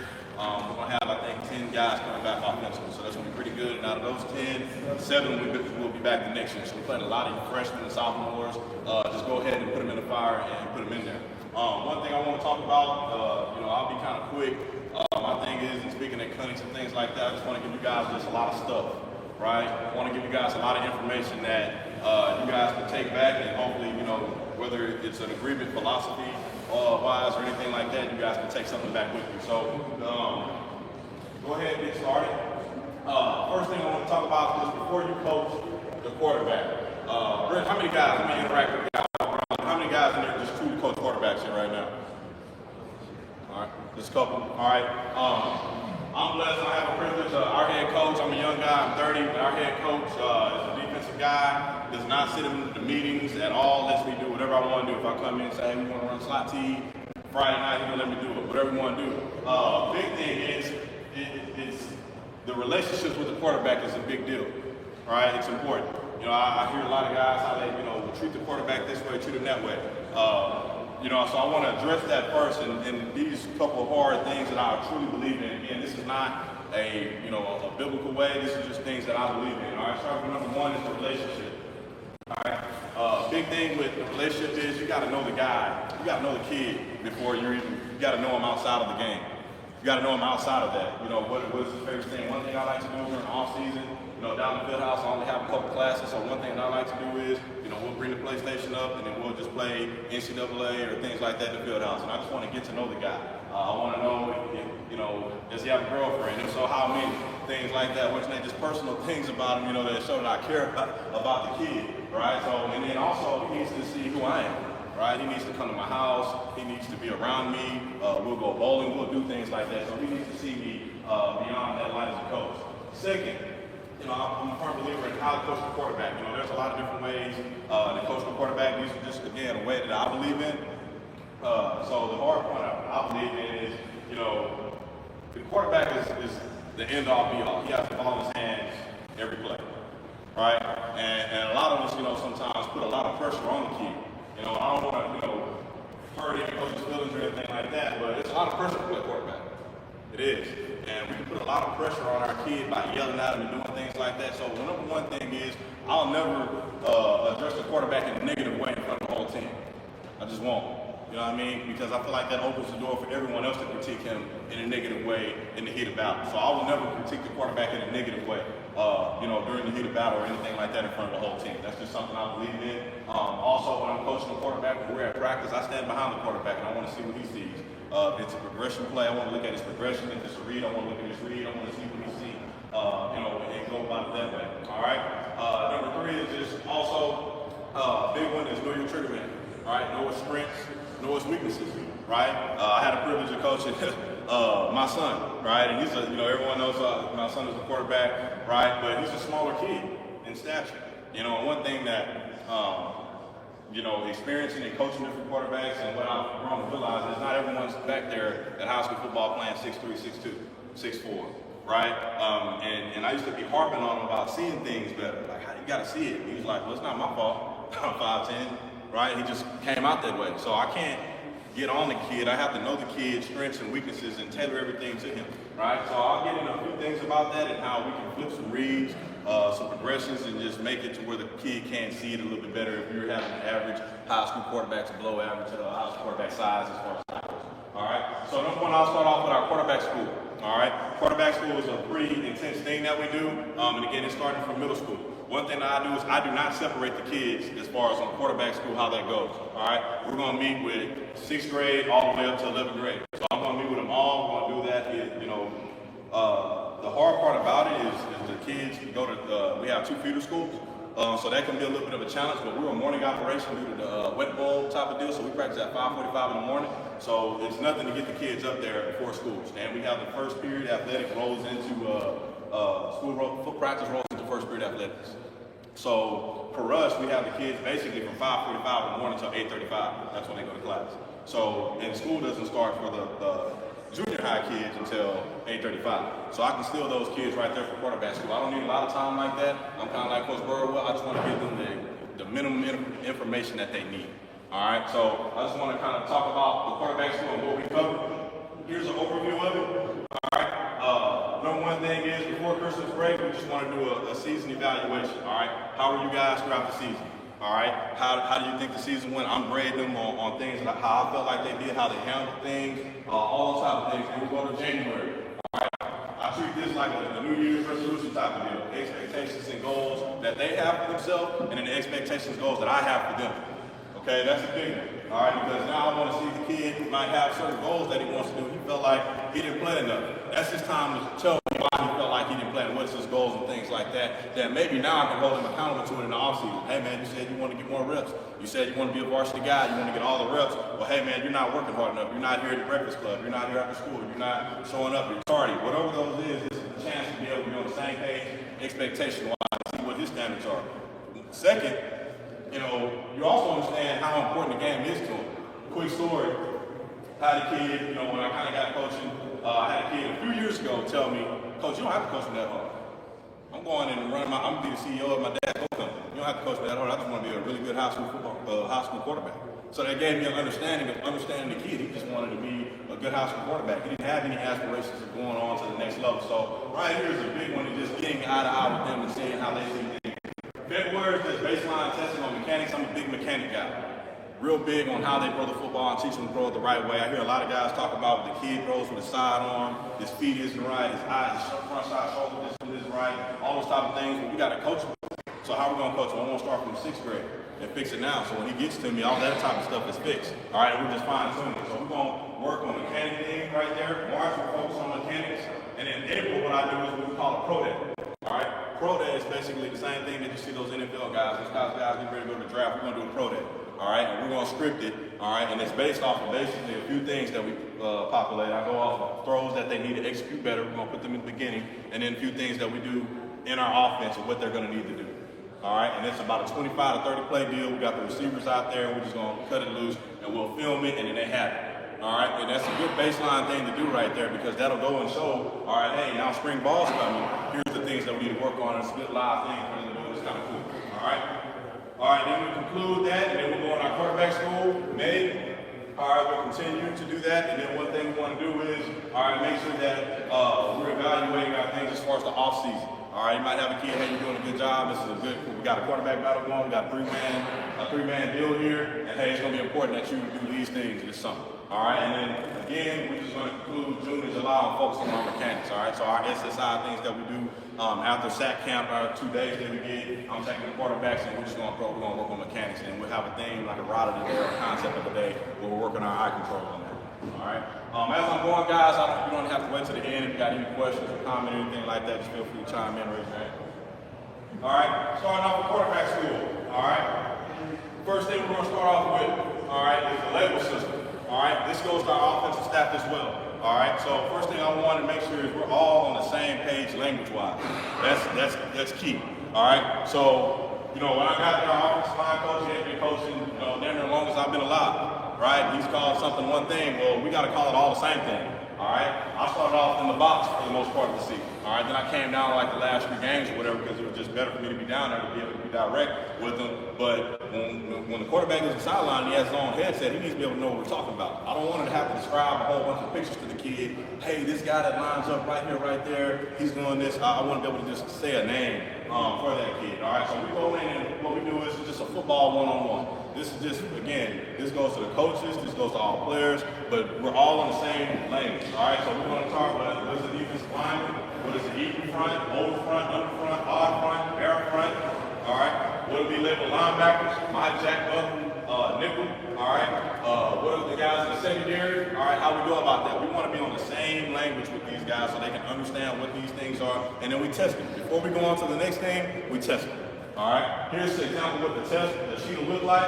All right, and this is more of what it would look like if it was even on the top part, and this is what it looks like if it's odd. All right, so now I want those guys to come in and label that. All right, I'll have it. All right, it's a mic. All right, now he's going to label the definition of what is the mic in terms of why do we label that guy a mic. All right, all these things, and again, it's about a 1 or 2 day deal. Our quarterback school is 2 days a week, no more than 3. Sometimes we'll go 3 days. But again, we're getting all this information to them. And before we as a group, any guy go into the next part, we will make sure that we all are 100% on the test. Okay? All right, so that's how that looks on our defensive identification process. All right, then we teach the same thing when it goes to defensive techniques for our down line. Okay, the big part is, I'll say on this is, I do not spend a lot of time trying to teach them all of this. All right, I teach them as it's related to us. Meaning, all right, I'm going to teach them what it means, A gap, B gap, C gap, B gap. We're going to teach that play side, A gap, all these things, play side gaps, back side gaps. All right, and then we're going to start on the numbers. All right, for the numbers, all right, what I'm going off of, guys, is 7. All right, we'll teach them what 6 is, and now we jump into 5. All right, 5, 4, 4 eye, and then we'll go with the 3. Not so much the 3, more so we'll go 2 eye and 7. Okay, so that's what I'm teaching the quarterback in terms of the technique. All right, and a few things, a lot of these things don't matter. We're just talking about our 4 eyes and 5s and things like that. We talk about our quarterback run game and stuff like that. On the read, the kid will understand what we're talking about when we tell them, hey, they got the 4 eye. What do we anticipate the guy's going to be inside, right? So we know how that's going to be with our top assistant through and doing things like that. All right, so again, this is just quarterback school stuff right here. All right, now we get into coverage. All right, coverage one-on-one. All right, this is a big deal right here. I do not spend a lot of time on coverage. All right, I'm not a guy that's going to sit here and explain what all the rules is, this coverage and that coverage. I'm not going to do that. But what I am going to do is make sure that the kid understands what each coverage general purpose is for. All right, that's big. All right, so we start off right here. This is a little trick I learned when I was in college. My coach told me, so I'll pass it on down. All right, now again, we're not assuming role, meaning we're not going to start with any type of rotation. The first thing I want to talk about is the middle of the field is open. Meaning we got middle of the field open, we got a split safety look. All right, it's likely going to be an even number coverage. 2, 4, 6 is what we're going to tell the guy. All right, so you see 2 safeties, think even number coverage. All right, if you're going to get 1 high, got a little bit close. All right, then you're gonna think of odd number, 1 through 7. All right, so that's what we're teaching the guys right there. And not too many of our deals where we have to worry about coverage, but it's just an overview of what it is. All right, and we go ahead and tell them what the groups of it means and what coverages, I'll say, fit into each category. Okay, so we'll go with the 2 high stuff. We'll start with 0 safety. All right, cover 0. What goes into cover 0 and why? Okay, then I'll advance to 1 high safety. All right, then we'll go into 2 high safeties. And we're teaching them the benefits of going from 1 high to 2 high, cover 0, why teams like to play. All right, again, that's just a football one-on-one thing. So we get in the game planning, I'm instantly able to tell these guys, hey, guys, this is a 1 high team, or they're a 2 high team that want to fit with the run game. So quarterback run push 2 highs going to be big this week. All right, they're able to instantly understand what we're trying to accomplish. All right, here's just an overview of it. Some things that what we do is some people, call it Dell technique, depth eyes alignment. This is just a tip sheet, is what I call this, on how to be able to process the quarterback and him understand exactly what verbiage is what and what terms of ways the guys play. So we have our 7-1, that's normal, 7-1 and off. We have our trap and cloud, top deal with the squat. We call that. The only difference is we just say, guys, trap is just lined up inside. But we all, as coaches, understand that the guy can stay outside and trap it from there as well, all right, on the snap. So this is just things that we like to do for our quarterbacks, impress and impress well. All right, then showing an example of what 1 high is, middle of the field close, showing them that, 2 high, and also the turn for that, and then roll. All right, just making sure that they have a picture for it and understand it. All right, next. All right, more quarterback school stuff. Okay. What we call this is an alley, clean or dirty. Some guys call this covered and uncovered. All right, so we're a gift team. All right, I'm not a big RPO guy. I do not hang my hat on RPOs. If I just want to throw the hitch out there, I'll just call the hitch. I don't want to put it on the quarterback. I've had times where I ran a lot of RPOs and I'm pissed off like hell. Why didn't the guy get it? Well, just take it away from the kid and just call. So that's why me as a coach, I have to do a better job of just calling it and not putting on the kid to make that tough decision when it's 3rd and 5. What should have gave, what should have thrown. Right? So big thing right here is this is clean, all right? And all we're telling them is, does anyone have direct relation to getting the path of your throw? So if we're throwing a hitch right here, is anyone in the window of this hitch? Or if this was a box slant? No, all right? So the alley is good, all right? It's dirty if we have a defender with direct relation to our receiver, okay?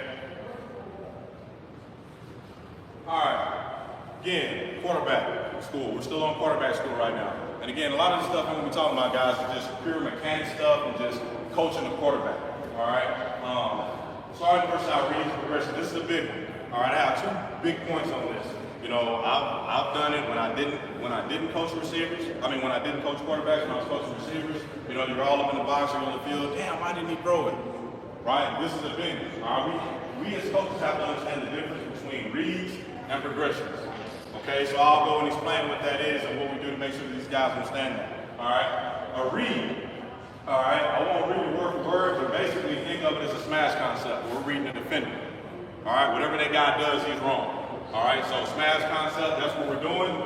All right, then we have a drill of what we do is in RBA or perfect drill, whatever you want to call it. Even when we're in pass skill, our 7-on-7 deal, we're in team. I make the quarterback say the read. Meaning when he catches the snap, claps his hands, let's say we're reading the corner and it's smash, he's going to say dipped or whipped on every read. All right, so he's going to say it verbally, dip, and he's going to make the throw. He's going to say whip and make the throw, right? We're going to make sure he sees it. Now, what does that accomplish? It helps a lot of things because now we take away I thought the guy was going to do this, or I thought he was going to do that. Now we all know where the ball should be going and it's going there, when it should be going there. Right? So you see it before you do it, you see it, you do it. Top of the deal right there. Right? Now, the big part of doing that is if you have a kid, like our kid, he isn't a tall kid, he's not my height, he's a smaller kid, well, what is he going to do? He's going to naturally get into the window or get to an area where he can see the defender so he can make the proper read, if that makes sense. So now I'm tying my eyes and my feet and all that. I'm getting a lot of things done at one time when I'm coaching the kid. All right? Next, progression. All right? This is big. All right? On the progression. All right? Progression is what we basically call it's not coverage dependent. All right? Is we're looking at our guys no matter what. All right? So think of it, everybody runs the air raid, Y cross. So I'm going from go, out, cross, dig, back. Right? That's across the board. It doesn't matter what the defense is doing. That's my progression. right? We can eliminate a few things based on what the coverage is and what it's likely. If it's, quarters, we know we're not going to be going to go, so we're going to look at our out first, then we're going to work to the crossing route, then back to the backside dig or curl to the back, all right? But the main thing is making sure that when we're doing this progression deal, anytime we're calling a progression play, the kid is going to see it. So if we're in RVA, whatever we're doing, the kid is going to go through the progression. So I'm a big curl flat guy, we run hang, where you got the middle curl, the outside curl, and then you got your back or whatever you have, you push flat. So the kid is going to say what he's got first. So we're running hang, he's going to catch the snap, middle curl, outside curl, flat. All right, and then we always end, if everything is covered, he'll always say me. Me means get out of the way, do something, you gotta run, you gotta go make a play with the football, you can't just stand there, right? So I'm big on making sure that the kids understand we gotta keep moving, all right? We gotta keep moving through our progression, all right? That's big, all right? So when we have all 4 of our quarterbacks across the board, all right, they're all gonna say it, and then when your route hits, all right, if you're throwing the crossing route, when you say it, you're gonna throw the ball, all right? You're not gonna be the kid that's gonna say, the crossing route, and then you throw the dig. Does that make sense, okay? Just showing the difference, all right, this is what I'm a big, this is how we install it, all right, so I'm a big Vizio guy from, when I did Spanish stuff when I was in California coaching college, all right, so I got good at working that, so this is how we install all our plays, all right, so the first thing I want to do is, for these guys this is the teaching, how we're going to install it. It's going to have, what their reads are. So basically what you can see here is 1A and 2A, all right? And then basically what we're going to do is that it's a combination, all right? But I just want to show an example, all right, of the progression, okay? If this was basically, we're going to work the progression, if you wanted to work the read side, all right, then it would be how long the corner, okay? So just want to show a game clip of this, all right? I'll show wide, I'll show it from all angles real quick. So he's on 1, now down to 2, the ball's going to come out. All right, just showing it again. Again, it all going to have to tie. The kid's going to say it. All right, this is how you're going to get away from a lot of mistakes being made with reading a lot of defenders. So you see he's here, going from 1 to 2. Then we're going to throw the ball on 2 when we get to our read. All right, on progression. All right, now moving forward. Okay, now we're going to talk about more about what we're going to call our reads. Okay, this is a smash concept. All right, I'm going to have different clips of all type of different quarterbacks. I'm not going to just have it from one school. I'm going to have it from all over. All right, so you guys need to see this. But here we are right here. We're running smash. I like to run it with a whip right here, just to hold the backer so he can't get underneath you. We run out and kind of hold him there. Leave room to throw this ball out here, and then we're going to run our corner route by number 2. All right, we're catching, we're reading this guy, and just put the ball outside. So all we're doing is just confirming the read. That is a read. Okay, so just want to make sure that we all understand that, because I've been on the headset, offensive line coach is pissed off, why is he holding the ball, or this and that. Well, do we know what he's supposed to be looking at? All right, and when he's supposed to be getting the what? That is a big part, all right? So it's hard, I hear it all the time, when he was wide open, well, did the kid get to it in a progression? All right, and if he didn't, that's on us, because we need to be building that in to where he can see it faster. All right? Now, this is still quarterback school stuff, okay? Now we get into more so teaching the pass protection. I don't teach a lot of it. All right, this is more detailed. This is what I gave the offensive staff when I first got there. But this is more so in detail in terms of just teaching them basically just the rules of what the linemen are going to be doing. All right, and first thing I'm going to teach the kid is, when you come to the line of scrimmage, right, he has authority to trump protection, meaning the player's going to come in, I'm going to call the play with the protection. All right, but just a general rule of thumb, he can go in, if he knows where he wants to go with the ball, he can change it. All right, so we're a L and R, I'm a big L and R guy. All right, everything has a direction on it. Okay, so for this, let's say the rule is for the quarterback, if I'm working to my right first, I need to send my initial protection to my left, unless I know absolutely I need time to do this, if that makes sense. All right, that's exactly what we want to do. All right, why? Why do we like that? Because I can see and react to what's in front of me. All right, if I'm reading and I'm going through my progression and pressure comes, well, I'm reacting off of that. I need protection set away from where I'm working at. That's just a general rule of thumb. Again, we can get into more advanced things like that, or how they do it at the college level and pro level. But for us, for a 16-year-old kid, he just needs to know I need protection away from where I'm working at originally. All right, that's it. Okay. Rules for protection. All right, that's normal coaching rules. We just tell them, hey, if it's even front, we're going to be sliding 3. If it's odd, we're basically going to slide 4. All right, and then we're telling the linemen basically the same thing when we get in the quarterback play. We tell the linemen, and more of this in terms of scheme-wise, we're just telling our linemen, hey, we don't want to slide out there to a ghost guy. All right, we've seen that where the tackle leaves the 4-eye, and then you got a guy out there by himself, the guy didn't even come. All right, and you could have had a double on there, and you end up getting penetration in the pocket. All right, just showing them it's opposite. All right, so this is going to the right, the other side was going to the left. Now we'll break it down into terms of what does it look like without all 5 of them. All right, so they can kind of get a good understanding of it. Again, something like this, I'm not going to test the guys on. This is just me teaching it to them so they can understand how all the guys are fitting. And then what that helps them with is being able to understand the windows they can work up in the pocket. Okay? All right, so again, this is the back side of the slide versus odd. All right, this is the play side. All right, then we go versus even. All right, we have the pass protection on the back side, and we have the play side. All right, then we just show them an example of what our sprint out looks like. We're just like Coach Burrow said, we're just a waterfall team. We're just going to hang back. Back's going to set the edge, or the H-back, whatever it is. We're going to set the edge for the extra. Quarterback's out of the edge. All right, next, quarterback school stuff still. All right, we're going to go blitz ID. All right, again, this is blitz ID. What I want the quarterbacks to understand, coaches as well. Everybody's on the offense is going to understand the identification. We're not going to be able to have to tell a coach is going to have to draw up a hell of an illustration on the sideline to paint a picture. We're going to be able to say one word and everyone on the offense knows what's going on. All right, so right here, our interior blitzes, this is the interior blitz page. We just call this plug. All right, so what we're just going to call that is just left plug. All right, so the quarterback will come to line of scrimmage, watch left plug, watch left plug. Boom, we all know, hey, something's up. They're going to come right here. This is a box blitz. All right, double plug. All right. Any backer that's in the inside come, meaning those two, if it's the even front, both inside backers came, all right, that's double plug. Cross plug, all right. Smoke, where they line up here and they come out. Same thing, right, smoke, and then you got double smoke where they're wrapping, all right, that's what we call that. All right, we're all on the same page, all right. Exterior, we're gonna call it a right wing, left wing, double wing, cross wing. All right, so right cross wing or left cross wing, that's what we're calling it. Storm, and then plug in wing, if we want plug and wing. Again, this is a way for us to be on the same page. If I'm up in the box, the kid needs to understand what I'm talking about when I'm describing something to him.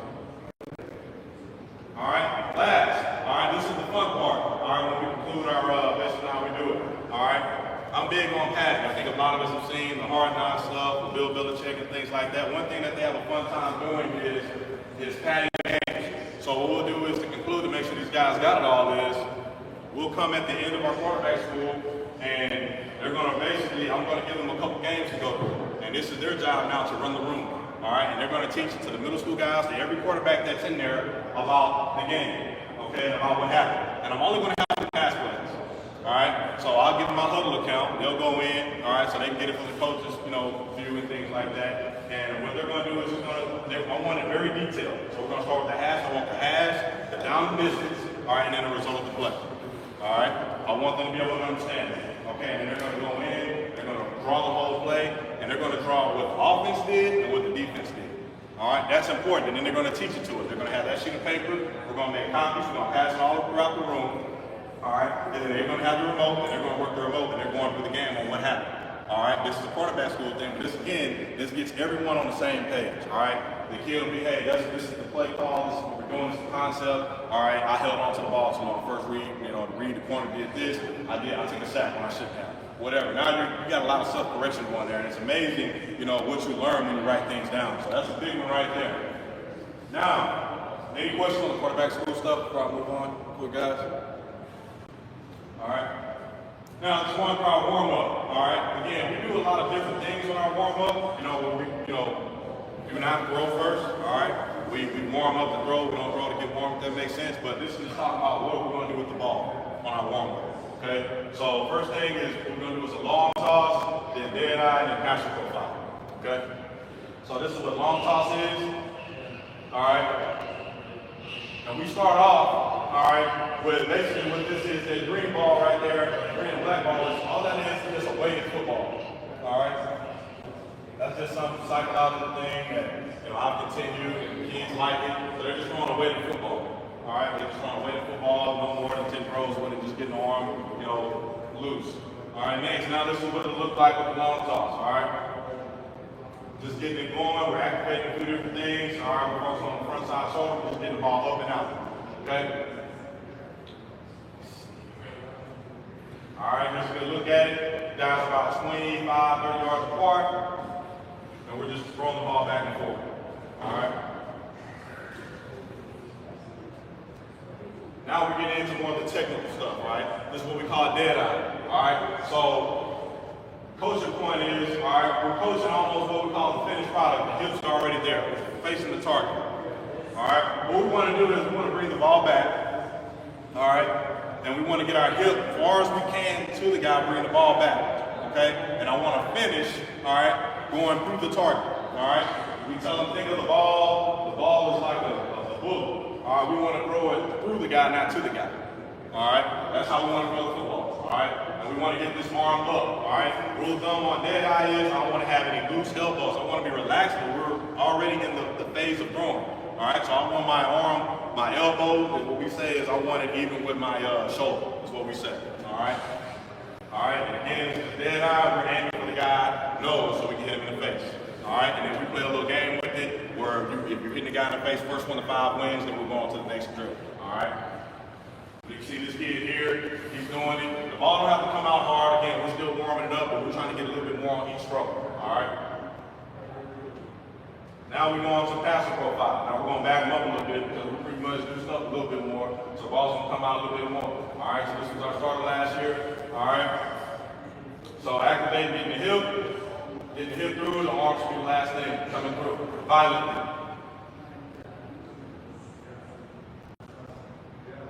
Boom, trying to look at hitting that guy in the face with the ball. All right.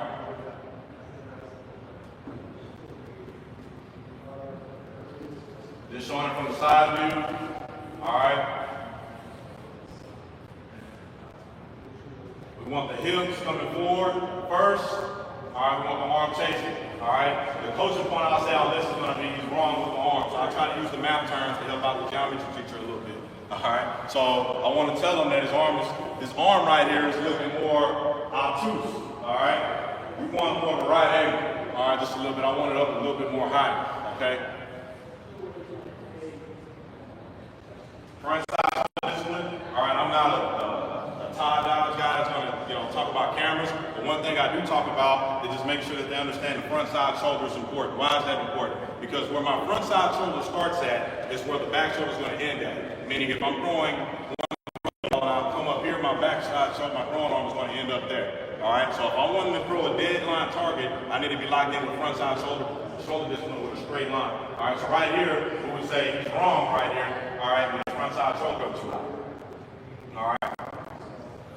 Now, that's the warm-up. Again, we do a lot of different things in the warm-up. Ollie shuffles, we do things like that, easy way, hard way. I just wanted to show a general rule on how we get those guys warmed up. All right? So this is what we will call basically, and sometimes some guys will call it as a hit chart. All right?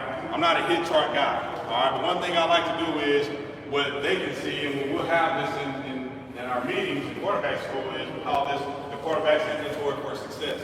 All right, what this is every concept broken down by the drop. All right, so to start, it has the drop first, and it's going to have the call that we call it, and what family it goes in, the read or progression, and then it's going to have the drill back for it. Okay, so if you can see here, we're only going to have 3 different drops. All right, not many. All right, and these play calls are all the same. Some of these are basically just the same play. Instead of just tagging it, I just call it one word.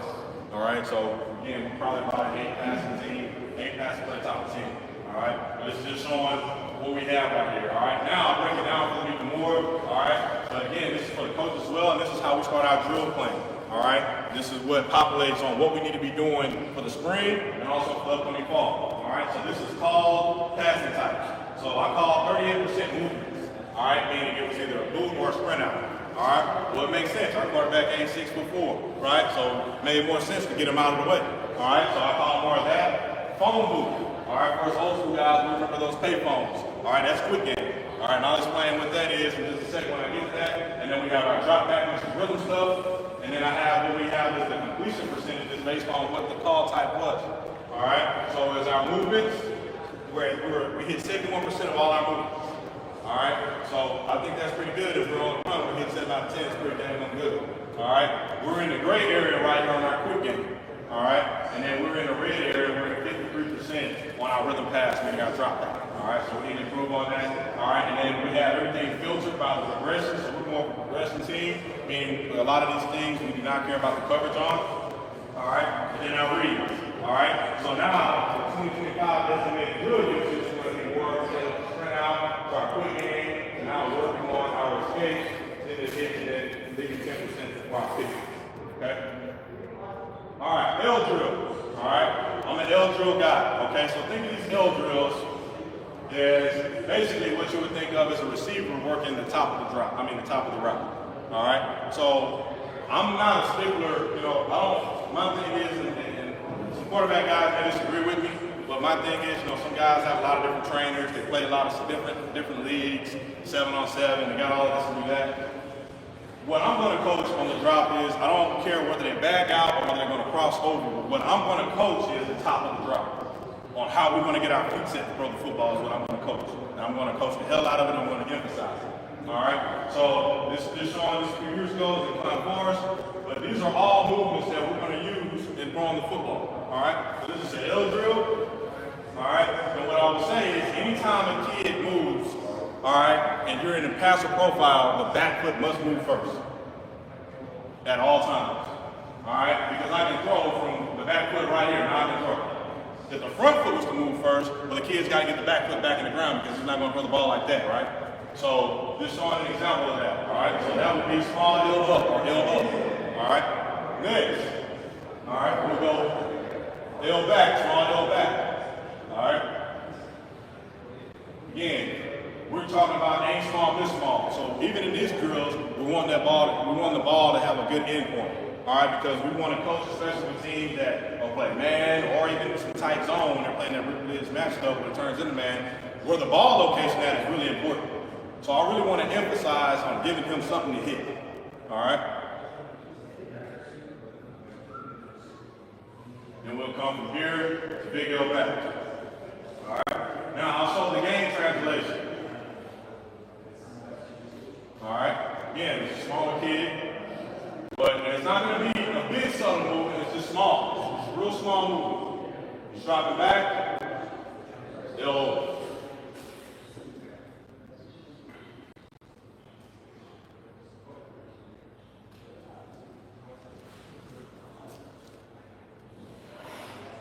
Again, I'm not coaching if he's going to back out, if he's going to cross over, but I am going to coach the top of the drop, hard. All right, so we're going to L drill every day.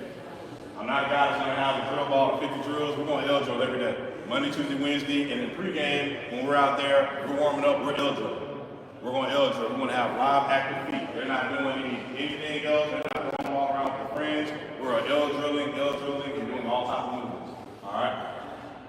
Now, this drill right here, top gun, or also known as what we call phone booth. All right? So, how many coaches remember the old school phone booth? Anybody? Old school phone booth? So what I tell the guys is, all right, anything you're going to do in a phone booth, like throwing a football, resemble that to a phone booth. Everything you got to do, guys, has to be quick. You don't have time to move around the phone booth, because if you do what, you're going to hit something to move around, right? So, same thing we're going to tell the kid. This is a phone booth type of drop. All right? So, that everything is theme-oriented. The emphasis, all right, is a small punch step, front side shoulder discipline, and then the accuracy. All right? Again, this is just showing what it relates to. These are the throws that it's going to go with. All right? Just showing the fullback. The same drill, all right, as a pass profile drill. All right, this is a different kid. But just showing, this is a phone. Looks like he's pulling the phone. Throwing. That's not a step. That's just a punch right here. Rip the phone off the court, throw the ball in the guy's face. No wasted movement.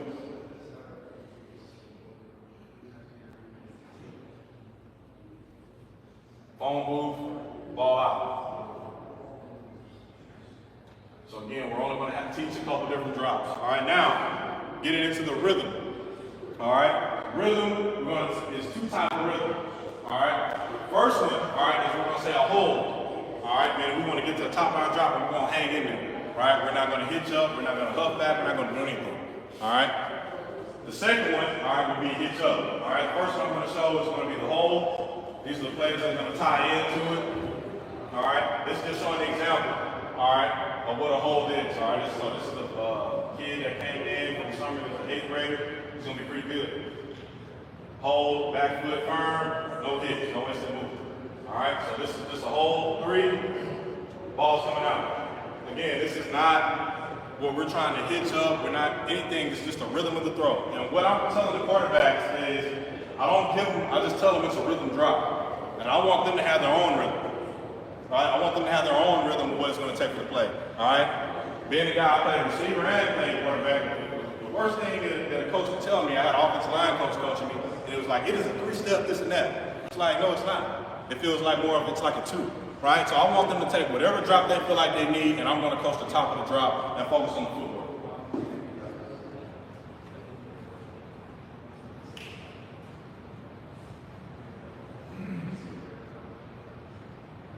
All right, just showing the different quarterback doing the same thing. Here's his hold, drop. All right, we did not associate that with phone move just because he's taking more 2 steps, and if he was doing that, he would hit the glass when he threw the ball. All right.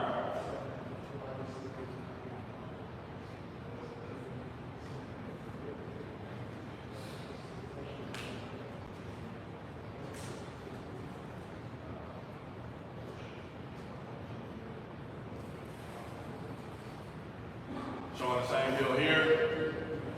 Again, just a hold. All right. Hold is all we got to think about, guys. Is just no movement off the back foot. All right, at the throwing point. All right. How do we time up the rhythm? All right. Is when I'm coaching these guys, I'm going to give them what we call catch points. All right. What is the catch point? When do we expect the ball to be thrown and caught? All right. This is the window. Some guys call it windows. I just say the catch point. So if we're working the dig, let's say it's a 12-yard dig, I'm coaching the kid on, hey, the catch point is going to be in between this back, in between the buck and the mic right here. All right, so now he's going to take whatever rhythm drop he feels like he needs to, and then we're going to coach the top of the drop.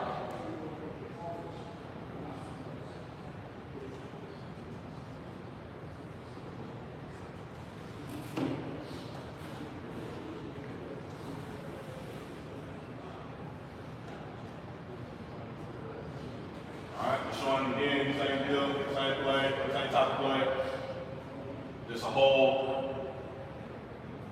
All right, now we're going to get into our hits. All right, so here we're going to work on the hitches. All right, again, these are drills we're going to hit every day. All right, I'm big on stealing time, so our coach is a defensive-minded guy. He's big on making sure these guys are doing special teams and things like that. So while they're doing that, we're going to steal all type of time to work on any type of movement, any type of drop. We're going to drill the heck out of this. All right, so as a hitch up, the first thing we want to emphasize is the back foot needs to stay on the ground as much as possible. All right, back foot, it needs to be foot under armpit. All right, so the drill is what we're going to say is, what they're going to be saying is back foot, back foot, back foot, back foot. All right, and when you're coaching this drill, you don't want the guy scooting up 10 steps because that's never going to happen in the game. At most, you're going to get 2. All right, so just on the example. All right, I really overemphasize this, and what I want to tell the kid is, imagine this line right here is 1,000,000 feet in the air. All right, if you step off, all right, there's 2 lines. If you step off, you're gonna fall. You're dead. All right, so that's how I want to teach this. All right, just get him in a habit. You want to make him go a little further, but you want to emphasize back foot, back foot, back foot, back foot. All right, by doing that, by them focusing on the back foot, all right, you can keep them more level and more grounded. And also, what you give you coaching points on that is the front side shoulder. All right, not hopping up and bouncing around, okay? It's a good hip. All right, good hitch up right here. All right, it's a little blurry, I apologize about that, but just showing the hitch up, hitch ball. All right, so again, at maximum, you're gonna get 2 hitches just about. All right, if you're doing any type of drop back pass, all right, with the lineman kicking back, all right?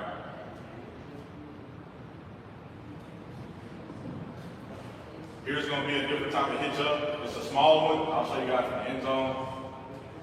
Again, this is a progression. If we're looking at the stripe of the helmet, he's here. Now he flips here. His feet work on time with it. So here on 1, hitch up, throwing the ball. All right. So just showing the differences and the variances of the footwork. All right.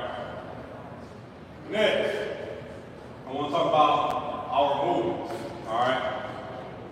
The big part of the movements is making sure that the guys are going to understand depth and width for success. All right. So I'm not standing back there with a cone. Right. I've seen some coaches do me like that. Stand back there with a cone and run around the cone. All right. But that's never going to happen. All right. So he needs to understand depth and width for success. Some plays he's got to break out flat. It might have a mesh on it if we're running it naked, and he's got to break out flat. And if he breaks out and gets depth, what's going to happen? In the end, is damn near better than he is. He's going to tackle. Right? So I need to be able to cut it hard. All right? So I want to emphasize depth and width for success. All right? And what I'm going to coach is trying to get square. All right? And finish going downhill. Now, we all know, especially calling plays, that the guy's not going to always get downhill. But during the drill, I want to emphasize that. All right? So at least he can get his hip toward his target. All right? Head around. This is the last one. All right, just showing again how it translates, what plays go with what, and how it pair it up. Just showing this is the drill. Finish, and then we say you want to be able to bring the ball to the guy. All right.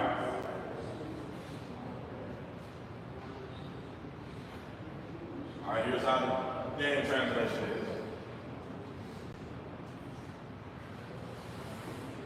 Depth and width for success. So here he's not running around the referee. All right. He's just trying to get to the window where he can see. And again, we're the same as on Coach Burwell. We're going to read our flood stuff low to high. All right.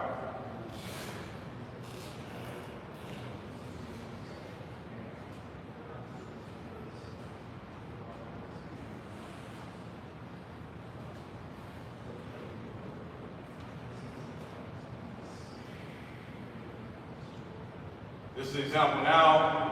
We say we're cutting it more. Now we're getting a little bit more width on this. All right. So we're going to break it flat. All right. Now, why are we breaking it more flat? All right. With this kid here, all right, we're going against a guy that was early enrollee at Oregon. So he's the best player on the field, hands down.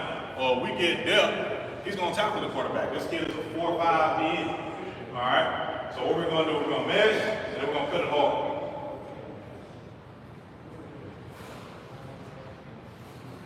Just showing from what it looks like from here. Big emphasis is making sure that the kid understands that the understanding of the quarterback getting as much depth or width away from what basically the in man line service. Okay, that's key. Why is that key? All right, because if he doesn't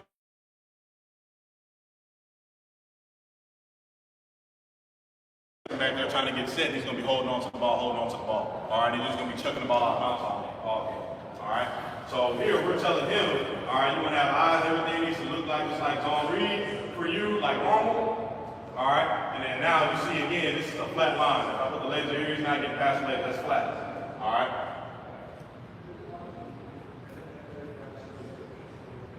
Showing it again. All right. Even if we're going to the left, all right, I want to try to get my hips flipped around as much as possible. I want the ball to get back. I want to try to get to master profile. All right, again, we're kind of similar as far as Coach Burwell talked about, but we can just call our sprint out protection with any type of concept that we want to. All right, so this was the first time that I actually called this. We were kind of in the game where we were running out of calls, right? For OCs that understand that, this was like a double, triple overtime game, all right, and it got to the point in the fourth quarter we're kind of running out of a few things, all right? So it's like, okay, well, we kept calling the deep stop, well, let's just sprint out to the deep stop now. All right, get the same call.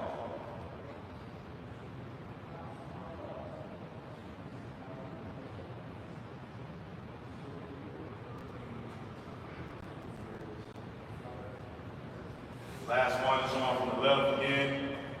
Here's a little bit more flat. Again, it's all about depth for success.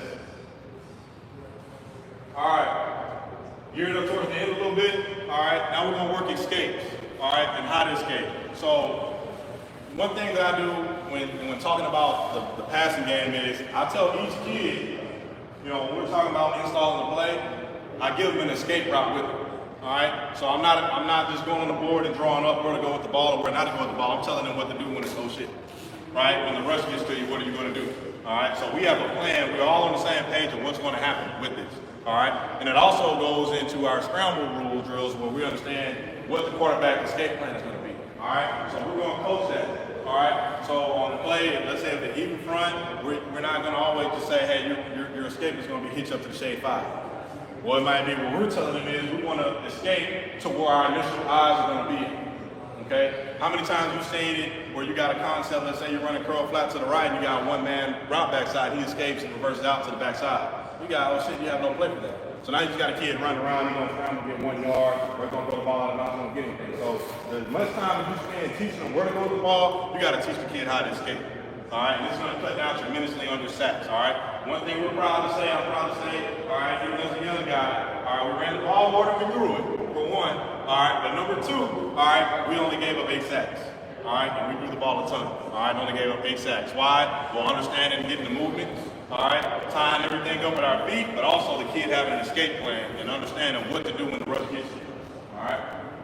Just showing this, all right, again, moving with the back foot. Everything is on command. I'm not using these lines all the time to make sure he gets to every line, but I just want him to understand on how these escapes time up. All right? Well, why is this guy like that? Because most of the time on our he's going to have to escape in some type of curl concept. We're a big curl flat team. All right? So most of the time he's going to have something that he's going to see is going to be almost a stationary target. Same drill. All right? It looks the exact same as the drill before. All right? 2 different clips. All right? Showing it now in the game. How does it look? All right, it looks the exact same. Hitch up, break flat, throw to the stationary target that was just right there. All right, again, I'm big on the drills, no wasted time, no wasted unnecessary drills. I'm not a guy that's gonna sit there and we're gonna work a drill where he's doing all type of reactions, 5 different things, and all these type of things. I'm not coaching that. I wanna coach exactly how the game rep is gonna be, all right? The rush, this is an upfield rush team, all right? They're a 2-guy team, they're just rushing, and we're gonna be hitching up this week. We're getting a lot of hitch ups. I'm not teaching them how to escape east and west. All right? Why do I not teach them how to escape east and west? For me, the kid is going to naturally do that on his own. All right? For one, he might be scared as hell. All right? So I need to coach him up the technique way on how to do it. All right? Also, it's possible for the kid to be able to still make the same read and make the proper read or progression while hitching up through that. But he probably can't do it if he's escaping the wrong way. All right, so we want to work on getting through and attacking the line of scrimmage. All right, we heard Coach Marco say the same thing about no negatives. It's the same thing as a quarterback. All right, because what does sacks hurt? It doesn't hurt your passing yards, it hurts your rushing yards, right? So we're telling the quarterback the same thing. We want to attack the line of scrimmage. Attack the line of scrimmage, and at worst, all right, if we do get sacked, we're looking at 2nd and 11 instead of 2nd and 17. All right, so everything is a drop with intent. Okay, so a big thing I want to leave you guys with in closing on this is, all right, I'm not coaching the kid on 5 drops. We're going to master 3 different drops, all right, at most, all right, 3 different drops, all right. With those 3 different drops, I'm not telling them you have to back out. I've had a kid for 2 years that backed out, and I became a big fan of it. Well, it got hard with the last kid. He didn't like it. Well, I'm not gonna. I don't want to force the kid to do either one of them. Pick one. Whichever way is the best way for you to get yourself ready to throw the football. And then I'm gonna do my job to be able to coach you at the top of the drop and understand where your eyes and all the mechanics need to be. All right. So real quick, this is my phone number. This is my email. This is my Twitter. You can feel free to text me. I text guys the PDFs of this all the time, the quarterback school stuff. If you're ever interested in it, I'm going to be doing one towards the end of the summer where it's not, I don't want to say coaching quarterbacks for dummies, but it's basically going to be for everybody. All right, and what that is just opening it up to be able to, if you want to have your quarterback on there, you want to do things like that, we're just going to be talking quarterback play. All right, and comparing clips, and then that's when we'll get into more of the nitty gritty on real game clips on not just a clinic tape when it looks good and pretty. Practice, how does it look, what should happen, and what we're coaching them up on and things like that. And then you'll hear the kids. Our kids are good at speaking because I put them up in front of their peers and make them speak all the time. So I have some of our quarterbacks on there and they're going to go through it and what they would have done and what they shouldn't have done and the coaching points on that. All right. Real quick in closing, I just want to give a special thanks to the guys here at the Quarterback Clinic for bringing me a part of this. This is really special. I'm big and what I believe in coaching is someone had to give me an opportunity. All right, and I'm big on that. I pay dues to coaches that were tough on me, but one thing I can always say was I was always that coach that wanted to get around at a clinic and just cling on to someone. Well, someone has to give you a chance, so I'm thankful that they gave me a chance, all right, to come here in person, not on Zoom or anything like that, but in person where you can ask questions, you can talk to guys, I'm really thankful for that. All right, thankful for the coaching staff, all right, our coaching staff, again, now I'm not the youngest guy. We have one of our coaches here today. He's more younger than me. But again, you know, being the youngest guy in the room and coming with how we're going to do things, it might be different. Again, our O-line coach has been coaching longer than I've been alive. All All right, he's been coaching a long time. And he really didn't want to do certain things, but again, he did it. All right, why did he do that? He just had respect for the profession. All right, and again, we didn't bump heads on anything. All right, but one thing that was really important was he understood on how we needed to work together, and I think that's big in all coaches understanding that. All right, all the mentors, the guys that helped me. All right, the QB coaches, the coordinators chat, the group chat that we have. So you guys might have seen that on Twitter. I'm over that. We actually have a couple guys that are in here that are in that chat. One guy's going to be speaking, I believe, after me. That's in it, and it's just guys that are in it. We got some NFL quarterback coaches guys in there, some college guys in there, high school, little league guys that are just sharing ideas. But it's not necessarily about quarterback play. It's just about football in general. All right, we got a few defensive coordinators in there. We talk about recruiting. We talk about a few different things. Now, last but not least, all right, the Heels group chat. All right, Coach Marco's in there. We have a lot of different guys in there that talk about recruiting. We have questions for each other. We ask. All right, it's nothing like having that access to a coach on a personal level where you can just send a simple text message and the guy gets back to you versus sending an email and hoping he responds to you. All right, I've been that coach where I've sent out a message and the guy never got back to me and he showed up in our office recruiting. And I was like, damn, man, you checking your phone like crazy. And then I shot you a text 2 months ago asking you about how did you do this and how did you drill that, and you never responded to me.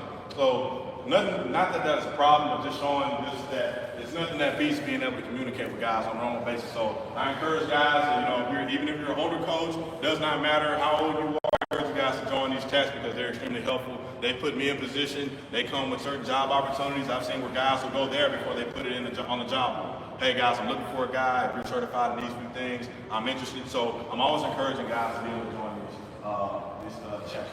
All right, I'll open up for questions. I know I kind of beat the time, but anybody have any questions on anything you want to cover?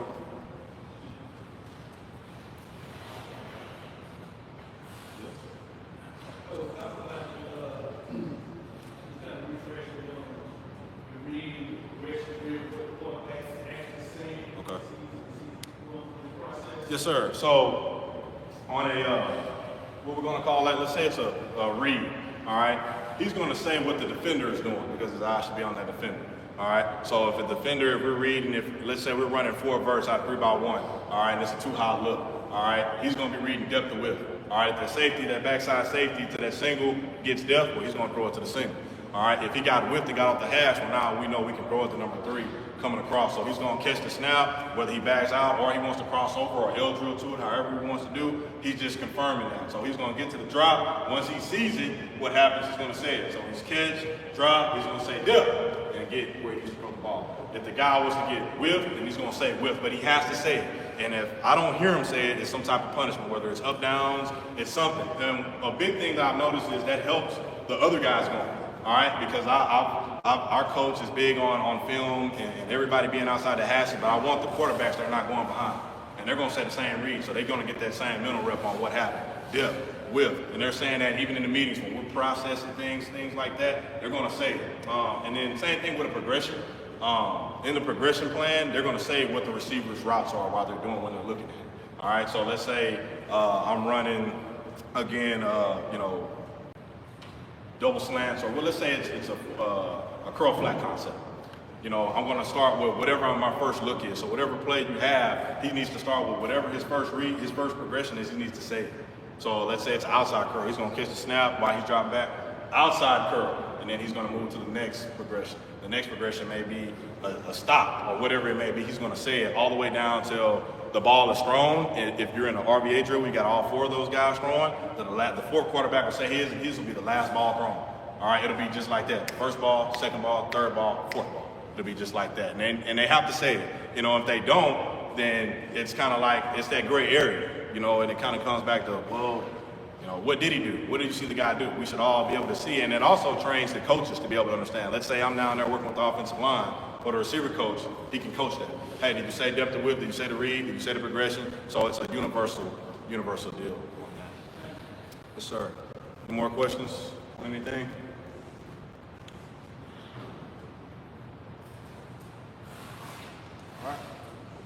All right, guys, thank y'all for your time, man. I appreciate you guys.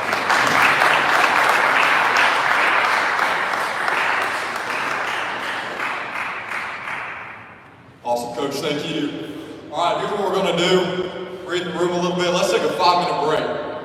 We can applaud that. We can applaud a 5-minute break. We'll take a 5-minute brain break, get some water, get some food, and then we'll come back to it. Coach Pat's going to introduce John Reed.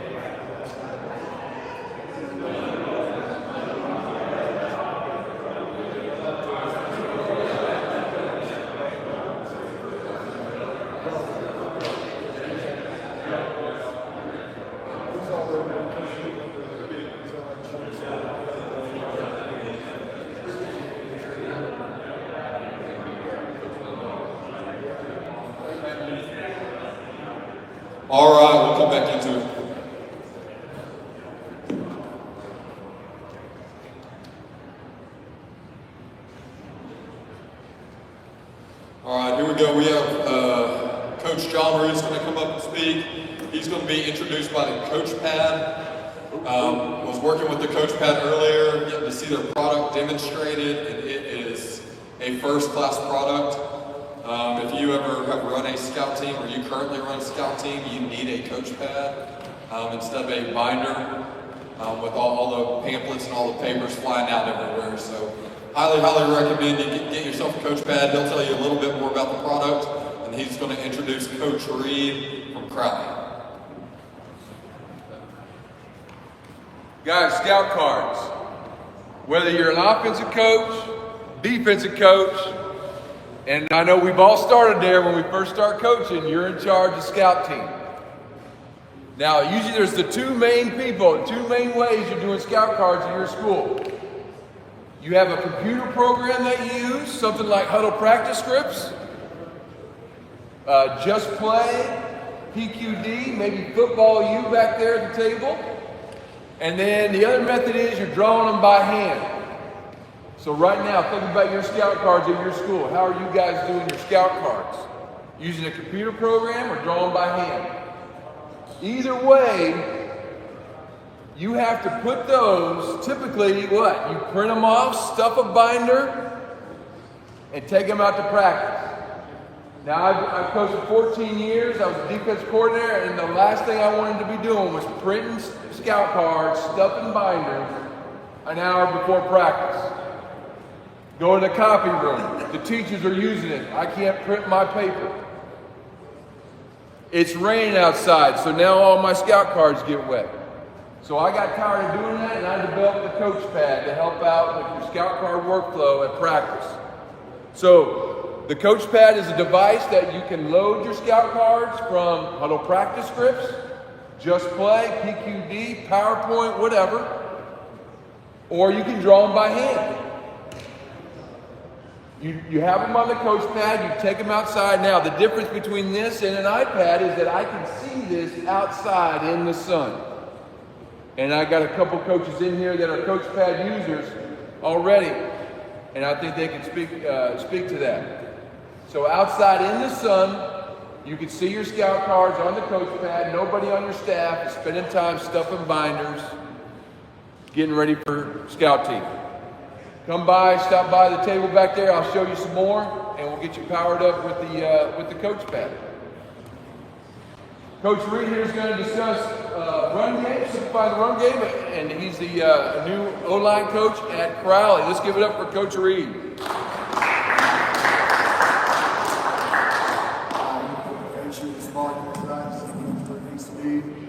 All right, y'all hear me perfect, good. First of all, guys, y'all got to commend yourselves a little bit for being here today. I mean, for a lot of us, it's the first Saturday after school let out. And we're talking football over the summer with the little free time we've had after spring ball, okay? I mean, everybody in here is serious about football. I enjoy being here, and I'm so thankful and honored to be able to come up here and talk to y'all about ball a little bit. So today's presentation, I kind of feel like an imposter up here, right? Like, because it's one-bag clinic. I don't think I'll ever go into a season with only a one-bag lineup, but we're gonna make everything fit that kind of stuff. We're gonna talk about how to get a +1 in the run game, as well as talk to all y'all guys who might just be young wide receivers and quarterbacks, coaches, maybe coordinators that have gotten that role without coaching offensive line, and you've been blessed enough to have greater line coaches that you can trust, but it won't necessarily always be that way, and having a better understanding of that part of the game is only going to make you a better coach. So we're going to go through what I've found as a coach over the past 15 years through different offensive line mentors. Simplifies the run game, and as you know, when you simplify anything in the game of football, your kids play faster, they play physical, and you have a better team.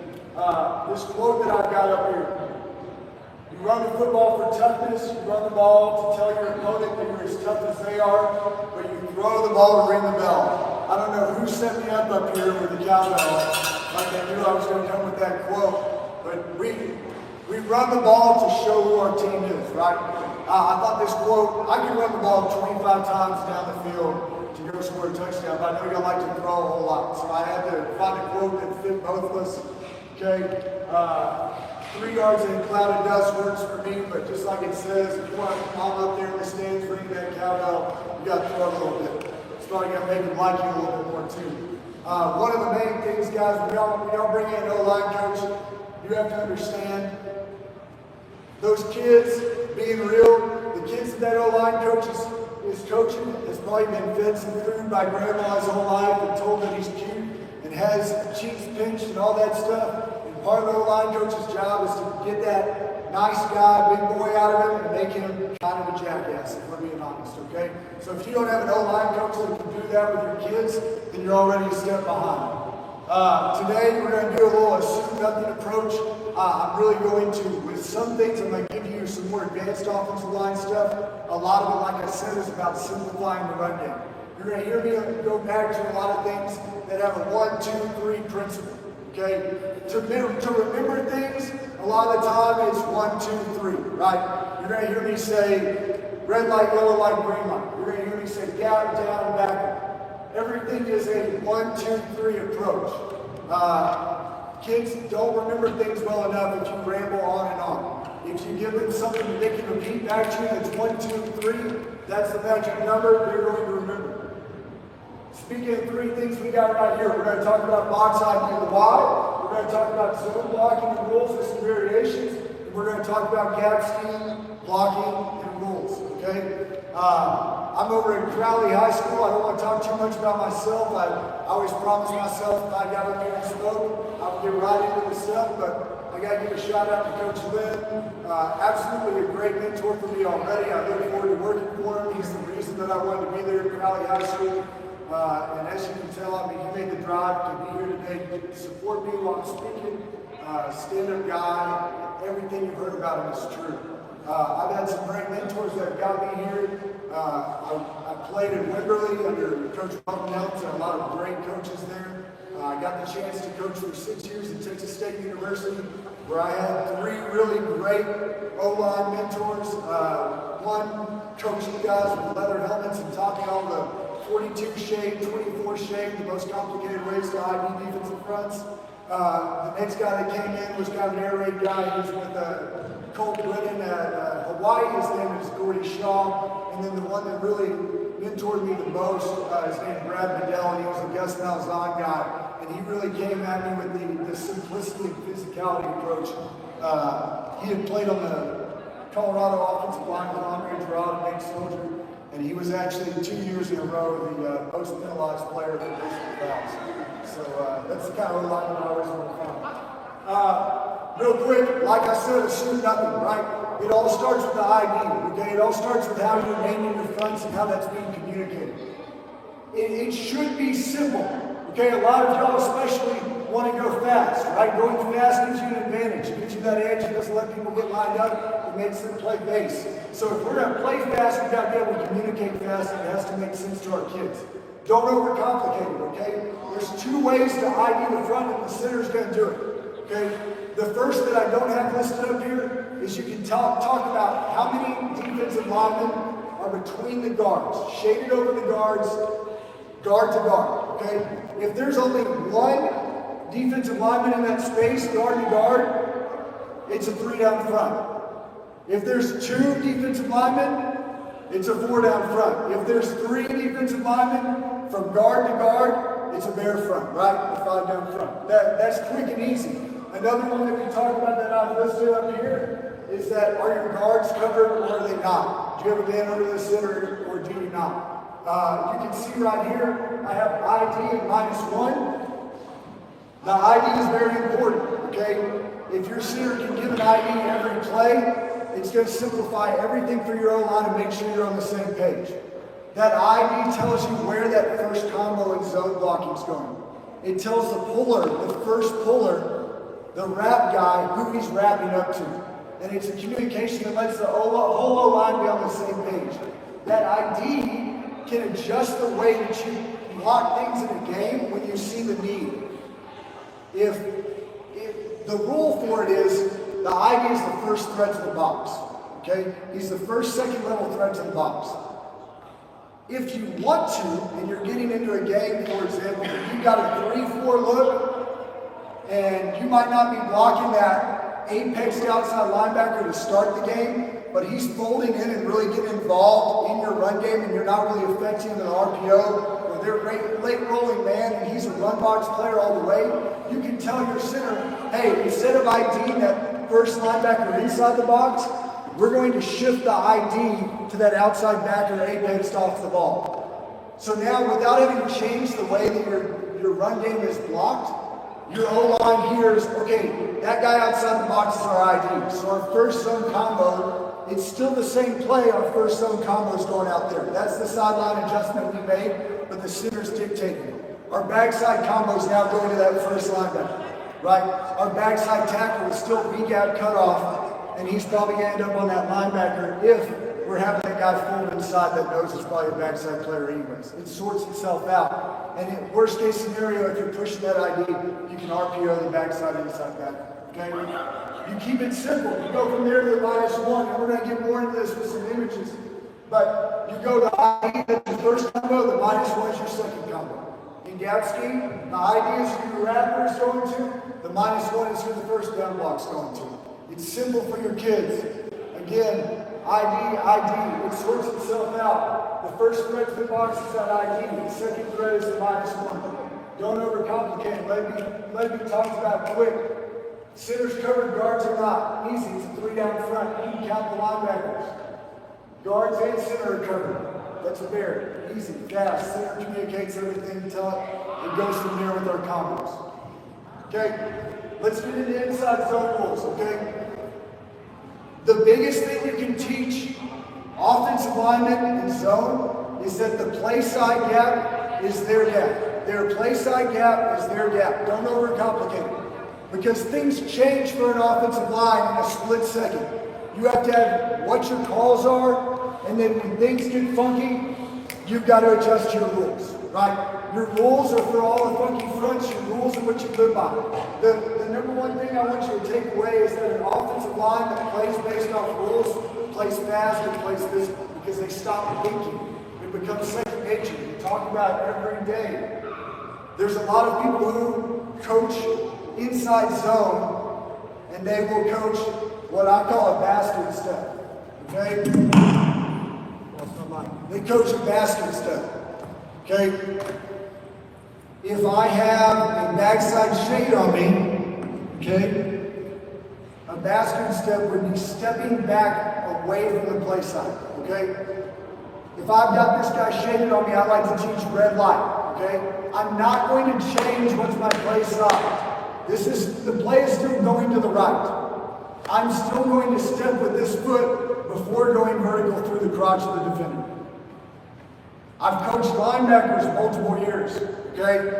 This is the problem with having that bastard step. When I coach a linebacker, if this guy steps this way and the guy next to him steps this way, I call it a split.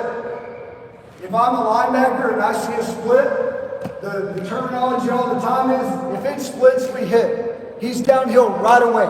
He's getting to the line of scrimmage right now. So when you give a bastard step in inside zone that a lot of coaches give, it gives that indicator for that inside backer to come right now.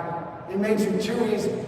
If I'm taking a step here before going vertical, he has to think about what's going on, and thinking slows people down, right? He at least has to hesitate and move horizontal a little bit. If you're making it that easy for him, taking bastard steps and going back the other way, then he's going to be in your backfield or at the line of scrimmage, and that's our side of the ball where we don't want to play. Okay? Red light. Like I said, if somebody's on your backside shade that you're combo with, your responsibility on the first level is on your backside shade. You take that first 45, vertical through the crotch, gap side hand free. Okay? Eyes are on the backer that you've talked about. And we'll look at it with the ID. If your combo is going to the ID, your eyes are there the whole time. You're lifting and working up, pounding the inside of your feet, ready to come off at the second level. Okay? And when you're all stepping with that zone step, he doesn't know right away if it's inside zone or outside zone, so he can't come straight downhill right away. That uniform right play side step. When he gets head up on you, and this will all sort itself out from every front, when he's head up on you, Your first step is a 45, and then your back vertical through the crotch and wherever he ends up. If he slants to your gap, guess whose gap that is? That's yours. Lock on and drive. Your partner will climb up to the backer that hopefully will flow to the backside gap. And now we're getting moving. Green light is plain and simple. If he's in your gap, you step to him like you're going to take him over. You get up under that pad, you attack that play side peg, and you displace him from the ball. You displace and drive on that green light. You've got your 45, the next one's going to him. In this case, if he stays in your gap, it's okay to get both hands on him. Your partner, though, also has a green light, and he's also stepping for the play side peg, because what can that D lineman do? He can slam back inside. If that's the case, and I'm the guy that's 45 right here, and he slams back inside, now it becomes a backhand, and our eyes are where? Up on the second level, who we've communicated we're going to, and we dump that guy in the lap of him if we have to. We're not coming off until we get to linebacker depth. Red light, yellow light, green light. Make your kids repeat it back to you. Hey, what do you have right now? Red light, coach. What do you have right now? Yellow light, coach. What do you have right now? Green light, coach. And they have to understand why. Right here, I've given a few scenarios. You see that front side combo, it's a 50. Even if they didn't know that it was a 3-4, if that was not communicated and everything came last second, or they shifted to something late, if we stick to our rules, the kids know I've got somebody head up on me, I'm yellow light stepping in. I've got no threat to my play side gap, but I know that I've got green light steps to my next defensive lineman. There's no one on the backside shade. I know that I'm comboing up to this guy. I know he's a threat to my gap. If you stick to your rules, it doesn't change anything. Then you've got the 4 down front. We know we base it as coaches, but for kids it has to be easy. To you, you know what inside zone looks like against team front, especially when you pause and look at it in the box. But to kids, it has to be easy. You have to give them these rules so that they stop thinking at the line of scrimmage, especially if you're going to move fast. They can't talk that much. And they have to be ready to adjust when things change. I've got some looks down here where things are changing, right? Initially, this guy right here, that's a yellow light step, right? Or a red light, sorry. He's on the backside shade. But what did that linebacker do? He creeped up into his gap. Now he's got a down lineman essentially in a threat to his gap. So what's he going to do? He changes in his head at the last second before the snap. I'm a green light step right now. That's easy. Ball snapped. We've got everything fitted up. And hopefully if they've got 3 guys in the line of scrimmage, we displace them. And we work this backside combo. We're housing them. Or at least get vertical for 4 or 5. I'll give you a little second to look at all these, but you can see there are a lot of different looks. I've got there, everything sorts itself out if you play with a set of rules. Follow the rules, follow the rules. And guys, I did this presentation in a way that I can send it to all of y'all, whoever wants it, just email me, hey, can I get that presentation? I can shoot it over. I give it to our kids too. It's just real easy. I've even got the film placed in the actual presentation instead of the huddle, so I can share it to y'all easily. Okay. So right here, I've got some film from last year. We had over at Western Hills, we had 3 starters, and sometimes they were sophomores. So in Fort Worth ISD because they don't play junior high a lot of the time, that's like 8th graders. But we still found a way to make it work because we made it simple for them. You see this front side combo here is going 2 for 2 to here. He's got a green light, he's got a green light. He should be stepping there to climb. He's got a red light because it's backside shade. He's got his green light, trying to take that over and drive to here, and he's cutting off backside beam.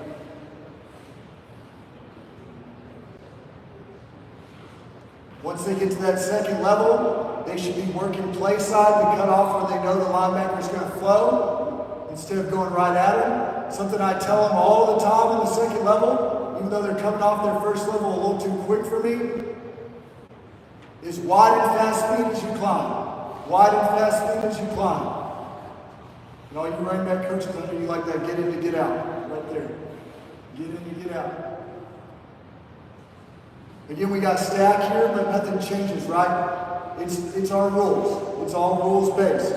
Think about what we've talked about with rules, what each guy's going to be doing. That right guard's got a green light right now because the play's going to the right. That left guard has a green light. They're working first combo to first threat. Second comment of the -1. Here's the ID, here's the -1. Don't make it complicated for your kids. It shouldn't be complicated. If offensive linemen can be convinced that what they do is easy, then they start to play fast and they hold each other to a standard because they tell each other, hey, this should be easy. How do you not know this? You can see here at the second level, the sophomore right guard, he leaves a little bit earlier than I'd like to. He puts his outside hand on him. He doesn't lift him like he needs to. And when he gets to the second level, he doesn't assume his departure angle and he ends up on the backside shoulder and he loses it. But even when we don't block things perfectly, if everybody does what they're supposed to do and knows the rules and fires off the ball, we're playing on their side of the ball every time.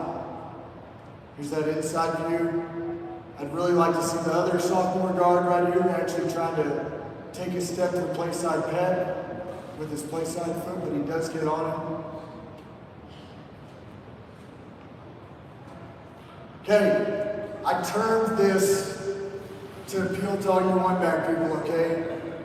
Motion wide receivers, right? Whether they're slots, wide receivers, right? You can motion guys into the box to use them as a +1, right?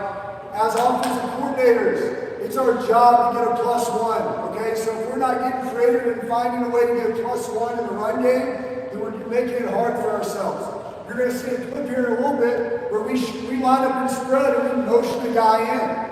And he actually plays the H-back position in that. He ends up blocking a second level block. So it's not something that your receivers can't do. They block all the time. The outside backers on the second level. So what if you do? Just teach them one or two things. Maybe it's a sling or an arc. You can choose one or two gadgets here to make you more multiple and find a way to create a +1 on offense. You can motion them in the backfield and do the same type of stuff. You've got ISO if it's play side, the same concept to the opposite side from his end of alignment is wrap, right? It's the same thing that your guard does. It's the same thing that your H will do on GH counter if you run that. You've got kick, peel, and wham, right? Peel and wham are opposite of alignment. Kick is play side, right? Kick is what an H does, or a running back does, or a receiver that you motion into the formation to create power here. He's that first block, right?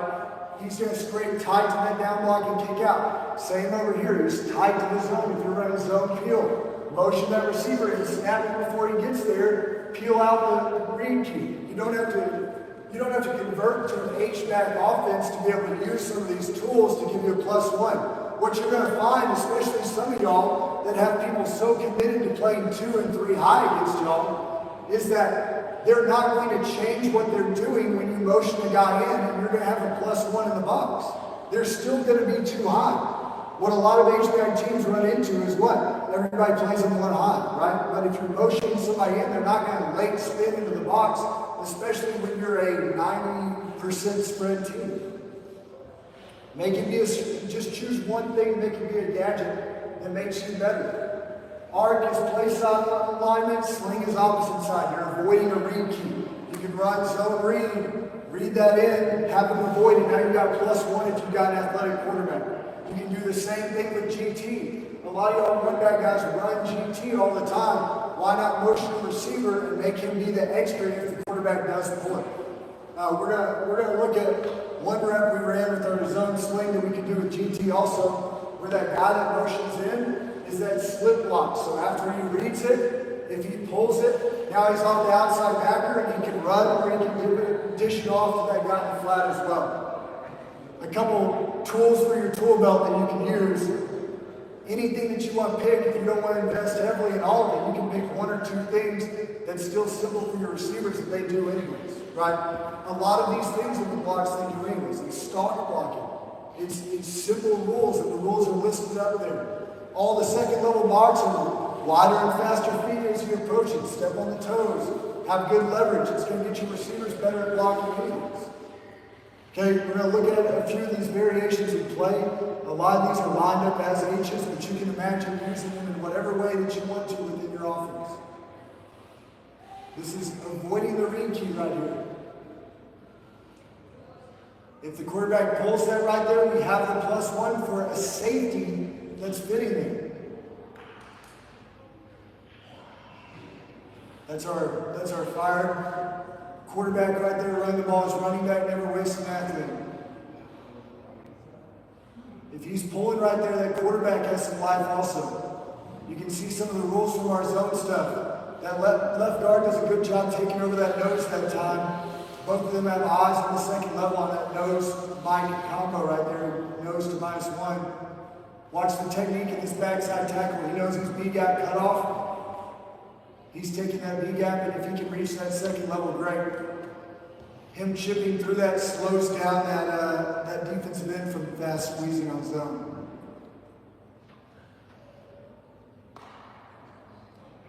Here's our zone slip stuff. He has the option to throw it. This could be a receiver that you motion across and pre-snap it right here. You're still reading the end. Stabs foot. And I'll tell y'all guys, we're outmanned Western Hills versus Springtown High School. And we're still finding ways to move the ball to the box that we don't deserve to move the ball against. I mean, we're producing against these guys, and these guys have been running the same offense and defense for a long time, ever since they were little kids. There's ways that you can win, whether you have numbers or talent or not, and that's by getting +1s in your run game.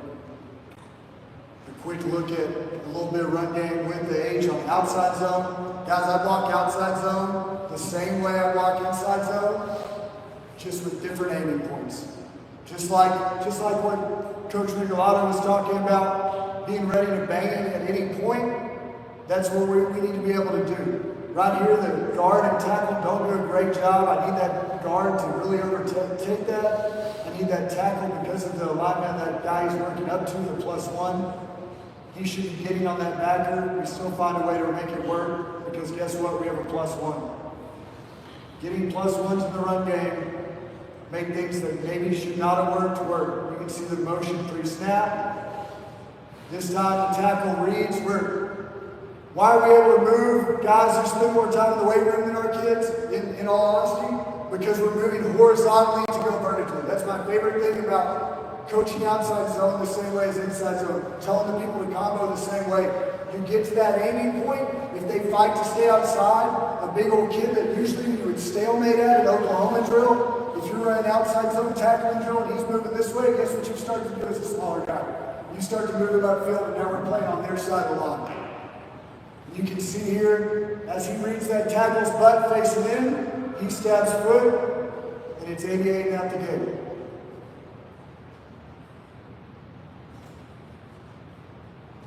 All right. Speaking of motion, guys, I told you I was going to teach y'all everything I could about run game. Make sure that all of y'all, if y'all want to tomorrow, can go and be a offensive line coach somewhere if you just take this presentation with you and find some drills to do that are applicable.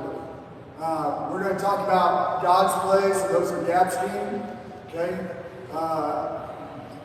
Basically, after the 7th day, on the 8th day, God actually made all gap scheme in football. Amen. He made football great. Amen, brother. And I've got 3 simple rules here on gap scheme. Gap, down, backer. It's that simple. It's that simple. Gap, down, backer. Gap, down, backer. A few years ago, I was coaching O-line with an average of 5'8", 205 pounds. And we ran power 24 times in a game for 400 yards. It's so simple because if you do it right, the size doesn't matter. You can work together and displace and get movement and get 4 to 5 yards, and every now and then it'll pop. Okay? It's that simple. If you can make, man, I saw some of those powers hit down the hash and it was getting me excited. If you can make power hit down the hash, that's an exciting thing. Let's talk about gap, down, back, okay? The first question your down block side has to ask, is there a defender that is an immediate threat to my backside gap? So again, if play side's over here, I'm looking at my down block side. Is there a threat right there right away? If the answer is yes, guess where I block? That guy.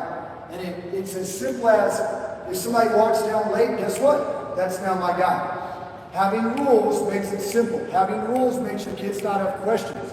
And if you're an offensive line coach, or if you have an offensive line coach that you need to coach up, or that's young, or that you want to make sure is doing things right, I swear during indie drills sometimes, or even team, put 9 dang guys in the box and tell them they can do whatever they want.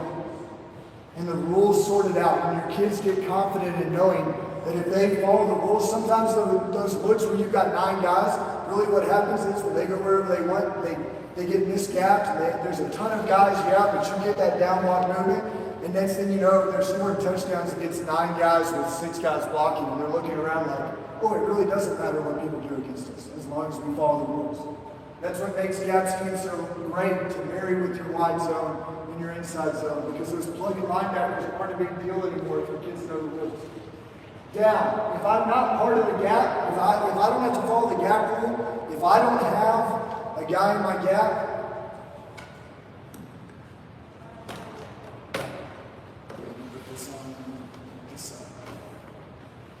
okay, if I don't have a guy in my gap, I know that I'm part of the down block to the -1. All down blocks go to -1. So I don't have a guy immediately in my gap, but I know that next down lineman might be a threat, right? So I've got to talk with him and make sure I'm a part of that down block to the -1.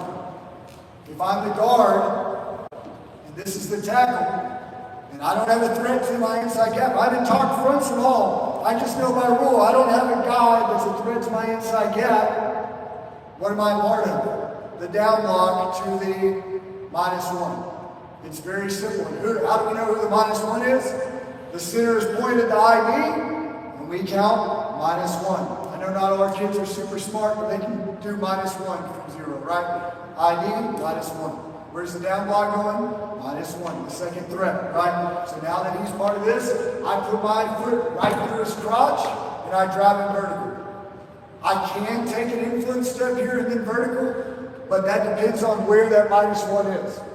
If that -1 is right here, and he's a vertical down block guy, and I'm gonna have to get some vertical push to get to him, I better not take that influence step, because if I get shut down by this defensive tackle, and this guy can't take him over, or I'm sorry, if this guy has to take him over, who's gonna get that mic? I'm not gonna be able to get off this and come back around. The goal right here on any down block is to take this dude, get under his pads, and set him in the lap of the -1. If he's getting set in the lap of the -1 every time, we win. Because the lap of the -1 is 4 to 5 yards, right? So the goal is to set him in the lap. You can see a few different looks right here. The down blocks of the -1, we don't even have to talk about front. Just think about the rules, right? You've got your every gap filled 6 look, right? Down, down, down. It's not complicated. Your kick out's going to get the first guy outside the tackle. Your wrap's going to the ID. Every single time. And then the last thing, backward. My eyes are always on the backer when I'm on the down block side. I know I'm gap, down, backward. If I am not solely responsible for the gap guy, my eyes are going to the backer. The best thing that your gap guy can do once he does block him down, he's taking that step through the crotch, he's driving with a good base, and it doesn't matter after 2 steps, if he ends up getting through this gap on the backside, you can start to turn him in wrestling, right? Take that wrestling to good use. I know a lot of those programs that have wrestling now, make him use his wrestling skills and judo and turn him a little bit to make sure that he doesn't come back over the top. The number 1 place that we can't let them win is back over the top. This is a simple look at what each gap scheme run looks like, right? The basis of the gap scheme runs for your kick and wrap guy. For power, your kick guy is either a running back or an H, or your motion in wide receiver if you think that you have a dude split out there like a tight end that can do that sort of thing. Okay?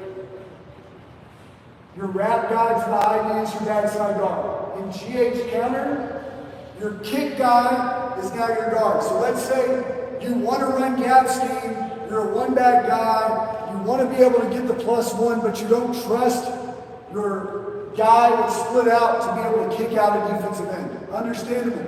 You can still technically run GH counter with the motion, and that's a much more manageable block for your receiver to be able to get up to that second level and block a linebacker. Who do the receivers block a lot of the time? Outside linebackers. We're scraping inside depending on what's going on. Now, if he's a dude, it's got to be week by week, right? You don't want him blocking 240 with 180 pounds, right? And then GT counter, we all run GT counter. I was talking about earlier, being able to motion a guy in to be that swing or arc block guy to give your quarterback a +1 over there as well. You can do it out of tray, you can do it out of trips, and short motion him, and still have your RPO that we love to have with GH counter. Here's a few looks at, here's a motion to counter. 5 minutes. And what you're gonna see right here is that they have everybody they can put in this box. We're starting in 4 wide. I promise we'd throw the ball if we could. But they know we're not going to, so we find ways to get them into 2 high anyways. And we motion our H in from a receiver position, and we've got the ball ran against a 2 high look. When we have no business ever getting a 2 high look without throwing the ball. Okay? This is a little nugget for everybody, okay? How many O-line coaches do we have in here? O-line coaches, just a few? Okay. One of the biggest pains in the butt about coaching O-line against a 3-down look is whenever you get a tackle that's head up to the play side, right? A defensive end that's head up to the play side, and he's playing games with you. Maybe he's sitting on that backside hip and coming off late, and you're trying to tell your tackle what to do on that down block. And sometimes he thinks he needs to take him over and drag the backside hand and keep him part of the down block, and maybe he'll sit and filter back in and confuses your look. We gave our guys, whenever he got this 4-eye or head up, we gave him the ability to make a leave call, the tackle, and that now makes the kick-out guy this 3-4 defensive end.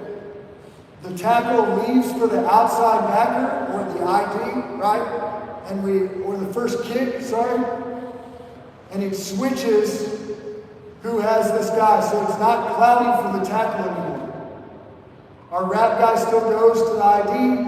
The -1 should be way better, but our sophomore right guard puts his outside hand on his double team like he shouldn't. He should be straight up. But it almost turns into a trap right there. It's really lawn trap in a way, even though we have lawn trap as well. But that lead call, guys, has alleviated so many headaches for me. I got real sick of dealing with that, so having that wrinkle when it becomes a problem with guys that sit backside was absolutely huge. And then here's a little quarterback GT, with the quarterback being the one that follows the GT, and the running back being the stretch to the read side. And again, know your guys. You'd be surprised if you rep it. The guy that hits up inside can still be your most physical guy. It can be your running back, your quarterback can be the stretch guy and your read stuff. It doesn't always have to be your pencil quarterback that does the inside stuff fall on the guard. You could switch it and have the running back shuffle and hit down inside and have the quarterback be the stretch guy. There's a few mistakes here. I'd love for that tackle that climbs up to be wide and fast with his feet instead of narrow and launch. That guy should never come back off or should still be running.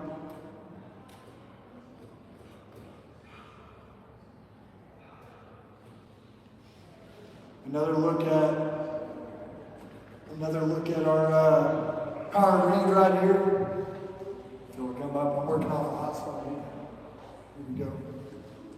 This is with an H in there, leading the way for the stretch.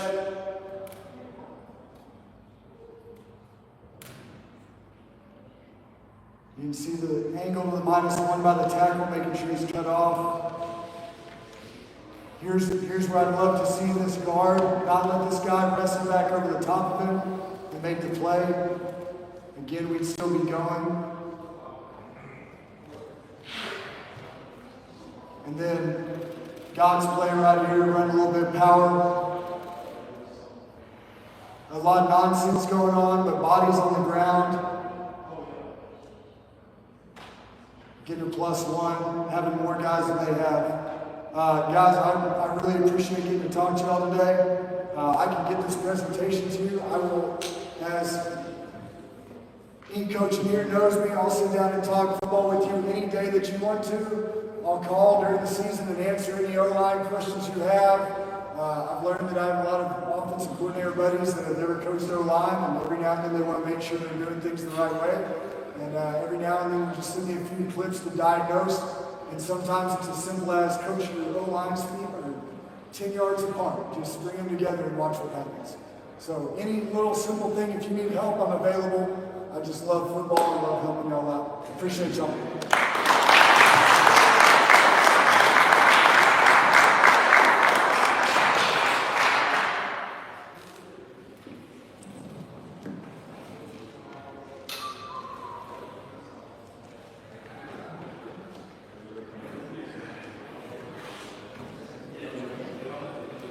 All right, we're going to flip into now. We're going to flip into now. We're going to move from Coach Reed over to Coach Christian. Coach Christian spent the past year as the OC at Maypearl. He's also a member of our team here at One-Back. We had to keep his head a little bit smaller. He starts running Andy Reid stuff and is successful and blows up on Twitter. So we had to remind him that he's not the next Andy, that he is not Andy Reid, that he is Josh Christian. But he's a phenomenal member of our team. He's going to be the OC at Arlington Seguin this year, and he's going to be introduced by Waterboy Graphics. All right, thank you. I'm going to keep it short and sweet. Waterboy Graphics, about 15 years ago, Waterboy Graphics were kind of started going into high school facilities and realizing there's a difference between collegiate facilities and high school facilities. So really kind of where that we help bring that collegiate look to high schools is through branding, graphics, so signage, wall wraps, entrances, windscreens, you name it. That's kind of our world. I have a corny saying, if it looks cool and goes into school, it's what we do. So if we can help, we'd love to, but I'll kick it off with Coach Christian.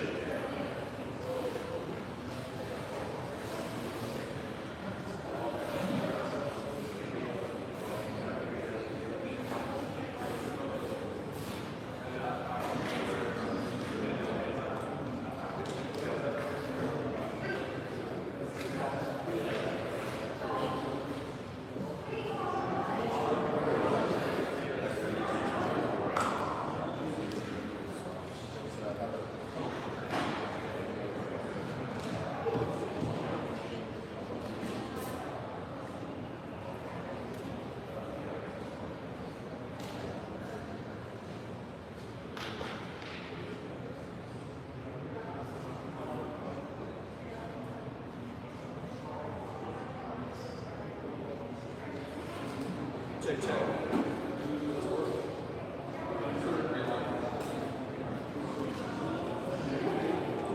All right.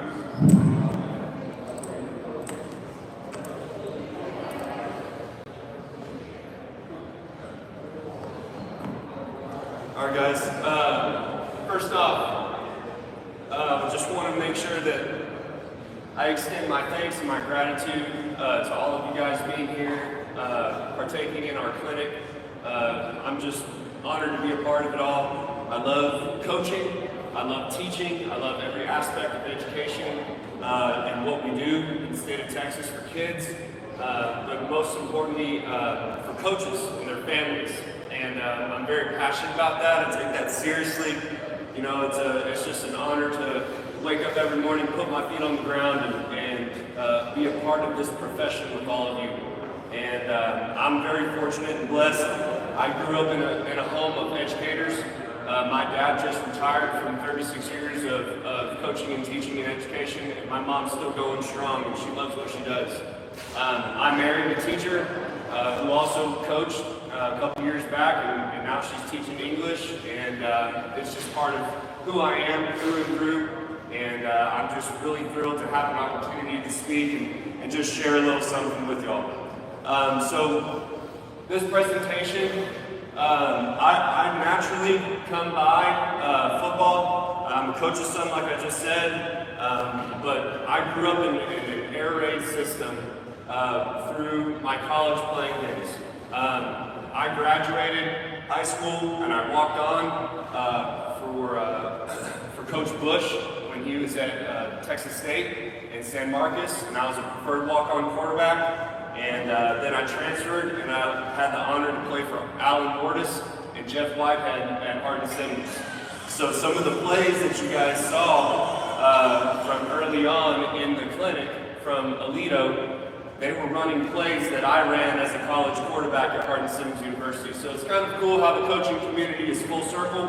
Coach Regalado works with Coach Bush right now at UT-RGV, and I sat in that quarterback room at Texas State with Coach Bush. So it's just really cool how everything comes full circle in that way.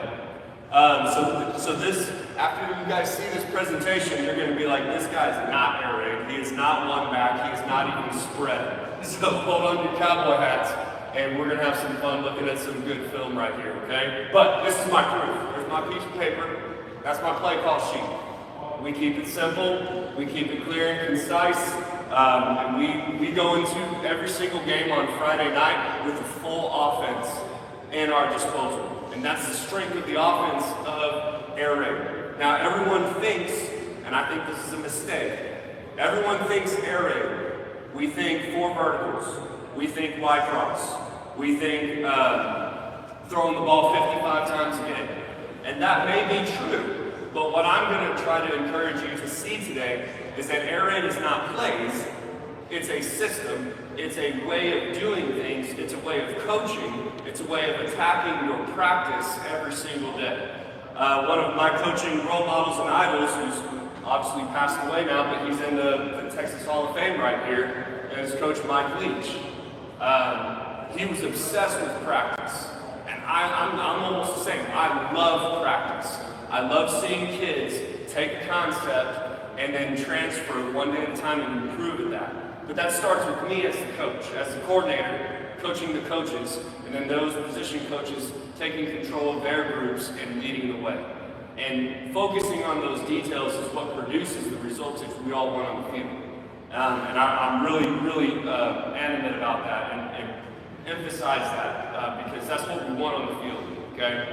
So this right here, this presentation is all about how do we practice and how do we approach it. So in 2 years at Maypro, our total offensive output was pretty similar, but as you can see, we had an extra game in year 2. We were fortunate to win our first playoff game in 10 years at Maypro, a place that hadn't been too successful at football, and we had to train our kids every day, not just X's and O's, but we had to install a belief. It was a situation where kids just needed to believe in themselves. We had talent, we had bodies, we had this, that, whatever, but they didn't really believe that. And so us as new coaches, we came in and followed the leadership of our head coach, and we made that happen. And so when I say that to say this, is that a lot of y'all may not be coordinators. I'm a coordinator, okay? As an offensive coordinator, you are a direct extension of your head coach. You must communicate with him. You must build and foster a relationship with him. He may be an offensive guy, cool. He may be a defensive guy, awesome. He may have done both, okay? Doesn't matter. At the end of the day, your job is to build that relationship with him of trust and mutual respect to where you guys are lockstep together, one mind, one heart, and then you're going to go on the field together to find a way to win. And that's what we did at Maypro for 2 years. And it was a great experience. It was a great run. My head coach, he was a defensive guy. He called the defense, okay? So I was very fortunate to come into that situation where he said, Josh, you're the head coach of the offense. What you want it to be, make it go. And I came in, I had a plan, I was organized, I was ready to go because I'd been taught by great coaches and great mentors of mine. And I had taken what they had given me, and I was totally prepared, totally comfortable with the moment, with the situation, and we were able to produce and win 14 games in 2 years at Maypro, something that hadn't really been done a whole lot, okay? So our first year, we had 1756 passing yards. That was with one quarterback. We were exclusively one back, 10 personnel, air raid to the max, kept it ultra simple. We ran trap to the left, never to the right. We ran inside zone to the right, never to the left. We ran GT counter to the right, never to the left. We ran power to the left, never to the right. We ran our run game one way. Literally, exactly like Coach Mummy, Coach Leach, keeping it super simple. Why? Because of that old school air raid, I say old school, that air raid mindset being original, where we're not going to waste time teaching the right guard, okay, working power on the backside, him being the puller. He's going to be the power guard that's down blocking every time, power coming to him, and he's got one job to worry about every Friday night, what we call power. He never has to guess. He never has to think about going the other way. What does this mean with my job description? If we wanted to keep it so simple and play fast and play confident, that's how we learn, okay? And that was year one, okay? And so we kept it simple, new system, kids were getting used to us. You can see there we had a 63% completion percentage. Our quarterback was a baseball kid, really good arm. He went and played college baseball, still keep in touch with him, great kid, great family. We were fortunate to make the playoffs, and then we ran into that buzzsaw called Malakoff. You guys all know who Malakoff is. They're really, really good, okay? We gave them everything we could, but they're a really good program, okay? So we recalibrated, reset for year two, okay? Coming into it. And here's the thing. As a coordinator, this is what I truly believe. And it doesn't matter if you're a coordinator, you're a head coach, and you have to have communication with your staff. And you got to do it with a good chain of command and good organizational thought. But you got to have open conversations with your staff to be one mind, to have that unity, to have that open communication where we come into this, we evaluate our personnel. We evaluate who's coming back, who's not. What do we have, what do we don't have? What are we good at? What do we need to keep working on? Okay? I don't like to focus on what kids can do. I like to focus on what do we do really, really well. And if we can identify that, now we can build from that. And so coming into the second season, we didn't have the quarterback that we had the first year. So what do? Okay? The strength of our offense was our running back, our starter, that is, the main running back. And then our backups were really good players. And then our offensive line, they were really good players for us. Okay, well, what do they like? And then you have a conversation with kids. Yeah, coach, I love pulling. I feel athletic. It makes me feel good pulling around it and seeing the down blocks in front of me. And now I hug it tight and I get up into it. We're running power behind me, coach. I love that. Well, those are the valuable conversations, relationship building conversations you have with kids over a box of pizza when you're just building team, okay? And I really believe in that, okay? You gotta know what your kids like too, okay? And so in year two, okay, with two quarterbacks, we went to 1681 yards with two quarterbacks. We had to have two guys taking reps here and there and leading the offense down the field, okay? Next, we had a 56% completion percentage, okay? Again, being air raid mindset, a lot of stuff that you saw Coach Birdwell post up earlier, a lot of quick game mindset, it's all the same. We're teaching the same rules, reading, progression, key defenders, getting the ball out of our hands, efficient pass game, high completion percentage, lots of screens, simple run game. But again, different players give you different completions and different offense every single year. You got to know that. You got to be accountable for that as a coordinator. Okay? But we were fortunate. We had a really good team. We had a really strong run game. We had our quarterback was a really good thinker. Okay? And normally when we're thinking, we're not playing fast. But he was able to organize the offense, get people lined up correctly, and we were able to get in a position to go execute and win. Okay? That was his strength. Okay? So right here, these two pictures, I would be remiss if I didn't mention them and give these guys credit because they were awesome. My staff for 2 years in Maypro, love those guys. I bought them t-shirts, okay? We had our Mike Leach Swing Your Sword shirts, air raid, getting after it, going. This was year two, after practice one day, and just building community, being able to check in on each other and support each other. But being able to have that legitimate relationship, to me, that's what helps the X's and O's part come to life. Because you can have those conversations with guys that you know, you trust, you've spent time with, more than just talking about football. Okay, so I love every one of these guys, and I'm here to brag on them. Really, that's what we're doing today. When we talk about Maypro football and offense and what we did the last 2 years. Okay? So, air raid. Here we go. Y'all are going to be minds blown right here. We came into the season knowing the strengths and weaknesses I just told you about on that last slide, okay? So we had to decide, okay, run game wise, because we know we can't do it all, okay? We're not even going to try to do it all, because I feel like as coaches, we get distracted, and the word really is undisciplined, okay, with trying to do all of these things, because it's all good, and it looks good on Twitter, because it's the perfect look or whatever the situation is, or it's college, and those college coaches are recruiting those kids to execute those plays, or it's pro NFL ball, where those are NFL multimillionaire football players, okay, who are grown men, all right? We're in high school. You got who you have at the desk at school. How do we find a way to win? And that's essentially what this whole story is about, is we had who we had, okay? How do we find a way to win? But stay within our philosophy, okay? And so my head coach and I, okay, he was a defensive guy. He said, Josh, we're not a Ferrari. We are not a Corvette. We're a sledgehammer. That's who we are. That's the type of kids we've got. We're going to play tough. We're going to play fast, but we're not as fast as other people. We're not going to beat anybody 42-41 this year.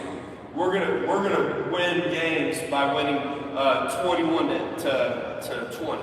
We're gonna win football games 28-27. Okay? And so for me as a coordinator, wanting to go 10 personnel, play fast, you know, and you know, 75, 80 plays in a game, you've got to make a decision. You've got to humble yourself a little bit and make a decision based on what's best for the program and for the team, and do what your kids do best, like I said before. And so our thing that we said around the offense all the time about around the office was, you either have to be better than everyone else, or you have to be different. And you can't control the better. Now, when I say you can't control the better, I'm not saying it with a defeatist attitude or a non-competitor attitude that you can't improve. That's not what I'm saying. What I am saying is there are just going to be teams that you play on Friday night, they're just better than you. We all know that. We all understand that. Okay, we're all men in here, we recognize that. Some people are going to have guys that are just better football players than your kids. There's nothing wrong with that. That's okay? But it's up to us now as coaches to make our kids get in a position of confidence, okay, to rise to the occasion. And now you're talking about winning those games that we probably have no business doing. And fortunately at Maypearl, we were in a position where we did that for 2 years, okay? And so that's what I mean by you can't control the better. Everyone does the boot camp. Everyone does the labor in the off season, the summer strength and conditioning. We did it too. But at the end of those, there's still going to be faster kids. There's still going to be bigger football players. There's still going to be programs with a lot of tradition and success that you're playing against on Friday night. How do you overcome that? It's up to us as coaches to help our kids get there, okay? And so we decided that we have to be better than everyone else by being different. We got to be really good at it and just win. It didn't matter how, we were just going to find a way to win. That's all that mattered. And so from an air raid guy coming in, I want to throw the ball 55 times a game, and I want to run 70 plays a game. And I want to go fast, and I want to be 10 personnel, and simple, and this and that, and whatever. Completely had to rechange the way you think, the way that you go and give your offense to your kids. So here's the next story. I love the Kansas City Chiefs. Okay? Before y'all start booing me, let's just watch this clip right here. This is in the Super Bowl against the 49ers 2 years ago. Physical, in the low red zone. I'll play it again for you. Pre-shift from the offensive line. Got a tight end in there. Faking a handoff to Pat Mahomes, who looks like he's in a fullback spot. What the heck's going on? Does anyone realize that football play right there, what year is it, 2025? That football play right there is 100 years old. Anybody know what that offense is called? Shout it out. Single wing, yeah, somebody said it. That's the single wing. So I see that, and I'm in my in-laws' living room eating pizza at the Super Bowl party, and I look at that, and I'm like, holy cow, that's awesome. I've never seen anything like that. Physical, and it's in the biggest game of sports. It's at the Super Bowl. And it's Andy Reid, and I love that guy. So, what do I decide to do? Well, knowing our strengths of our offense that we had coming back the next year, I decided that I was going to learn ball. I was going to take it upon myself to investigate and study before I take it to the staff, before I take it to my head coach, and I'm going to understand it before I start trying to teach it and install it. And I decided this was going to be our short yardage package that we would do every Wednesday in our practice structure. And I'll show you the structure in just a second. But this is what it produced in the first game of the year, double overtime. Oh, I'm sorry, I'm on the wrong clip. This is what it produced on the most important fourth down of our season. We had never beaten this team in school history. In school history, had never beaten this team. It's a really, really good program here, not too far from here. 4th and 1. 4 minutes left in the game. We get the ball, and before this drive starts, the entire offense is looking at me on the sideline, and we're winning, fortunately, at the moment. 4 minutes left in the game. They look at me, and we're winning 7-6. And I look at them in the eyes and I said, we're going to win this football game 7-6, and I don't care. We are going to stay in Chiefs the entire drive and win this football game 7-6. I told them that. And that's why I'm wearing this shirt. Because I bought our offensive staff this shirt, and we wore it every single Wednesday at practice. We were the Panthers at Maypro, okay? I'm wearing Chiefs because that was our offensive package. That was what we did on Wednesdays, and our kids got excited about it. They got physical with it, and they came onto the field knowing something was about to happen for the Panthers because we were in the Chiefs package, and we were going to make something happen. And by golly, I'm very proud of that we were able to do that. And this is a huge 4th down. We needed 1 yard, and now you can see we're running the same play that the Chiefs did in the Super Bowl. We're doing it now in a 3A football game, district game right here. Coming down, bang, it's just power, guys. That's all it is. It's just power. Play it again one more time. But you can see from my energy and my emotion with it, our kids, again, it was all about installing belief. You know how many times we rep that on Wednesday? I can't tell you. Hundreds. We got so many reps of that this season on Wednesday, and it produced confidence. And so that's what I'm going to tell you guys.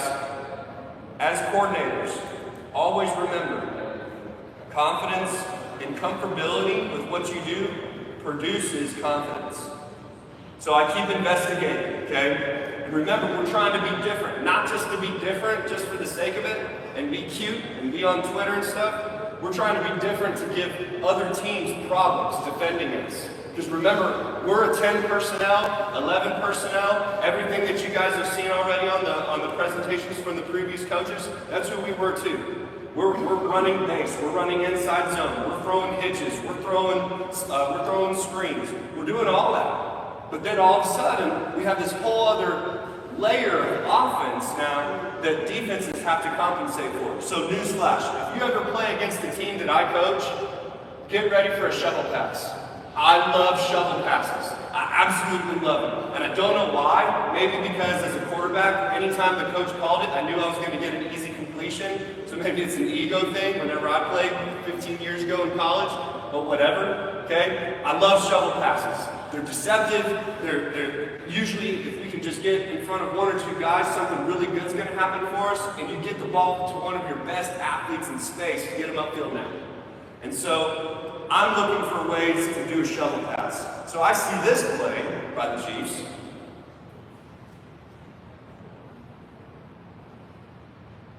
Come on. Little shovel counter.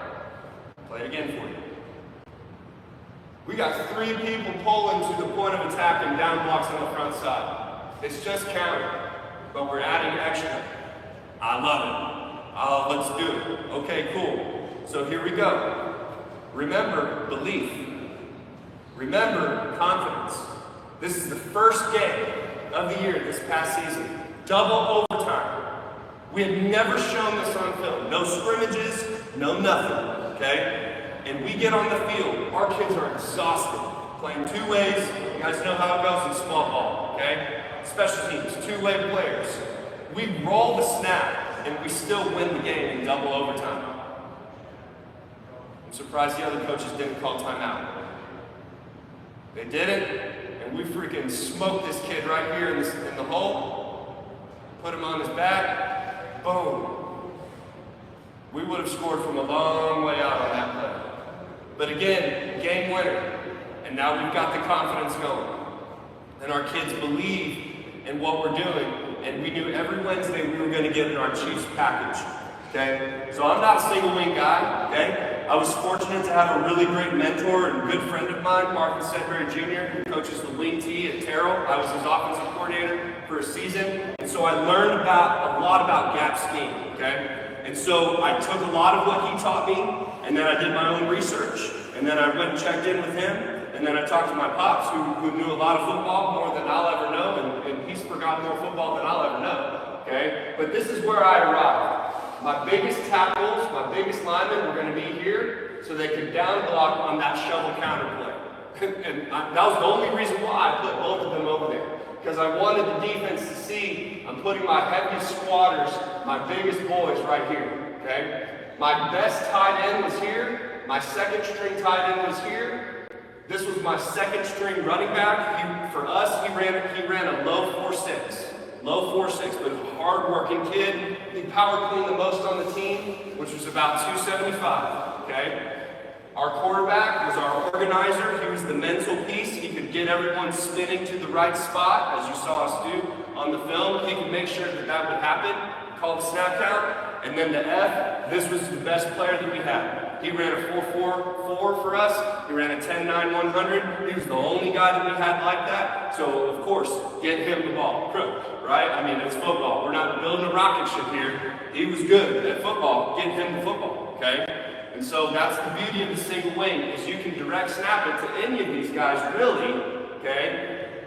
Most of the time, we did it just to him, and I'll show you guys some clips where we did some other things, but this is where we graduated to, right here. We called it Chiefs 2. Again, I barely know what I'm doing. I know what I know by the research that I'm researching on my own. This is a 100-year-old offense, okay? Right here, we went to what's called the Notre Dame box. Newt Rockne at Notre Dame back in the 1920s and 1930s did this right here. That's what that is right there. Okay, so I'm sorry if I'm a football nerd right here, but I love ball. And y'all are here for the one back clinic, so we're not talking about it. We're talking about this. So here we go. Now, if you research a single wing team, and this is where we graduated to by the end of the season, to give people more problems, this is what you'll see. You'll see a nasty split from your X, that's a true receiver. Okay? Then you'll see your H, who's your backup running back. There's your F, your best player, your quarterback's there. And this really, truly could be another running back, but you want someone back there that can throw the ball. Okay? And then you put your tight end over there, so now you have two vertical threats in the passing game. And I'll show you a couple of clips of that. Okay? Again, this was just a Wednesday thing. This was a Wednesday thing for us. Okay? And I'll show you the structure on our practice schedule. This is how we were able to accomplish this, okay? Every single Monday and Tuesday, okay? Wednesday was walkthrough. Monday and Tuesday, we were hitting the 5-man sled. Punters, kickers, quarterbacks, JV varsity, it didn't matter. You were smoking the sled for 4 straight minutes. We did 4-minute periods, okay? We had 2 sides of the ball to practice. We had 48 minutes of practice. As a coordinator, you better have an idea of what you got to get done every day. Because if you don't, you're going to leave your kids in a bad spot on Friday night, and that's not good, because it's on you. Right here, 48 minutes, I had to cut out some things that I really wish we could have done, knowing that we're not going to get to it, because I had identified what's most important now. So this is what we did. Team sled. The entire team hit the sled. I don't care if they just came from defense and we had the offense the second part of the practice. I didn't care. We were going to go hit the sled and establish a mindset that, yeah, we're a spread football team. We're an air raid football team. But we're going to be the most physical air raid football team in the state of Texas. Okay? So that's that. Okay? Then you see your individual work for the next 3 periods. Then we went routes on air and inside run. Every day we would do team run and team screen. I'm a firm believer in that. Okay? That is an old air raid staple. I kind of molded it into what I wanted it to be. Gus Malzahn, he does 4-play bursts down the field on air, and it's the run game of the day, and then it's the screen of the day. And it's as fast as you can, it's all singles, and you're lining up and running, it's a 10-yard burst. Put the ball in the 40, play 1, get to the 30, other hash, play 2 to the 20, to the 10, into the end zone, celebrate in the end zone, hustle off, second group's on the ball, ready to go. It's all reps, and it's all speed, and we're getting in condition, ready to go by the way we practice, okay? And so that's that piece, okay? Bandit drill, it's the same thing. So now bandit drill, that's what Coach Mummy and Coach Leach used. That's what they called it. Bandit drill, it's team offense. And it's team offense usually on air. So the scout team doesn't slow us down. I absolutely hate scout team because they're always in the way, they don't read it right, and then you know, and now I'm spending a coach who should be coaching their position, getting the scout team lined up and all this and that. As the season went on, we got our defensive coaches to come help us out and get that organized and set up so we were able to go against live bodies, okay? But what I'm gonna get to was Wednesdays, okay? Wednesdays, when we would go in our single wing look, okay, Coach was talking about it earlier, going against the 9-man box. Well, we got to the point where we didn't know how people were going to line up against this, okay? But the rules were the rules. Gap down backward, okay? And what I would tell our kids is gap down vertical. It's not always the backward. It could be strong safety. It could be a free safety, okay? Gap down vertical. If he's head up to inside, get him. Right? If he's head up to inside of me, I am gap down to the next level vertical. Okay? So what would happen was when we got our scout team together, okay, we would put 12 people over on the other side of the ball. We'd put 13 people on the other side of the ball. Didn't care. If we got our rules executed, then we would gain ground on the run call, whatever that is. Okay? And that's just the way we practice it, to condition our kids, to get them mentally ready for what we could face. Okay? Which could be anything. This is our practice script. I'm trying to go fast because I know y'all want to see the film. Right here, Monday's install would be reflected right here on this script. Okay? Tuesday's is here, would be these 2 columns right here. Okay? Wednesday's script would be here, and it would be reflected right here. I put the strikeouts so the coaches stay disciplined and we're not getting distracted and we're in team offense. We're like, hey, let's call this. No, coach. You haven't read that. Don't ask for that. That's stay focused, stay disciplined. That's Monday's play calls. Wednesdays is today, right? And staying focused on what we're doing. And then this is how we ensure ourselves philosophically that we are staying on target, on time, on point with the install. Because it's super unfair to come into that game on Friday and ask your kids to execute a play when the pressure's on and the crowd's going. They've never repped it in the league. That's nonsense. We've got to stop that as coaches. We've got to come into the game with the full offense installed, ready to go. And everything on this play sheet right here, it's over here. Everything on this play sheet would be there for Friday night. So this is the same week, right here. See the similarity? I've just filled it in, obviously. Made it pretty for the game. But it's the same thing. As a play caller, some of y'all are not offensive coordinators yet. My counsel for you, it's unsolicited counsel for you, is train your eyes. I know exactly where my eyes need to go for the situation, 1 play ahead, maybe sometimes 2 plays ahead, anticipating what's about to happen. Oh, we got a first down. Now I'm off of that. Now I get to do this. Go back on script. Okay? And that's an air raid staple. That's nothing earth-shattering. That's just, letting the script, letting your reps that you've done the whole week, Monday, Tuesday, Wednesday, right there, okay? That's all that is. That's all that is. These first 4 plays, right there on open field, your kids should know that without even looking at the sideline for the signal. And you can let them play. As long as we're in front of the chains, first 4 plays, there really shouldn't be any reason to not have those plays executed and called, okay? Now, sometimes you're gonna go, whoa, hey, it's 3rd and 2. Hold on, don't run that one. Let's come back to it when we get the first down. But helping your kids get that game processed and get the game plan done. Right here, here's the story.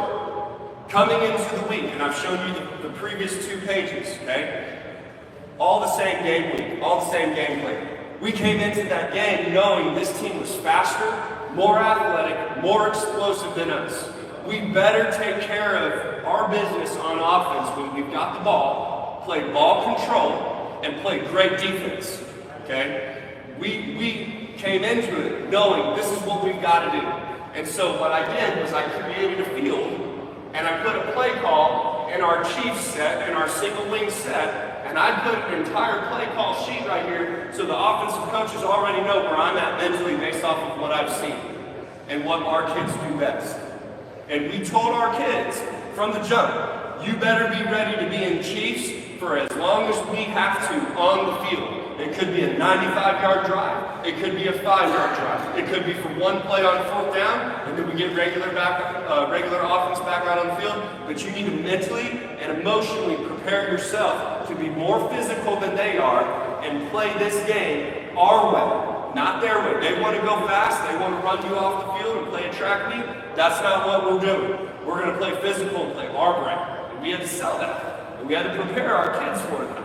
Okay, and I'm going to show you the film of how we made that happen and made school history. Okay, so right here, let's watch the film. I know that's what you guys want to see. Okay, the first film. Okay, we're going to watch air raid concepts, and then we're going to watch single wing concepts, and they're going to happen in the same game, and we're going to be successful and show how we're winning at both of them.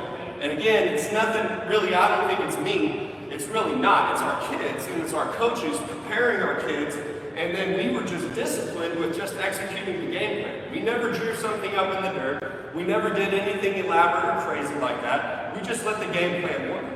And so that's what I want to show you with these short videos right here. Air raid concepts, and then single wing concept.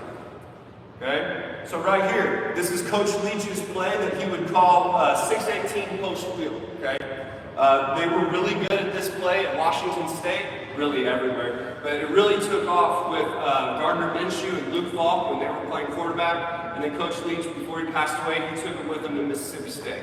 This is really simple. It's a 4-strong concept. I'm dressing it up by putting us in 2x2. And I'm bringing us in motion on a fast wheel right here. This guy's running a bang 8 post. This kid right here is running a little option route, a little stick route. And then this is our backup running back. This is week 1. He busts. He runs a seam route for some reason. He should be in the flat running a shoot route. So we've got 4 to the field right here. This was a play that we ran since I showed up in April, and we ran it all 7-on-7. And the coaching point is we're throwing stick, okay? If I can out-leverage the corner, I'll throw the wheel for a touchdown. If I'm not, I come off and now I throw quick game. I'm throwing quick game right here to the stick route or the shoot route, okay? The only way I throw the post is if I see it open through the stick. I'm just throwing catch. We rep that all 7-on-7, all spring.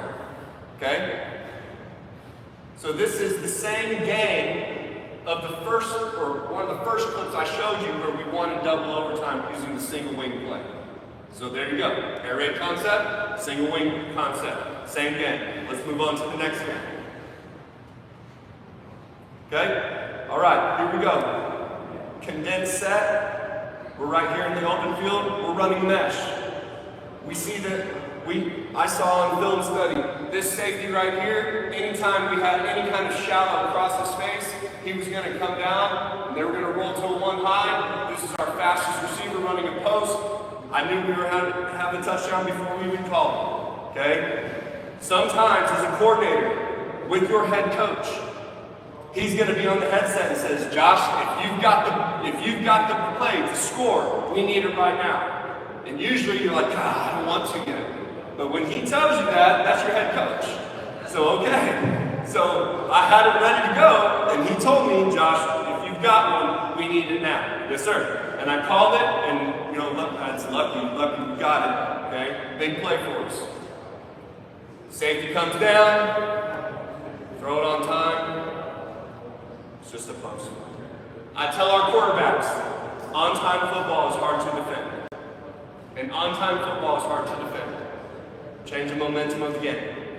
Same game. Look at all those behind me.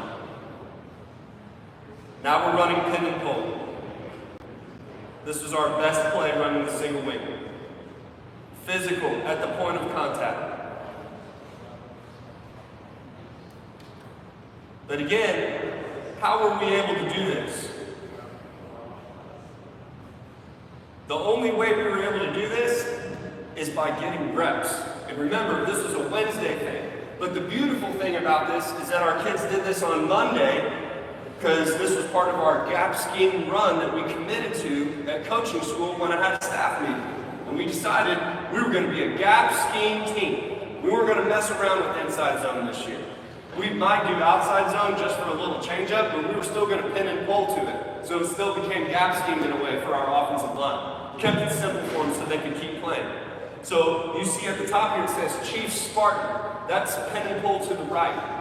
We could get in a spread formation and still run Spartan, and the offensive line had the same rules. That's the only way we were able to accomplish this. The teaching was the same. The terminology was the same. And then that should produce the same confidence for your kids. Good things happen when your kids are confident. Okay? You guys already saw this play from Coach Birdwell. This is our way of running it. This is what Coach Leach would call H8. Okay? Right here we're on a corner route. Right here it's going to be 4 steps. Corner route right there. He's running a thin route right there. He's got a slower thin route. We're reading this corner. If the corner stays down, I'm throwing the corner ball for a touchdown. If he bails, now I'm working inside out, working these inside routes. Always got to fade on the other side. Simple football. Throw and catch. Quick game.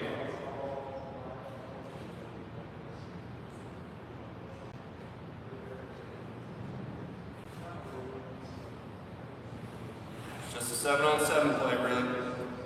Okay, here's a cool story. 4 minutes to go in the game. I already told y'all the story. 4 minutes to go. We're winning 7-6. We get in the huddle and we say we're going to win the game 7-6. And we run our standard pin and pull play Spartan. Our best kid, our leader, takes the ball, direct snap, and we seal the game and win it right there, completely outright. We had never beaten this team in school history. In the entire history of our school, we had never beaten that team. And I got a lot of respect for this team. So well coached. Such an elite program at the 3A level. And our kids believed that we could do it. And just play physical at the point of contact and make something incredibly special happen for your school. You guys know what I'm talking about. When you're able to do that for your school building and make special things happen like that, and you beat a team that you're not supposed to on paper, and the whole state of Texas says you're not supposed to, really cool things happen. 5 minutes. Shovel pass, I'm looking for it. Any way I can. 4 verticals, it's coming to the tight end. It's just a screen. Gotta go fast, I want to show you the main thing. Same game.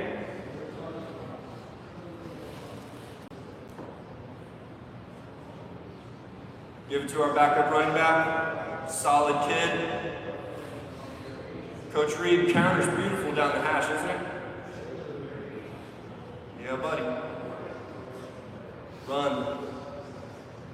1 play later, we score.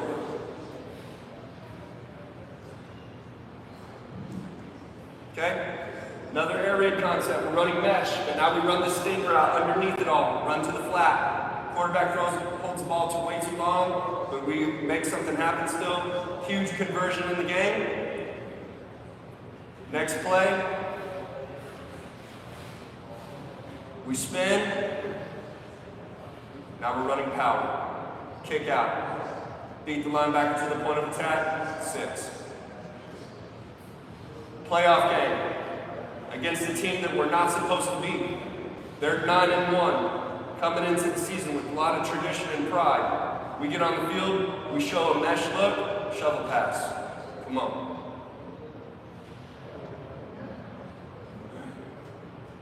Get your kids believing in your scheme. Get them excited about what you're doing.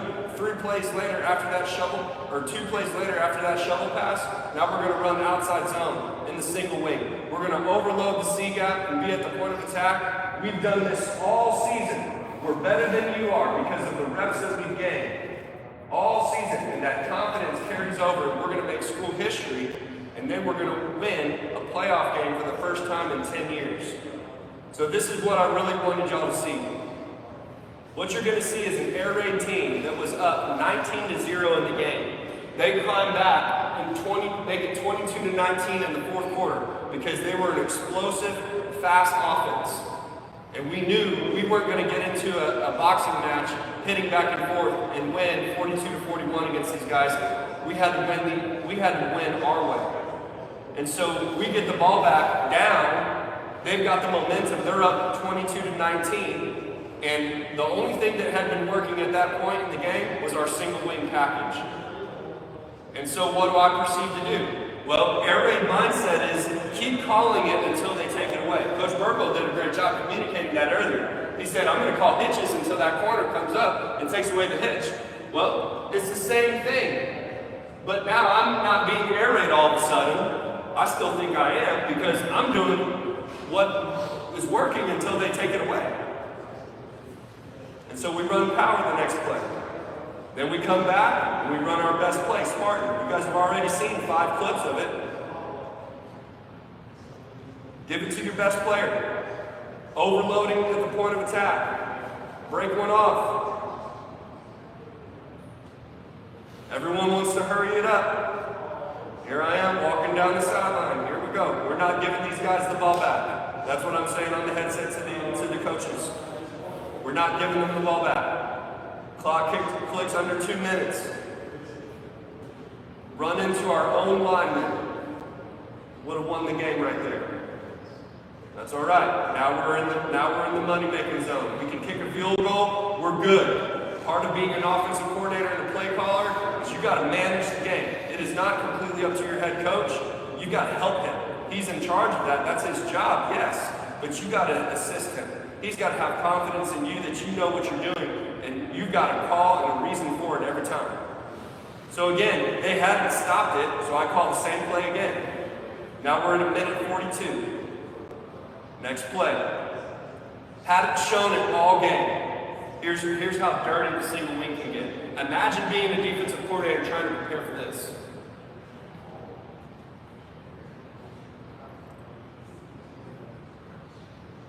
Now we're running counter back to the same side of the field that I've already attacked 5 times in a row. Now we're at a minute and 9 seconds. Here we go. Get on the field, call the next play. Sometimes, as an offensive coordinator, you make mistakes. I thought I'd run it again. They're going to overload. They're going to overshift. I outcoached myself. 2 minutes. 2 minutes. They don't adjust that much. So this really wasn't that good of a play call. Now, still gain yards, but I'm thinking we're going to score on that play because I think they're going to overload to it. Now we're under a minute, 39 seconds. We finally call a timeout. Now keep in mind, up until this point, you guys have heard my story. When did we run this offense in practice? What day? On Wednesday. So we only have 2 pass plays for this entire thing that you're looking at. You're about to see it, okay? So this is all we have, okay? This is all we had passing game-wise. We have no timeouts. Quarterback's got his back to the backfield. Kids aren't prepared for that. They don't know what it looks like. And we miss him barely in the corner of the end zone to win.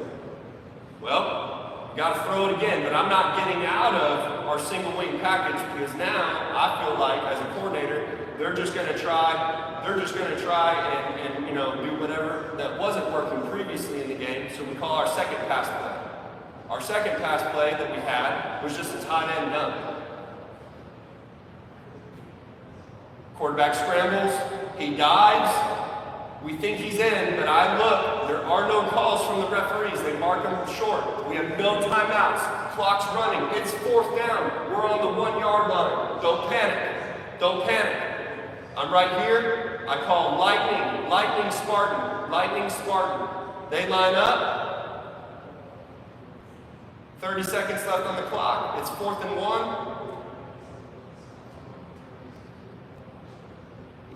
1 minute. 1 minute. School history. And right there, look at that little guy. That's my son. Isn't that great?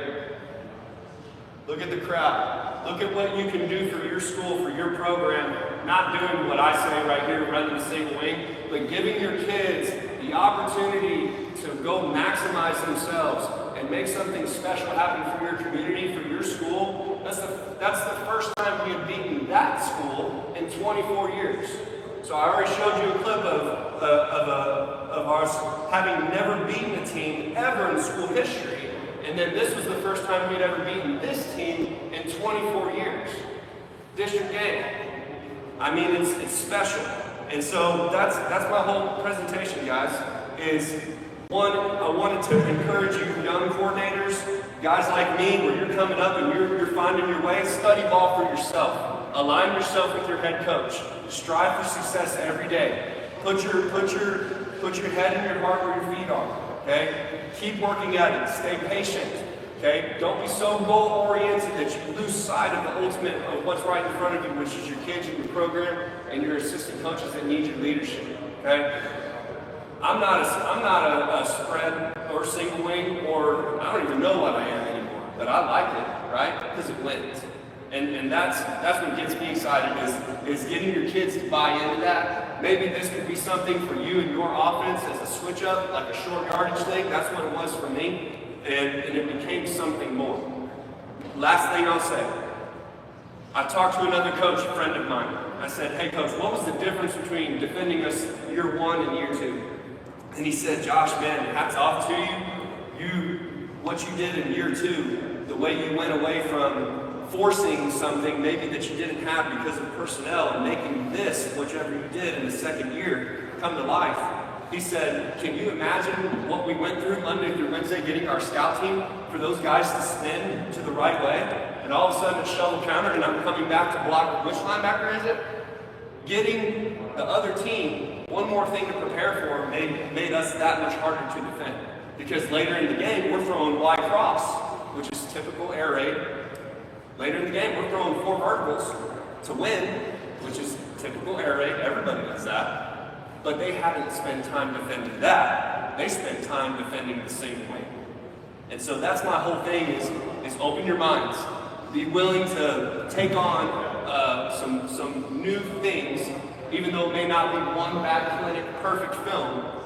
You can still make it yours and still have fun watching your kids have fun. Does that make sense? So appreciate you guys' time. Let me know if you need anything.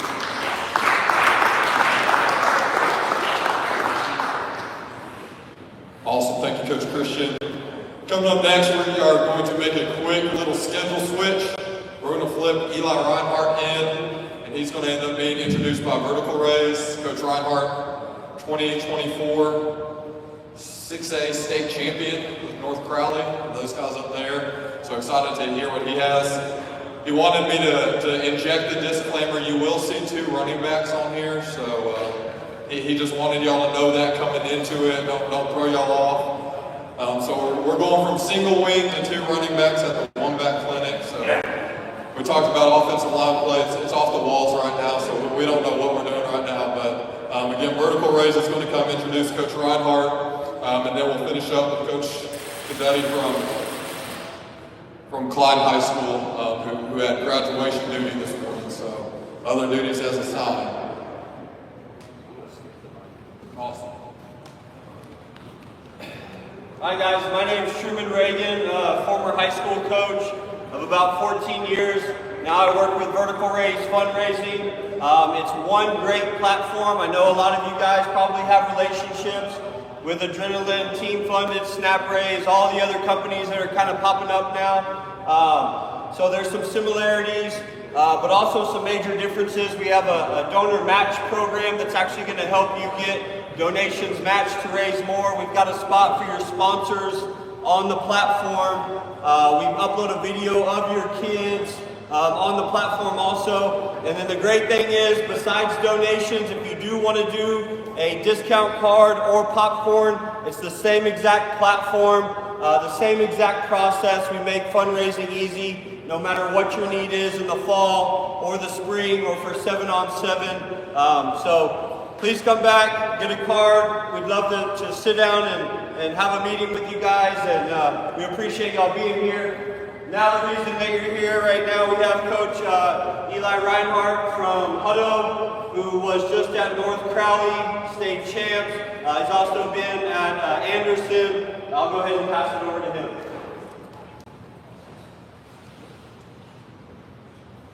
All right, thank you guys. Really appreciate the opportunity to come and speak with you guys today. We're going to talk about some pass game concepts and then just kind of some overall game plan topics that go along with it. The first thing, the most obvious thing, from my standpoint, and kind of the whole crux of what I'm going to talk about is getting your best players to football. But how do we go about it and the way we shape our game plans and the way we shape our call sheets and what that all looks like going in week to week. So just want to show you our guy this year, looking at just statistically, 93 catches, 2,009 yards, 36 touchdowns. But I think one of the things to look at is the spread between our top receiver and then the guy below him. So our top receiver was 93 catches. Our second receiver was right around 30, high 30s and the 40s. So no matter what, we were going to get this kid the ball. And it didn't matter defensively when we go into game plans and we're looking at how defenses are going to align. We weren't going to allow them to take away our best players. So we were going to find ways in any way, shape, or form to get them the football consistently. So looking at his overall catch chart, and this is obviously a lot of catches, but just the amount of movement that our one receiver is doing. So the way that this is all set up is through the way that we call our plays, the way that we set up our formation. So I am kind of a little bit different as far as, simple is good, but our stuff really at the front end is not very simple. So the way that we align is very West Coast based. So all of our offense is called like West Coast offenses. It's set up like West Coast offenses. The reason being is we can just change simple words to move guys around without having to get out of the sense of you play on the right, you play on the left, well now I need you in a different spot, and now I have to make a bunch of different words. It's just built a certain way where we can adjust really easily. There's still good ways to do it the other way. It's just we're not the most up-tempo team all the time, so we can spend a little bit more time getting guys where we want them to be instead of just sticking a guy on one side. So moving them around, making defenses guess all of the different alignments that our guy can be in. He can be anywhere from the outside receiver to the wing. We want to put them in a lot of different spots and also line them up in the backfield to just try to be able to gain advantages. And like I said, not allow the defense to take away your best receiver by knowing he's always on the left and he's always into the boundary. So we're always going to double him, or we're going to put, an extra set of eyes on him consistently, because I don't want our guy getting iced out of a game, especially when it's so vitally important to our game plan and our overall team success. Okay, so the first thing we'll talk about is probably our bread and butter, which is just simply inside choice. And a lot of the times it's out of 11 personnel. We do some of this out of 10, but a lot of it for us over these last 3 years at North Crowley has been getting 11 personnel, 7-man protect, and throw it deep.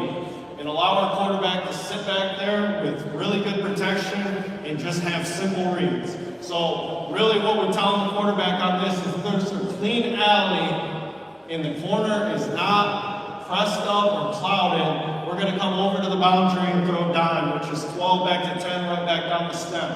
If the quarterback feels like he doesn't like the matchup, or he feels like the safety is getting off of his hash, then we're going to play the field side. And simply, we're just reading inside choice to the outside, which we call dime.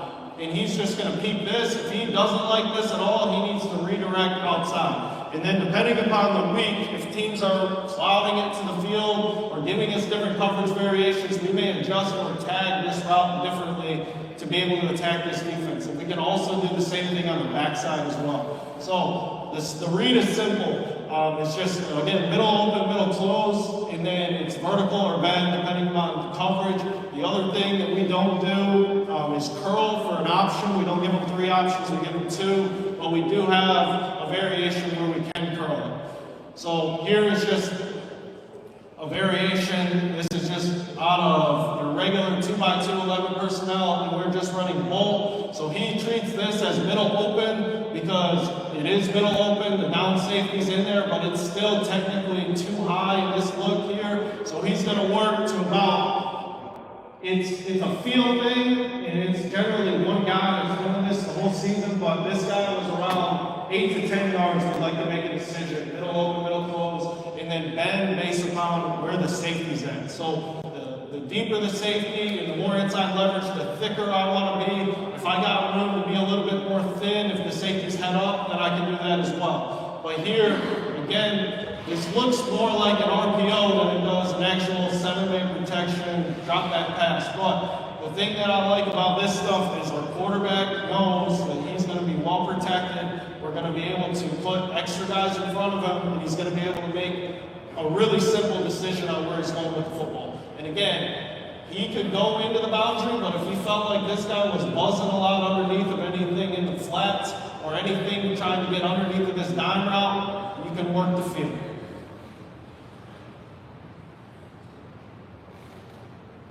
All right, here's another look at it. Again, heavy play action, so we can protect it two different ways. We can use our zone cutoff protection, where our tight end's going to stay on the same side. He's going to help the tackle, and the back's going to replace off of his butt. Or we can work zone insert protection, where we actually get a cross key with both the running back and the tight end kind of exchanging. So the tight end becomes the running back, and then the back is actually extra in this protection. But here again, with this coverage, you can go either way. They've been clouding it a little bit into the boundary, so we played the field. Again, this is another one where we can attack more verticals if we feel like we're getting a lot of field cloud or we're getting a lot of this guy squatting on us. But here, this really, again, looks like an RPO. But the biggest thing is taking your best receiver and giving him two options to be not covered. But it's not very complicated in the way that we're doing it. The quarterback is just simply playing off of inside out. If this is covered in any way, he's going to react outside. And then that dime will keep working down the stem as far as he can go. Here's this same look, same protection. All right, now the biggest thing with this protection is we can handle 4 to a side either way. So if teams bring NCAA from the field, we can handle it with the slide plus the back adding. Or if they bring 4 to a side to the man side of the protection, the tight end's going to come back and the back will board to handle 4 to a side the other way.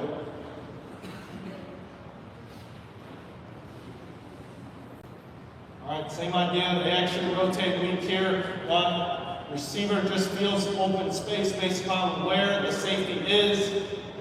He just bends, and there's a lot of rhythm here. Now, some of these times they're going to buzz underneath, and it's going to be really tough for us to react to some of these throws here. So this is not just you're always going to be open or always going to be the perfect call, because a lot of the times too we could probably get this single shot over into the boundary as well, unless that safety buzzes underneath. But what we want to really get is this inside choice. And this is a lot of times through game planning and what they're doing coverage-wise to defend some of the things that we're trying to do. So here's a good look at us just clean open alley. Safety rolls towards the hash, corners bailing, we throw our dime to the single.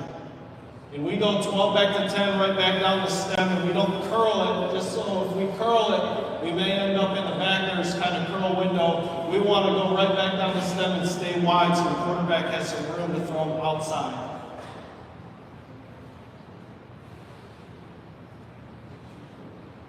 Here is like a variation where we kept the Z on a vertical, just because we're getting some trap into the boundary. Safety gets off here, we're attacking 2-on-1. Really here, it's good to see the protection. Again, we get that kind of split flow look. But we're 7-man, we're really well protected in the pressure here. Just bringing 5, but we're solid inside.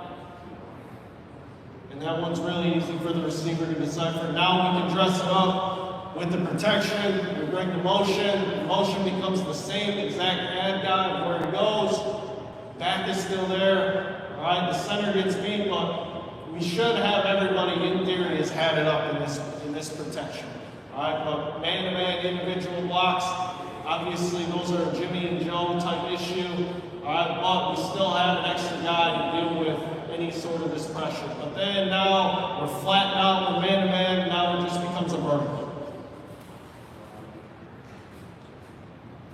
But just getting the different ways that we can protect this, we can show a lot of different pictures, we run counter a lot like this, but we don't have to pull anybody, we can still kind of get into our zone insert protection by motioning a guy in so we get a couple different looks to run the same exact play.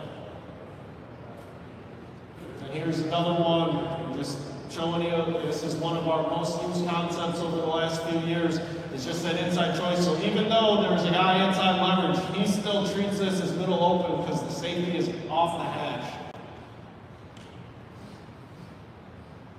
So beating the guy to the other hash outside. Now, if teams are getting antsy or getting the safety down over here, like he can throw this single all day long if he wants to over into the short side, or you can tag whatever you want. You can double move it, you can tag whatever. So you have that single shot, but you also have answers if the look pre-snap is what you want to see. All right, now here's a lot of this too. We'll just be going through different concepts that we've run over the years.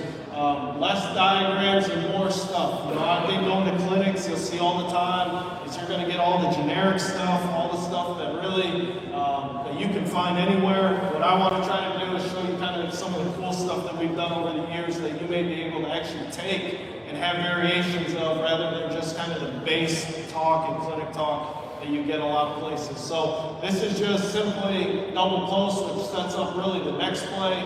But this is, again, is 7-man protection. Quarterback can sit in there and make a good decision. This one is really simple, but it gets us to our next play, which is sail, which is, we can run this a couple different ways. We can flood the back, we can add the tight end, depending upon how we feel formationally with protection. We can be in 3-by-1 and sail, run double post, and then sail out. We want to have a flat control element, whether, again, it's the back coming out, the tight end coming out, or a drive. We want to try to have flat control to try to be able to throw this, sail out, but this is how we help protect our double post. So here, looking into the slot here, up to this point looks just like double post. We want to give that illusion, and the quarterback is really just reading the field safety. If the field safety comes down and adds to the sail, we want to rip the post. But obviously here, he feels really good about his matchup more than anything, and he comes down to the sail out. And he can work. The way we say to come out on this route is high and let the quarterback flatten you out. So he does here, but really we could go either way here. But again, I would lean on, against true quarters teams, I would lean on your matchups here more than anything. Trying to get the flat control, to try to eat up this next defender, to try to get him out of this window. But the whole idea of the play is to help protect some of your double post stuff. And it also can help protect some of your inside choice stuff as well. So working here, again, you're bringing the post from the boundary now, and you're getting that boundary double post look, but now we're getting the sail out over into the boundary. We're still driving from the field to try to hold this backer so nothing can get underneath, but the quarterback's got a clean throw, clean pocket, and we're only rushing 4, but we have 7 in protection, so we should be solid. And again, you can find ways. What's good about this protection is, say one of your tackles isn't the strongest, like you can just put the tight end to his side and always have that outside protection, and then your tackle can really anchor inside and just not get beat inside. So you're taking away one of the areas that he has to worry about, and just it helps with the space. Sometimes you don't have tackles that can play in space. Well, if you can take away one of the avenues that the defender can go to, it can help him to be a little bit more solid in protection. If the back has nothing showing up, we don't check release these guys, we keep them in and really help look for extra work. Here again, same thing, trying to protect double post, trying to make it look exactly like you really could rip the post here because the safety is locked onto the sail, but he comes down again to his matchup. So really good throw, but The quarterback is going basically high to low on this. So he's going from post to sail out, really looking at the safety on this specific matchup here. But a lot of our progressions, as we go through a lot of our progressions are truly either peer progression reads, they're single call tags, or they are touchdown or check down. So a lot of the touchdown or check down type reads is 1 to 2 to check it down, which a lot of the times for the quarterback means take off and run because you're probably about to get hit. But what I think that allows you to do is for your game plan plays, the plays that you're not sure if you want to install, you don't really have to talk about full progressions. It's either the post is open, the sail out is open, or you got to get out of there. And that gives the quarterback just a little bit more time to kind of get through more progressions and then more plays overall if there are things that you like matchup-wise for your receivers. And we rep the heck out of this during the week. We'll do about 3.5 days of routes on air with our skill guys, making sure we're squared away with what we're doing game play, pass play-wise. But looking at the protection again, the back is going to work into the A-gap. They're sliding right. Back is in the A-gap. Tight end has anything off the edge, but he's also having the outside piece with the tackle. So the tackle can anchor inside. The tight end is there to help, and then the back just sits in the A-gap.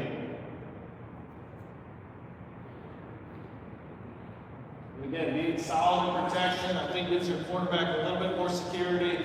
It allows him, especially if it's a less mobile guy, it gives him a chance to feel like he doesn't have to bug out all the time. So here is, again, we're switching concepts now. This is a little bit more play action-y. So this is just switch verticals out of 11 personnel, where we're still going to keep 6 men in the protection, but we're still going to get a seam read, and then we're going to get a wheel from the running back, and then our check down. But our tight end stays in, and we still treat this as a 6-man protection. But protecting some of your top plays, like getting our receiver the ball in a lot of different ways. Jet sweep was a great way for us, so having constraints to go along with it to hide plays. Quarterback's progression on this is simple, inside out check down. So if he didn't like this and the backer peels on the wheel, the best person on this play a lot of the times is this guy in the flat. Because if he took off and ran and he just turns and throws it out, that's an easy, good amount of yards without really having to do anything. But it's a great way to protect jet sweep. You can run it a million different ways. You can run it to the field. But I like it because we can still do it in 6-man protection, and we don't have to be in 7, or we don't have to be in 5 either. So we can get a really good play action pass with still 6-man protection. This one, and again, we're kind of bouncing around here, but again, just showing you different things that I like. So this is one that I like against 3-down teams that really like to play strong to the field against none. So what I like into this is we go vertical with the tight end and we wheel the back. The reason I like this is because the worst case scenario, a lot of the times you're going to end up with your running back man out on a linebacker. Especially if they're pushing and they're playing cover 4, and then they're pushing the boundary safety over to try to rob 3. Well, now we're really attacking the boundary side of the field. So now here the corner sees the release of the back, and they just cut the tight end loose. And then we still get on the inner edge, and again, you can do this with a receiver that's stood up, that's got a cut split. But if teams are over aggressive, especially odd defenses that play a 9, to a numb tight end, like you can get either your tight end vertical up the seam, say the corner takes it and just owns that. Well, now your matchup is your running back on the linebacker, especially if they push the corner over. But conceptually, this is like the same play. And the way that we get to a lot of these calls, and just overall, the way our system is kind of put together is we install everything in parts. That way we can reference everything to double call everything. So like this is actually 2 calls built into one. It's Sonic, which is our like switch vertical. And then we also have nose to the field, which is double in vertical to try to hold this backside safety. But by creating everything offensively where we can double call everything, where we just can tag everything to set up where the concepts are coming from, we can create different variations of plays week to week that are just different, but really the same for our kids as far as, hey, this is the same 3x1 concept we've been doing, and this is the same 2x2 concept we've been doing for a while as well. All right, so here's another one. These are some scissors variations, so some quarters beaters. These have been really good for us against teams that have been really hard, sitting in quarters, playing some different coverages, and trying to be good also against teams that switch these off. So making it really hard on these guys to read alignments, to read releases, and just hide your best players in certain spots. So this is our best player, best receiver in the wing spot in a 12 personnel picture, and we're also going to motion this back out. So the reason we do that is because if they were playing a 9 to this tight end, we want this backer to try to have to lean outside a little bit just to clean this release up more than anything. But also he's our flat control over here to the boundary. Now, our receiver who's lined up a wing is going to take a wide release to try to separate both the corner and the safety. That way they're not on top of each other as far as the tight end and the wing. And then as soon as we get to about 8, we want to bend this and snap this off against quarters here. So again, these are just a normal scissors concept, nothing crazy by any means, but just dressing it up and putting your best player as the person that is going to be the one that's the hardest to cover. So no matter what, if you wanted to double him, we still feel like we have a good situation, but you also have to deal with other elements of this play to go along with it. Because if everyone bails out, we can still throw it to the running back. You know, if everyone jumps this inside post coming out, we still have the corner out. But conceptually for the quarterback, really, what we're talking about during the week is like, we're really looking for number 6 right here. Same idea now, formationally, another difficult formation to line up to is now we're empty. We're 3x1, no, with a wing. All we did with this formation is just tell the running back to line up at the wing spot. So it's just tag is our normal no formation call, and we just say tag wing, and now the running back is a wing. So now we've created an empty formation that is a 12 picture with our running back line up in the slot. We're about to run the scissors concept. So again, double call nose, which is the vertical, double in, and now we run scissors off the boundary side. Same idea is if you're going to run scissors, especially from stack or tight alignments, is those guys got to get to width and separate and then work their exchange. Because if they're on top of each other, it really doesn't threaten this guy.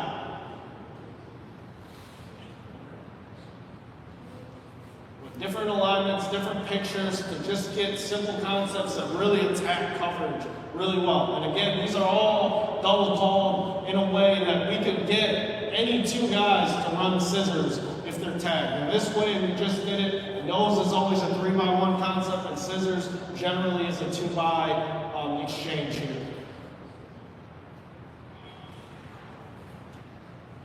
Alright, this would be our 3x version of it. So now we're in dub trips again. This could be red just like double in corner. A very simple concept. We can read the corner here. Really what we were actually trying to get was this post coming underneath, but we still get the same idea of a scissors concept, but now the corners look flat, and we know we're going to get the corner here. Pre-snap, quarterback was already kind of licking his chops because he saw the positioning of the corner.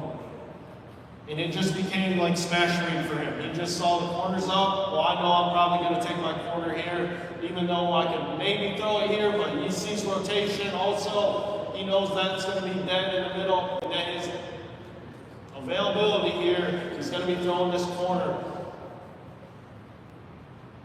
But conceptually, this is really, it's the same exact route concept, and then the read just works off the things that we've done a lot, which is throw that double in concept, which we throw a good amount, especially in all parts of the game, quick game, intermediate, we'll get to that a lot of different times. And then we're also, again, a similar thing, we're a 7-man protector.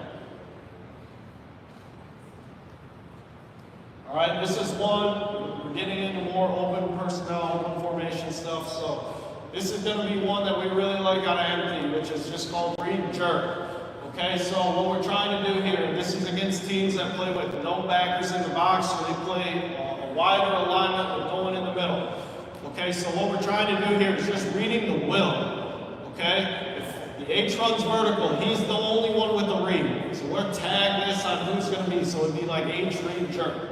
Okay, so everyone else is vertical. Well, the H is going to have the seam read. So if it's middle open, take the middle. If it's one high, run vertical. Okay, but the way that we're working this is the quarterback is just staring at the will. If the will walls to, work the jerk off the mic. Okay, if the will sits, throw seam read.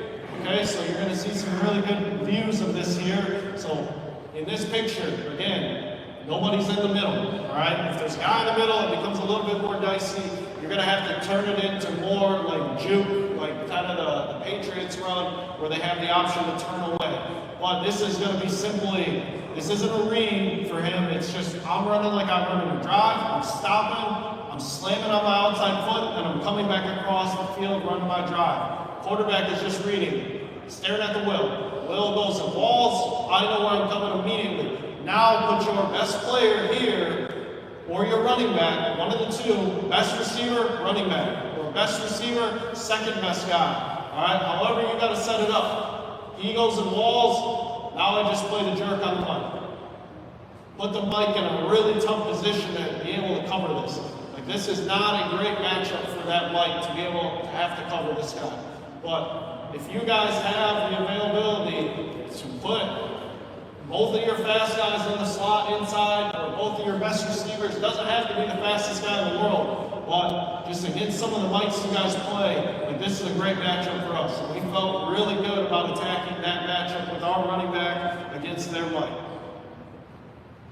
Here's another version of it. The only difference in this one is now we're reading it to the field. So now all we're doing is calling Y read jerk. So now he's got the seam read, vertical, vertical. He's got the jerk, and then he's got a vertical.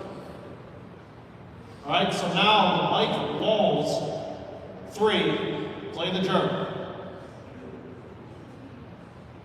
Wish we were a little bit more patient here. I don't know why we're swiping. We should be running vertical here, but we get the idea. Is this supposed to be verticals? So if the mic doesn't wall us, we're really ripping this middle of the field whole shot here, or we're coming down to the jerk. More than often, we're coming down to the jerk.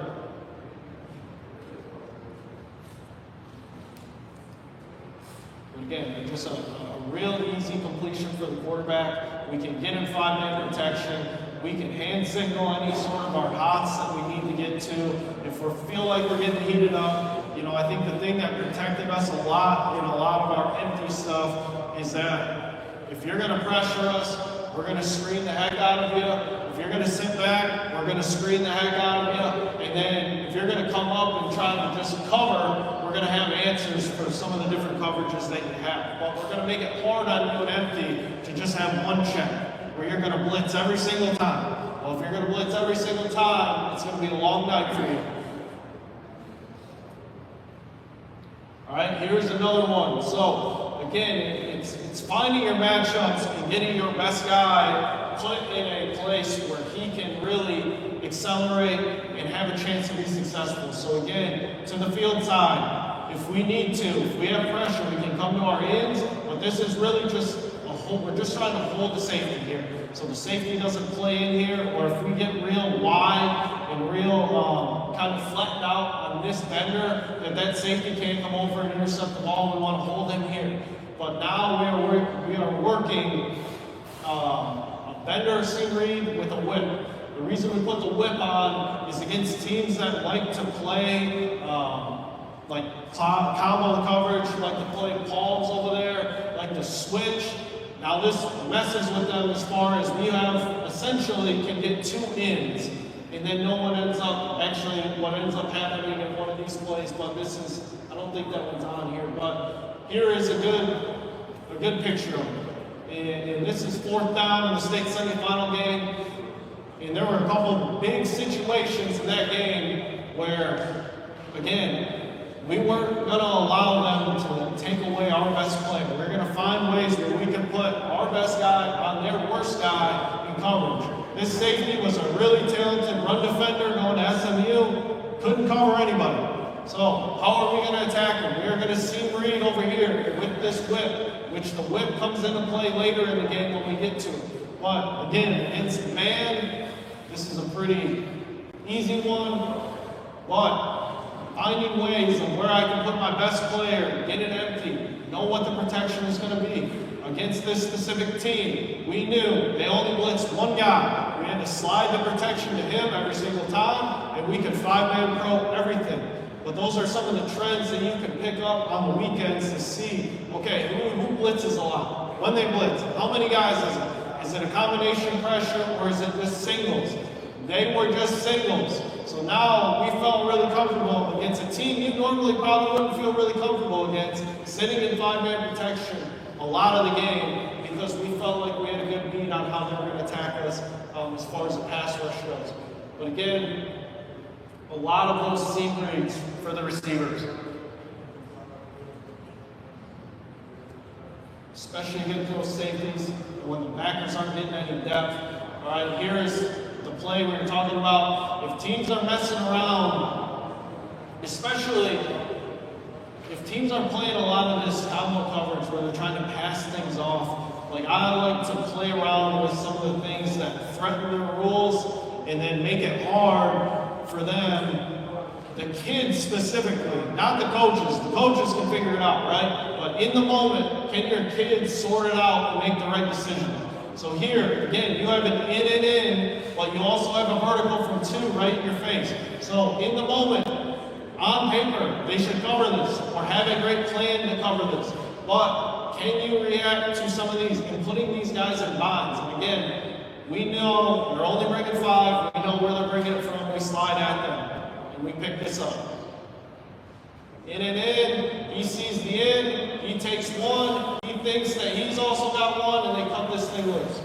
But the crux of everything too is this is 4th and 3. This is to go up 2 scores to the state semifinal game. We're going to 1 guy, and I think everyone in the stadium knows who is getting the ball, besides these guys over here. But we end up scoring a huge touchdown here, but it's just simple things like this where you know you can put stress by concept, by alignment, by the way that you're running some of these combinations that seem very simple, but again, make it hard for these guys, the kids, because that's, again, who's out there playing. The coaches may have all the answers on the whiteboard, but can your kids react in the moment to what is really a simple concept for us?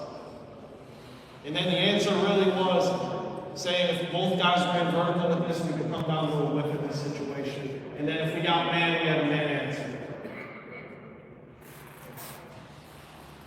Here is another one. This is a double call. Hey, what does this? This is a double call. So this is going to be a snag concept and then a deep spin, which is just like a speed cut dig. The way we're reading this for the quarterbacks, we'll talk about it during the week, but again, we're getting the double calls and we're changing up things that we have done. We're just going from 1 high, we're coming over to the snag, 2 high, we're playing the spin. And the spin is going to be a speed cut dig and a hitch and a whip. So he's going to hitch, pause, and then as soon as the mic attaches, he's going to run himself out. So he attaches, now we create this wide window available to us.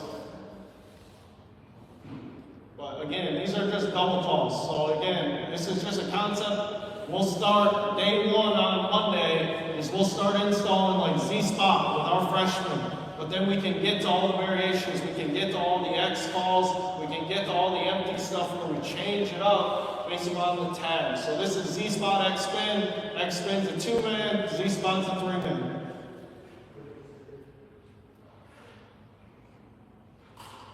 Here is another just play action concept. All right, again, we're kind of bouncing around, but some of the things that really have been good for us in play action or just pass concepts in general is creating a new number 1. Like as soon as the ball is snapped, we're creating a new number 1. So here we're motioning with speed outside. The quarter starts to fall off this again, we've created this new number one, and then mixing in, there's a lot of different factors here. We're pushing this motion, corner falls off, heavy play action, safety comes up, and we get a cheap one. But really what this concept is, the full picture, is we're going corner post, and then we're also going to have the spear from the backside with flank control, 7-man protection, heavy play action. So we can either go big post, high cross, check down is over here. And the quarterback's read is post, high cross, check down. Not very complicated, but we're able to get to different variations and feel comfortable getting to those different concepts.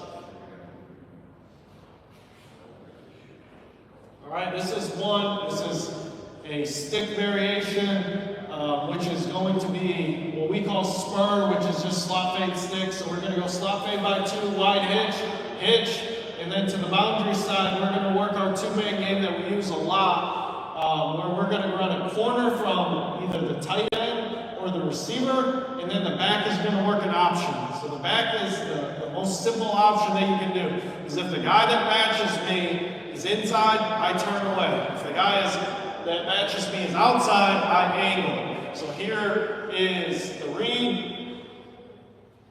We motion him out on this one. The corner is the one that matches him in this picture. I angle. But in this picture too, it's also, important, talking with your quarterback. All right, who are we hot off of? If we set the protection a certain way, and we like our quarterbacks to really know, all right, if we set the protection slide right, I know I'm hot off of this edge. And where's my answer if I'm hot? Is my running back. So now I can come down, quarterback knows, he hangs in there, does a really nice job, but the running back makes this right here because there's no backer, the backer blitzes, the corner's outside, the safety's got to take the tight end, now we get the angle. The corner really never has any chance here.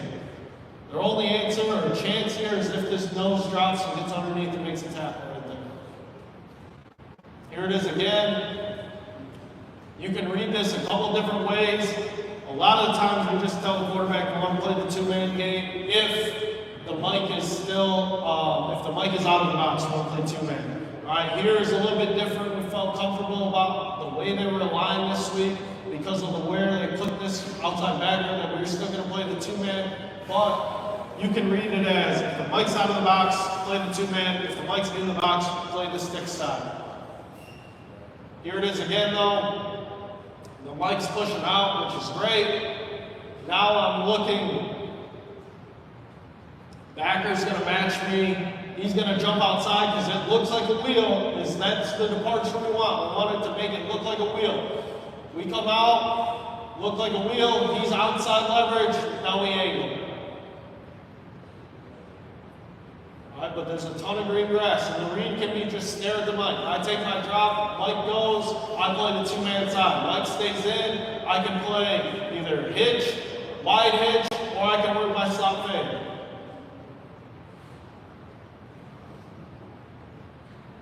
All right, now we're getting into screens, and this goes kind of back into getting your best guys the ball, finding a million different ways to get your guys into screens with different formations and different motions. So here we go from 3x1 into the boundary. We motion the back out, and now we're going to fast motion the wing, and then we're going to throw tunnel. Now, we coach this 2 different ways. If it is tunnel, but we only have one blocker at the point of attack, the linemen are just going to work simple rules. The first guy out is going to be flat 1 yard off the line of scrimmage. The second guy out is going to work 4 to 5 yards above. And then the center is going to work out and then retrace. But since we have 2 guys at the point of attack in this blitz, we're going to waterfall this. So now what we're going to do is we're going to pin this guy inside. So now there's no outside threat for the offensive line. So now what they can do is now they can waterfall in this gap. So now I'm going to turn vertical, and then the center's still going to kind of work a little bit back and try to retrace on anybody more like these bikes, but he ends up getting out here. But you see where the tackle normally is on the first level, but now we've gotten this taken care of, so now he's going to waterfall into this gap. He gets the safety and then let our fast guy run. But finding ways to get your fast guy at your school the ball in space. With easy completions, getting your guys out in space, and being able to run that requires not a whole lot of work here. And again, alignment-wise, instead of in trio where he's the H right here, this is torch where the H and the Y just switch. So this is just torch, H out, H whistle.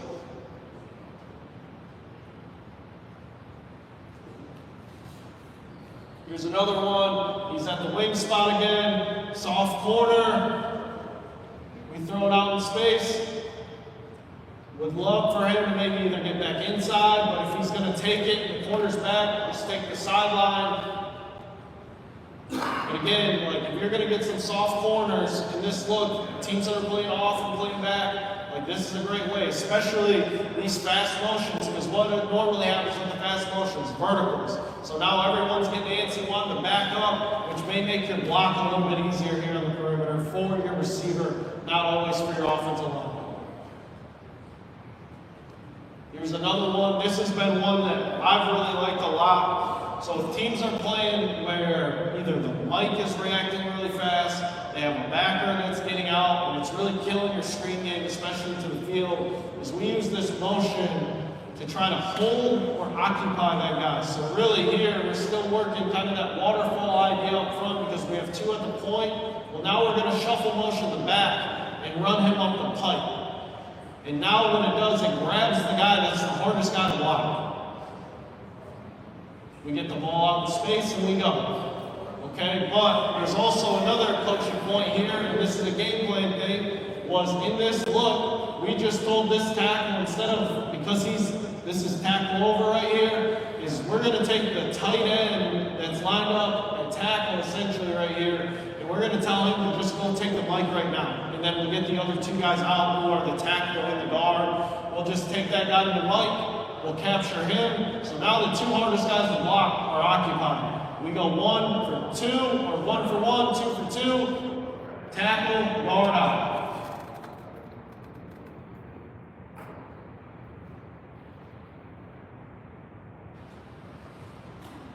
All right, we talked about some of these empty screens. We'll move these guys all the way, all over the place in the slot, to the field, to number 1, to number 2, to the boundary 2, boundary 1. There's a lot of times in these screens, it's drilling the heck out of this in practice. You can kind of see we have it set up with cones at practice where it'll be 1 on this level, 2 on this level, 3 on this level. And just working and not passing color.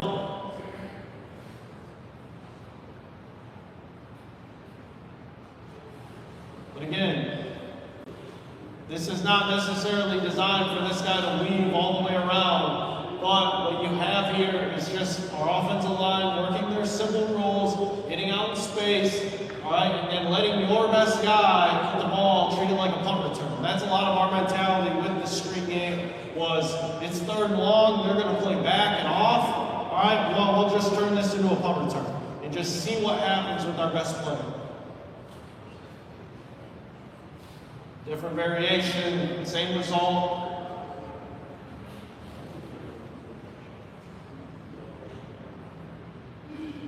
So now again, if the corner's back, you really got to coach that. If the corners are bailing and the safety's coming down, or the backer's there, it's just taking that first level and then leaving the corner for the offensive lineman. So coaching that, working that, some routes out there, or some of your screen drills.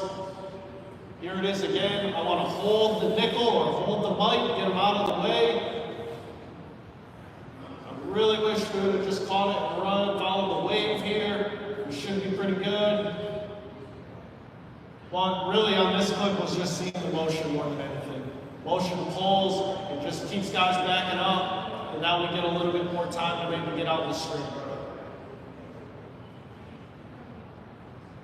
Here it is again, a lot of screens, guys, a lot of big moments. Screens were coming. All But you saw a lot of the empty passing that we did. It's just making them pick their poison. Are you going to deal with all the screen game stuff, or are you going to have to deal with some of the empty passing? You want to bring the blitzes, or do you want to handle some of this, a different way? I know this is trips here, but a lot of these pictures have been in empty.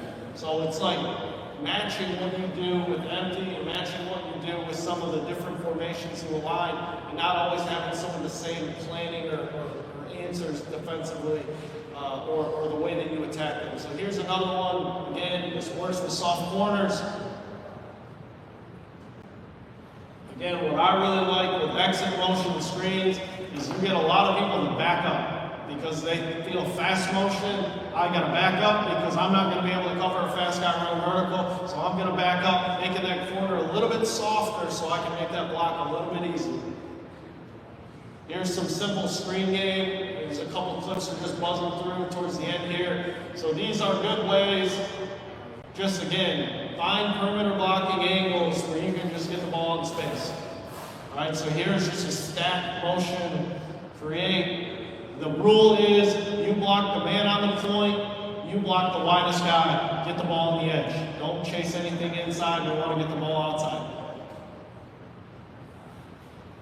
All right, and now we're getting into some of these tempo calls. So we'll take 5 calls, 5 formations throughout the season, and we'll adjust them. We'll adjust them over time, but we'll have 5 tempo calls that are going to be a funky formation that is unbalanced, that is tackle over, that is swinging gate, and what we'll do with it is we'll have this quick call and like a quick play that we can get to, and then we'll also have a shift that shifts back into a funky formation. So it's like I can get to all these weird formations, but I do it while I'm going fast.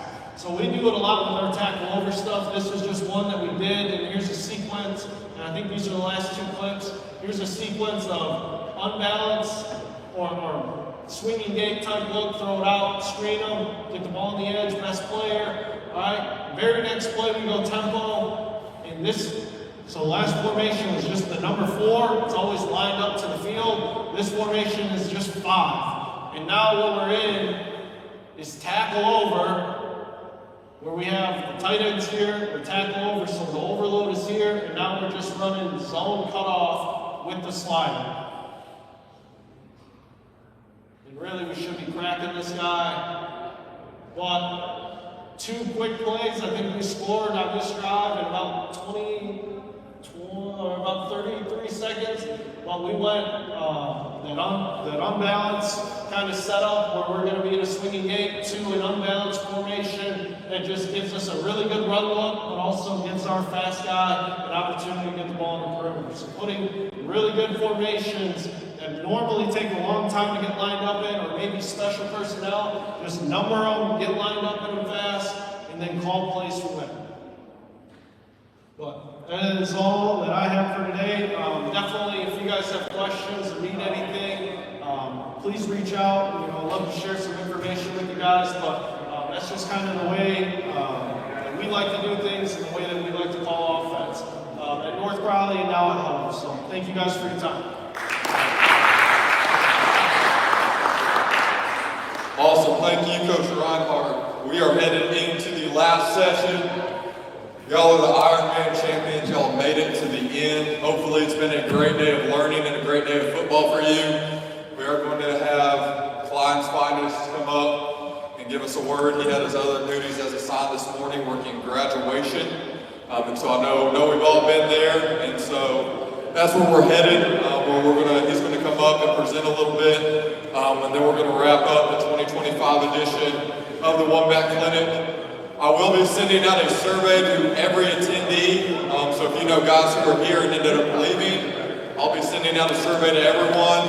And the biggest piece of feedback I can get is what day you think we should go next year. I kind of have 2 options. If you have a different idea on that, definitely let me know. But I was thinking either the first weekend of May or the second weekend of June. And so we want to make sure that we can serve as many coaches as possible. We'll be looking at being back here in Waco again next year at the Texas Sports Hall of Fame. So We're gonna rock and roll. Tully's gonna introduce Coach Guidetti, and then we will wrap this thing up. Thank you. Thanks for staying till the end, guys. My name is Michael. I'm one of the co-founders of Tully. We're a software platform based out of Dallas, Texas. We're actually in McKinney.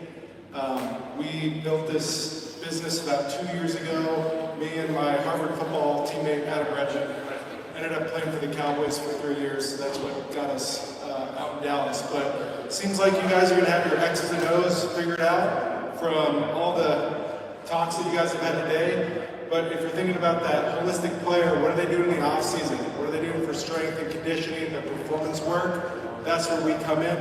Whether you guys do that in-house or you're outsourcing it with someone like Performance Course, you can use Tully to keep track of your athletes. Check your phone wherever you are, Mexico, on the beach, see how the kids are doing, whether or not they're getting bigger, faster, stronger for you guys.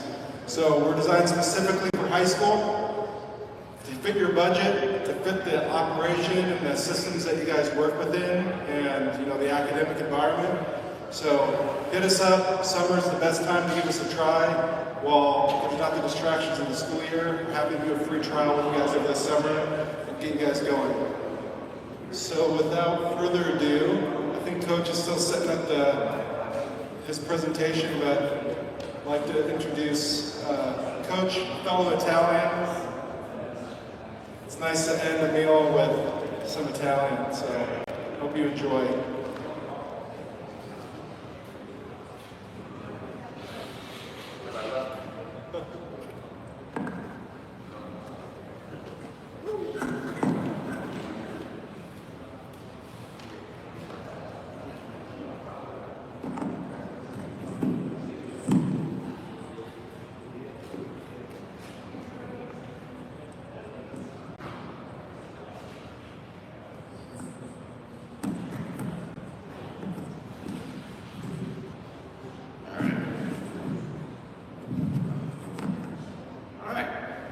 Got the tackle meat hanging out, so I apologize.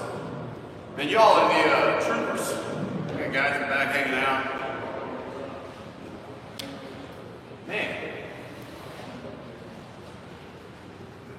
I'm not gonna lie, the fact I have 2 legends in front of me blows my mind. Like these are 2 guys I asked for advice. It's impressive. Alright, so I'm gonna ask you guys a question. So even the guys in the back, if you are sticking around, I have 2 questions for you. Number 1, I'm not going to present as much as I want discussion. So my question is, what do you guys want me to talk about? So I have a couple choices, and I know you've heard a lot today.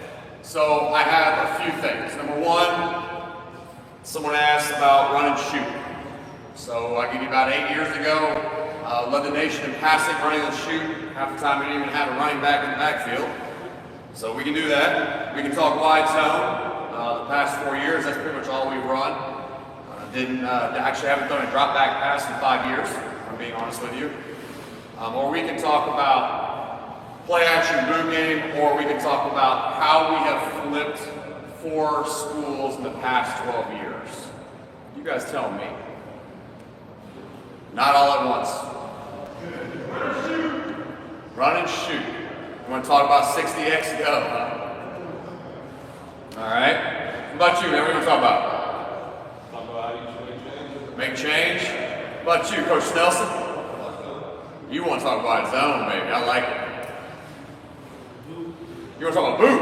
Now we're doing it all. What about you guys? I know what you want to talk about. Let's see here. Trinity, what are you going to talk about? Wide zone? Oh man, we're running close on wide zone. Didn't your guy talk about wide zone? No. Okay. What about you guys back? Where are you guys from? Winona? Well, you're East Texas. I thought my drive was long. What do you want to talk about? What do you want to hear about? Huh? Run and shoot. So I got run and shoot and I got wide zone. Okay. We'll see what I can do. All right. So let's talk about it. Let's see here.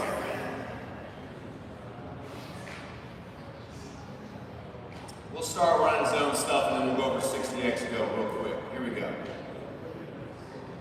I should probably change that. Okay. So, talk about wide zone really quick. Let's explain some things. So, I'll give you an example. I know this is the one back clinic, and a lot of you guys have talked about how, you know, really, truly, this was built a long time ago for like Hal Mummy, June Jones, one of those guys. In fact, I actually was lucky enough to actually go to the first original one back clinic.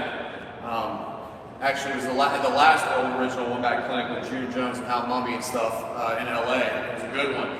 But as I progressed through the seasons, and as I progressed through coaching football in the state of Texas, there's two things I've learned, especially in the 5A, 6A realm of football. The majority of people in Texas or most high schools play a 3-4, 4-2-5. They usually have 4, possibly 5 DBs in the field at any given time. And pretty much everybody on offense runs some form of spread. So everything is designed to stop the spread. Everything is designed for it. And so as we started progressing away from it, I started realizing, hey, I don't really want to do what everybody else is doing. So we've got to take what we did, running wide zone and boot and play action, and making it applicable to who we have. So what we started doing was we started realizing, hey, we can start compressing things in, we can start bringing people in because everybody we played had 5 DBs in the field, right? So I said, okay, well, I've got a bunch of slow white kids. I can take that 200-pound tight end who busts his tail, and he can go block that kid, but he's not going to run a route. It's pretty simple. So the reason I love it so much, it's a beautiful place and it's a beautiful system. And here's what I would tell you. If you want to learn about wide zone and you want to do it, you have to marry to it. I treat it like the veer. If you run the veer, then you better run the veer. You don't dabble in running triple option.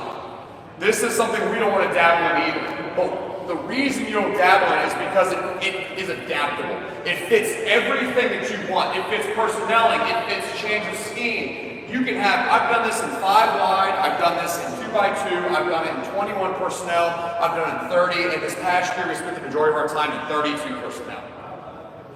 So you can do it in any formation thing that you want to do, and it doesn't matter what it is. Our offensive line doesn't really care what odd front or even front is. They care about cover don't cover, where's my double teams, where's my anchor points, let's go. So again, we could be an empty, we could be an unbalanced, we could be in 7 dudes on the line of scrimmage, which we'll do, and nothing changes for my kids. That's why we like it. And the other reason is this, and I tell you this because I've been the guy that had to do too much. We don't work on down blocking. We don't work truly solo blocks. We don't work on pulling. I don't work on logs and kickouts. We work double teams, 3-man combos, and 4-man combos. And that's all we work. In fact, we're so hell-bent on doing that we don't even drop back pass. Our kids don't even know what kick sliding or pounding the post is. Our quarterback has not taken a drop back in 6 years. And we still threw for 2,600 yards last year. So again, our philosophy is you don't want to be like anybody else. The other reason I would tell people that I love it is this. I remember playing in New Orleans and playing for the Saints. And I remember I was a 296-pound center, and I played against Pat Williams and Kevin Williams, the Vikings. And I got my butt whooped because they expect me to block back on Kevin Williams, who had a tattoo of Louisiana bigger than my head on the side of his neck. I had no chance. So as I go into a game, we're game planning. Everything we do is about double teams. Last year in 13 games running wide zone, we had 9 solo blocks by offensive linemen. 9. That's it. And it was because we absolutely had to, or I trusted that kid to do the job. Sometimes you got that dude, right? And so that dude can do it, but for the most part, high school kids are high school kids. All right, the other thing is we can be extremely aggressive. Sorry, I'm over here doing it like this. Okay? I don't have a clicker. Nope, okay. Hey, Andrew, do you have a clicker, man? You guys have a clicker or anything? If not, I'm just going to do it this way. I have a clicker right here. What's that? I have one right here. Yeah, what? Yeah. Hopefully I don't screw this up. You get it, baby. Make it happen. Okay, so here's what I'm going to tell you. Start it off. So number one, we're gonna run wide zone to the right here. Okay, so weak side wide zone, a little bit. You got it? Yeah. You do your thing, man. You're the guy who's here.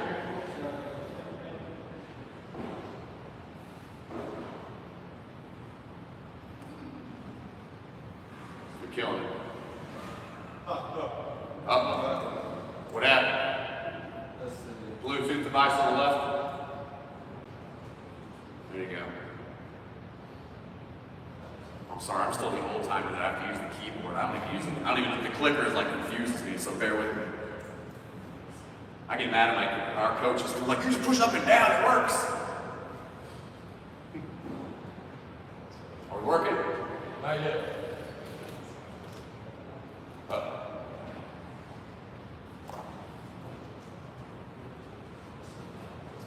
He's killing it. Hey, you guys stay 10 hours. Let's not 10 minutes. If it doesn't work, man, we'll make it work, brother. If it don't work, we're gonna make it work. Yeah, click that. There you go. Ain't the gift shop. No. Uh-oh. All right, coach. We're gonna go old school. This thing, man. That's my wristband, coach. That don't count. You don't be able to see my sleep. Coach, we'll do it, man. I got you. Wait, sweat that. I got you, man. Don't worry about it. Let's do it. Let's go old school. I got you. I'll be over here. Don't sweat it. No, I got you. Yeah, man, don't sweat it. Okay. Let's talk all lines out here. All right, so right now we're going to run this thing to the weak side. Number one thing right now is you have to identify who the Mike linebacker is. Mike linebacker to us is who is the first linebacker outside the box. We don't use it in a pass pro setting, we use it in a run setting. Who is the first guy outside the box play side? Who is the linebacker that we have to figure out who is going to block so that we can make our combos from that point? So in this situation right now, our Mike linebacker is the outside linebacker, the guy playing the stand-up edge in the 3-4 defense. So that is our first combo. And from that point on, we just go cover to uncover across the board. Okay? So basically what we're going to do is we're going to run everything to the right. First combo is going to go to that guy there. Okay, so we've got a guard and tackle working the outside linebacker. And then we're going to work our way back. We'll explain in a second. Running back. Doesn't matter what depth he is. He could be under center. Okay, we could be at 7.5 yards. We could be offsetting gun. We could be in split back like old school veer. You can be in the double tight power T. It doesn't matter. Running back has the same footwork, same steps, same read every time. He's going to aim at the outside foot of a ghost tight end. He's going to turn his shoulders to his aiming point. And he's going to run for 5 steps to that aiming point.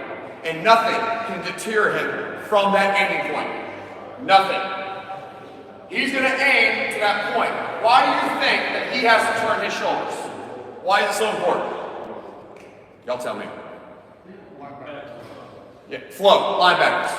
If I'm a linebacker coach and I see a running back do this, I'm teaching my linebackers, I got to match it. So the objective is, as a running back, I have to deliver the defense to my blockers. So if he turns himself like this and he runs, and he's going to the outside foot of that tight end, he knows the linebackers, D-line, and safeties are all going to follow. So does the offensive line. Now, remember where that point is. Outside foot of the tight end is probably somewhere on the C of the ACC. Just remember that. Now, as he goes into it, his first read is going to be the end D lineman on the line of scrimmage.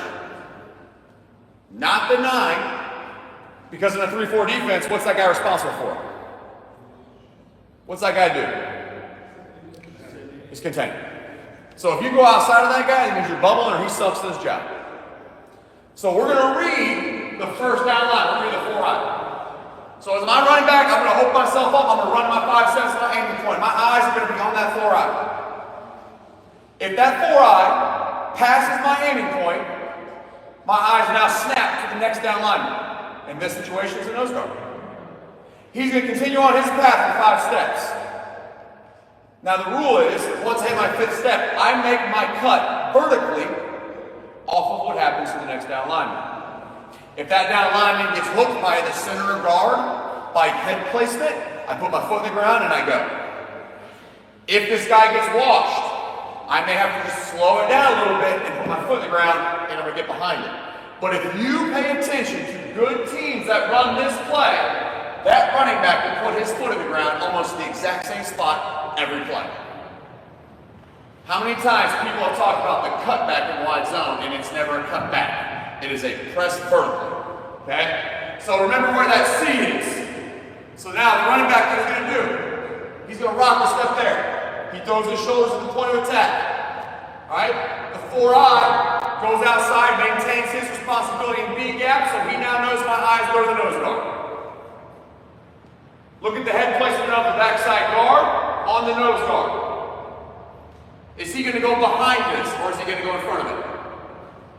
He's going to be in front. But how many steps does he have to take? He's got to take 5. And here's why. How many times have you ever been coaching the game, you're at practice, and the offensive lineman, he's there, and all of a sudden that linebacker folds back inside.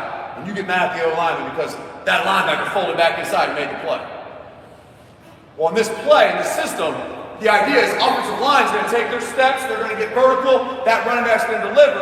But if I cut too early, that linebacker's going to fold back in, and as an offensive lineman, there's a reason why he's wearing a number like 24 and I'm wearing 75. He's a better athlete than me, okay? So now, running back's going to press this hole for 5 steps. He knows where he's going. Most teams, if you're a true inside zone team, power team, whatever it is, you're finding grass. You put your foot in the ground, you're getting vertical right now. But we don't want that. We want to press this just 2 more steps and put my foot in the ground and get vertical. Okay, let's watch the NFL version of it. Okay, here we go. Everything I just taught, everything I just said, I need you guys to answer it for me. Here we go, going to the right. Running back, rock your step, going to the right. What's his aiming point? Outside looking at tight end, good. How many steps is he going to put in the ground? 5. What's his first read? Who is it? First down lineman. Who is that? Which one is that? 7, yeah. You guys call that a 7? I used to have a coach who went 1 through 9 all the way across one side. That's not bad, dude. I'm sorry. So again, it's a 7. So that's his first read. Who's the second read? Michelle. All right? Michelle. Let's take a look at it. He rocks his steps, opens up. That looks nice. Press it, okay? That's 7. Does that 7 go outside his aiming point? Yes. What is his aiming point? About a yard inside that hash? Okay.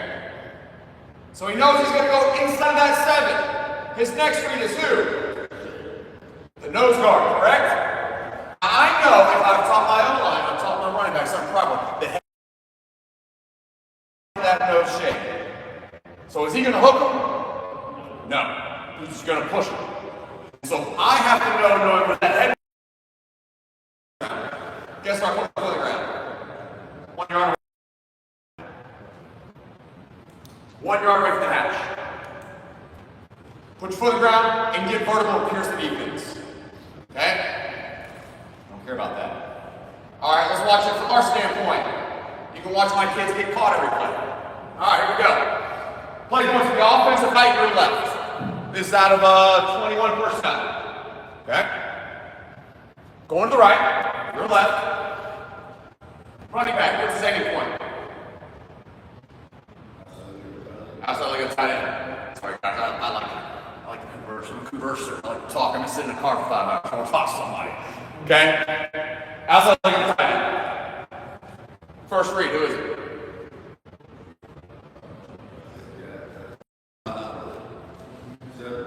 Seven, for sure. What's the next read? 3. Okay. Here we go. Rock step. Okay. Boom. There it is. Head placement tells me what was 7 seconds. He got hooked. So is there any reason for me to look anywhere back this side? Not one freaking bit. You stay on that path until somebody or God makes you go somewhere else. Does that make sense? And that is what we're trying to achieve here. Don't worry, we get caught, we don't get caught. Okay? You think I'm joking? Ain't nothing worse than every time you break a run, you start looking at the play sheet, you're about to call no. Okay? Here we go. Now we're going to run this out of split back. Ooh, fancy. It's the same thing. Running back's going to turn his shoulder, run to his aiming point, outside foot of the tight end. He's not there, it's a ghost tight end. Going to take 5 steps, put it in the ground. Now what we're going to do again, I'm a believer in combos. Whatever and however I do that motion, should be formation, doesn't matter. It's my job as a coach to make sure that I have double teams. So here we go. You're going to get a double team here between the right tackle and the fullback to these two. What's the running back reading? The what? The 5. Good.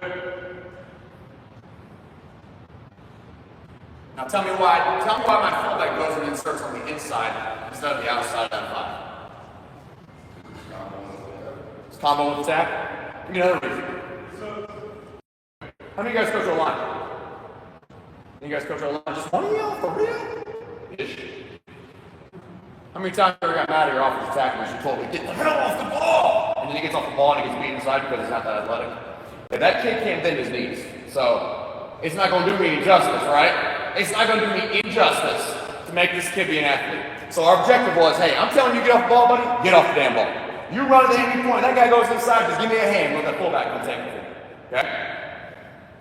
Now, when we go back and we look at this, quickly, what's the running back reading? He's reading that 5. What'd the 5 do? He spiked inside. So do I need to go anywhere? Absolutely not. Absolutely not. Now, guys, I'm going to give you something. Now, Coach Reinhardt's gone already. Let me tell you something. That was an impressive film because he had some dudes. Those aren't dudes. All right? And hey, guys, I'm going to be honest with you. I'm being rude. They're hard-nosed kids. They bust their freaking tails, and they're bought into what we do. Let me explain something to you. My first college interview I ever had, Bronco Mendenhall.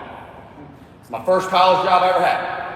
Get on the interview, he looks at me and says, I got one question to ask you, son. And he goes, it's okay. What you got, sir? 3rd down and 1. You got to run, play, win the game. What are you running? I don't know. What's the defense? Doesn't matter. What personnel? Doesn't matter. He goes, it doesn't matter. What are you running? What are you running? And he just looked at me, and I looked at him, and it's kind of awkward silence. You know, He goes, until you can answer that question wholeheartedly, without a hesitation, you do not have an identity. And if you do not know, then your coaches do not know, and your kids do not know. He goes, but when you know, and your coaches know, and the kids know, and everybody in the damn stands knows what you're going to run, that's when you have an identity, because that is when you have a system. Because your answers come off of that, not a different play, an answer off of what you're going to do. So our kids believe in it. So I'm just going to give you a quick rundown. I wouldn't joke about the kid on the right side can't bend his knees. Right tackle in this situation. Right, his name is Ayo, a Nigerian kid, moved in as a sophomore, was my manager as a junior. Manager, put my cones out, guys. Never played football, couldn't run a 7-flat 40, couldn't bend his knees, but he was bought into it. He was bought in. Right guard was a freshman kid that played linebackers in the 8th grade. And we said, hey man, what you think about player number 60? It's going to be look good on you. The center played linebacker as a sophomore and junior, weighed 203 pounds. The left guard, I got off the JV golf team. True story. JV golf team. Kind of a big kid, about 6'2", about 240. Weak as a biscuit, could shoot a freaking back 9 like nobody else.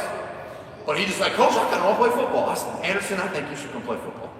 And my left tackle played receiver as a junior. There's your line.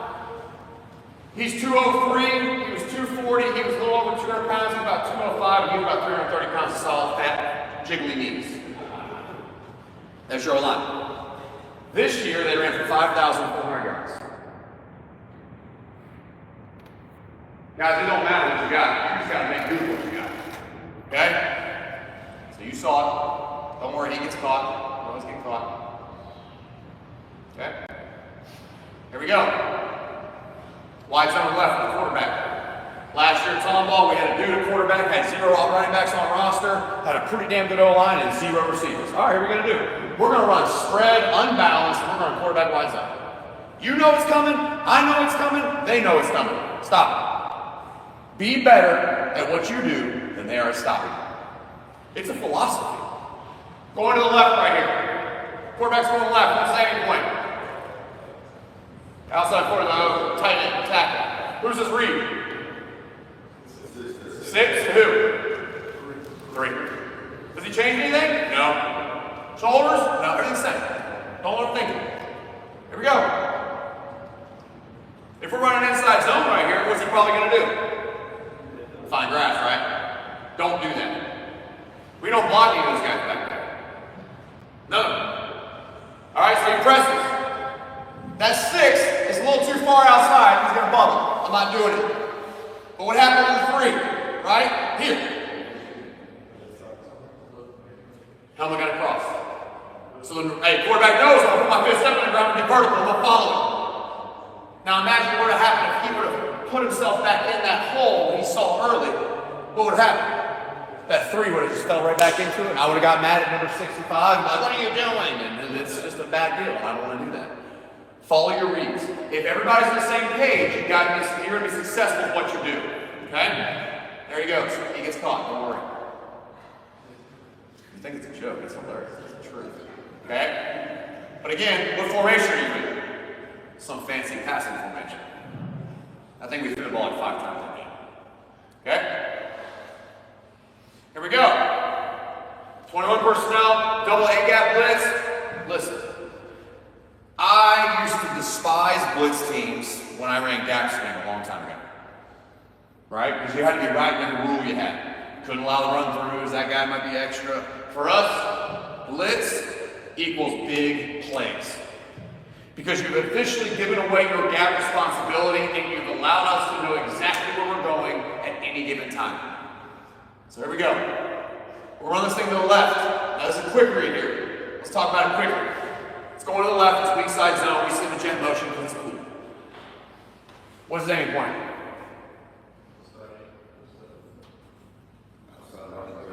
Thank you, sir. Hey, outside goes side in. That's even front. 54 is our read because there's no force outside of him in any way, shape, or form. He's our read. Okay? Here he goes. Rolling left. Rolling weak side. We're going to press it. We're going to go.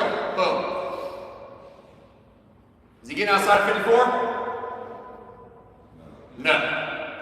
Now again, what do you do? As a running back, what do you do?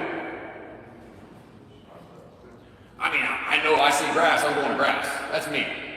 But this kid was taught, and he did a very good job of understanding. Again, if he puts his head and goes that way, you've got 2 fold-in guys. Do not be fooled by the grass you see on the field, because your O-line will not fooled by it. You're telling him to go somewhere, let him go. Okay? I'm not even going to show that was not working. All right. So why is it important? All right, there's a couple things. Number 1, I went over all this with you, but the biggest thing for me to get you to understand is this. Running back play is not what people think it is. Running back play is the most crucial part of this because it's the artist that paints the picture. What he does is what's going to happen up here. He has to make the guys in front of him right. And by doing that, he has to do all the things we ask him. Okay, number 1, there's no jump cut. Had a kid at Westport get knocked the hell out of a game because his helmet popped off because he did one of these in the backfield and it didn't end well for him. This is a violent play. Okay? My new principal just looked at me and said, "You're really going to use the word violence?" 1,000,000% I am. Violence. This is a violent play. This is not passive. Inside zone, this is not get your hands on somebody and lock on. This is run your damn feet, put your face in a target, and go get 4 freaking yards. Give you a stat of the day. This past season, we led the nation in rushing with a 6,100 yard or something ridiculous. I don't even know. We averaged 6 yards a carry in the first quarter. We averaged 19 in the fourth. Why do you think that is? Because double teams and arm tackles get real old real quick. And you have to teach them that this is not a passive play. If it gets all food, we call it fubar for you military people. If it is FUBAR, you put your foot in the ground and you get me back to the line of scrimmage. Because second down and 10 is a hell of a lot easier to play call than second down and 14. Okay? You cannot allow him to read the ball. Don't look at the ball. How many of you guys do that every time I go somewhere? They do that. And they look at the ball. I hate it. I hate it. I hate it. Okay? I don't know if the internet's not working here, but I have this. How many old timers watch Days of Thunder? Nobody else? It's not Fox 40? Everybody over the age of 40? Got it. Okay? I show the kids this play because Cole Trickle, Days of Thunder. He sees smoke on the field. Alright, he sees smoke on the track. And he lets off the gas a little because he doesn't truly believe if he punches the gas, he's gonna make it through. And when it happens, he has to get put in the hospital. And then we come back the next day, okay? We come back the next time, okay? We run it again. This time, he's been to the hospital, he got himself out, he rolls through it, he sees the smoke. Now, it's probably the longest quarter mile you've ever seen in your life, but the idea is the man sits in his ear and tells him, you gotta believe. You gotta believe that if you do your job, everything will clear for you. Everything. And I'm a visual learner, right? That's me. I'm a visual guy. I gotta see it. People tell me stuff all the time. I'm like, sorry, can you draw that for me? All right? So I tell my wife when she tells me she loves me. That's what show me. Okay? So then, as you push through, everything clears the way, and you have to get kids to believe that if you did your job as a running back, it will clear for you. Okay? Great example. Get you some of that. I love this formation. This is a version of the single wing-ish. Okay? We called it boobs because those are the two dumbest boobs in the football field playing quarterback together. Okay? All we do is we line up on the line of scrimmage, we call wide zone with a check, and whoever went to the ball is blocking for the guy. That's it. They lined up, double tight, double wing, two quarterbacks. Here we go, man. Let's go play some damn football. Both of them got neck rolls, too. That's what makes it even better. Okay? So we end up running this thing to the offensive left because of our automatic kill. Tell me that isn't. Tell me you like that. Wait.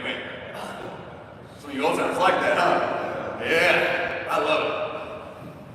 Kids like, Coach, we really gotta do this? Oh yeah, 100% you do. Okay? Oh, sorry. Now, offensive left. Here he goes. Big guy gets the ball. Double team, double team, double team. Double team, double team, double team. Double team, double team, double team. I can't tell you this enough. Okay? Running back goes. Oh boy, it's muddy. Put your foot in the ground and let the smoke clear. Put your foot in the ground and let the smoke clear. Watch it from here. Whoop. Gets real old doing that over and over and over. All right, here we go. To the right. See, I do run some shotgun. Shotgun, offset, double wings, slots, whatever you guys want to call it here, wing T guy. How many of you guys call that a double slot look? There's no wing T guys in here? Thank God. I have this conversation with my defensive coordinators every year. That is double wing to me. All right, anyways, we're going to run this thing to the right. Simple. We know we've got combos across the board. You got double, we're good. Okay. 4 is going to read that 5-ish to the next guy. All right? Here we go. He presses, turns his shoulders. Uh-oh. What do? I put my foot in the ground with smoke clear. Because nobody likes arm tackling at play 76 of the game. Okay? I don't even care about this one. That's another one. There you go, quarterback run game. Alright, let's talk about this O-line. This was year 2. Right tackle, Guatemalan foster kid that got off the soccer field. Weighed 220 pounds, never played O-line day in his life. Right guard, another Nigerian kid. Couldn't even get in the stance, you couldn't tell how awkward that looks. He's about 260, never played football, didn't understand English until a senior in high school. That's Joe John Vasquez, the only white Mexican you've met in your life. Okay? Had long hair, weighed 330 pounds, around a 7'3" 40. He's built like a pear. The left guard, that guy drank more Natty Light than your entire fraternity you probably ever went through your entire life. He weighed 212 pounds and bench pressed 165, and that is not an exaggeration. Your left tackle, who is a monstrosity of a human being, he's 6'6", 202 pounds, played receiver up until his senior year, and he became a first-team All-State at left tackle. There's your O-line. By the way, number 11 starts at USC and had 9 sacks this year. We're going to run right at it. There we go. So we press. Quarterback presses. Do not cut back. Do not jump cut. Just run. It's 142 pounds right there, gentlemen. It doesn't take a lot. Just believe in it. All right. Can I just fast forward to the offensive line stuff? Okay. I know I'm short on time for this, so I'm going to make it happen. Here we go, gentlemen. The good stuff.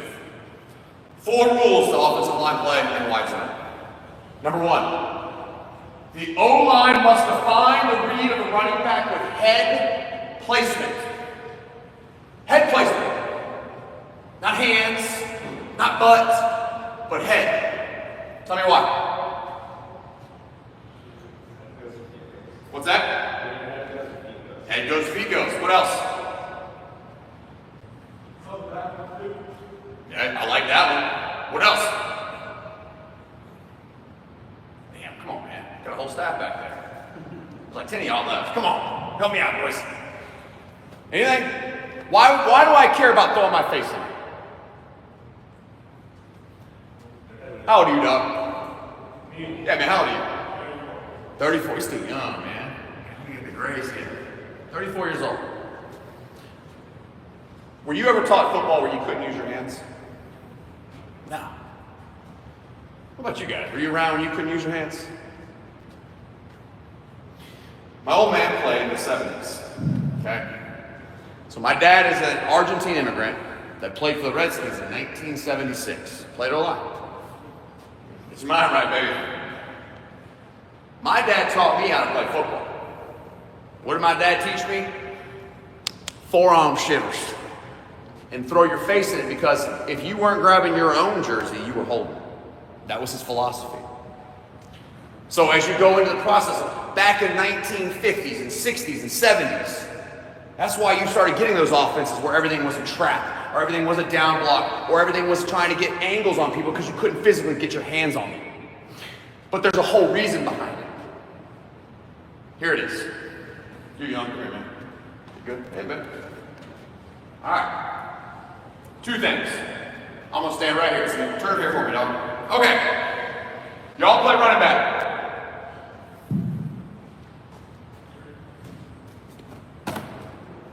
That's your aiming point for the defensive lineman. I'm an offensive lineman. That's my running back. Don't move yet.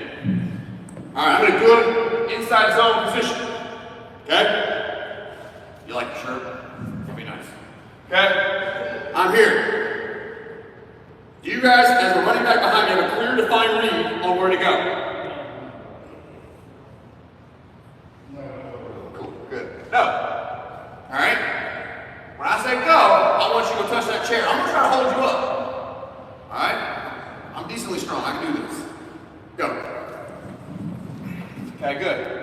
It's nice. Good. Stay right there. Stay small. You have a clear, defined read where to go? Running backs? I'll wait for you to talk. All right, go touch that chair. Go. What's the difference? What's the difference? Clear, defined read? Head placement. Throwing your face into a target, you beat the center point of gravity of that person. That's leverage. You officially have leverage when your face goes to your aiming point.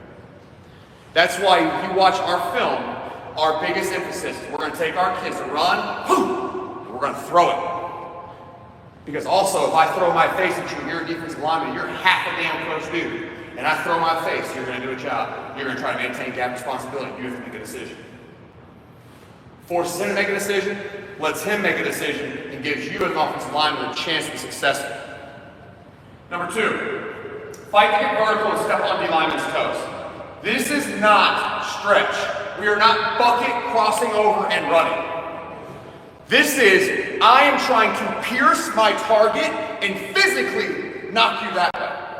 It's physics. When you guys teach science, any of you guys? Science? Why did you look like a science guy? You just look like a science guy. All right, now check it out. Basic science. Two objects, same weight, mass, same speed. One is going that way. One is going that way. And they collide at the same speed. Where are we going to go? If it's perfect, we're going to go 45 degrees that way. If there's somebody going that way, and I'm going that way, where are we going? Now we're going that way. As an offensive lineman, you have to get vertical with your toes and your steps, and you've got to be violent because it is two masses colliding. And our objective is the worst thing that can happen to us is penetration. So everything inside of me is going to stop this thing from going here by going here. At worst case scenario, we horizontally stretch the defense. If we collide at the same time and we're both going vertically, we're going to end up exactly where we want to be. Misconceptions, people try to reach, run, and overtake. No, we are trying to pierce you. Number 3, never get away from help. There it is. 3, center, guard. We're going that way. He's helping me. Can't get beat away from him. What does that mean? I can't get beat outside. I now have a free rein to just sprint and run. If that guy beats me up the field, that's a me problem. Right?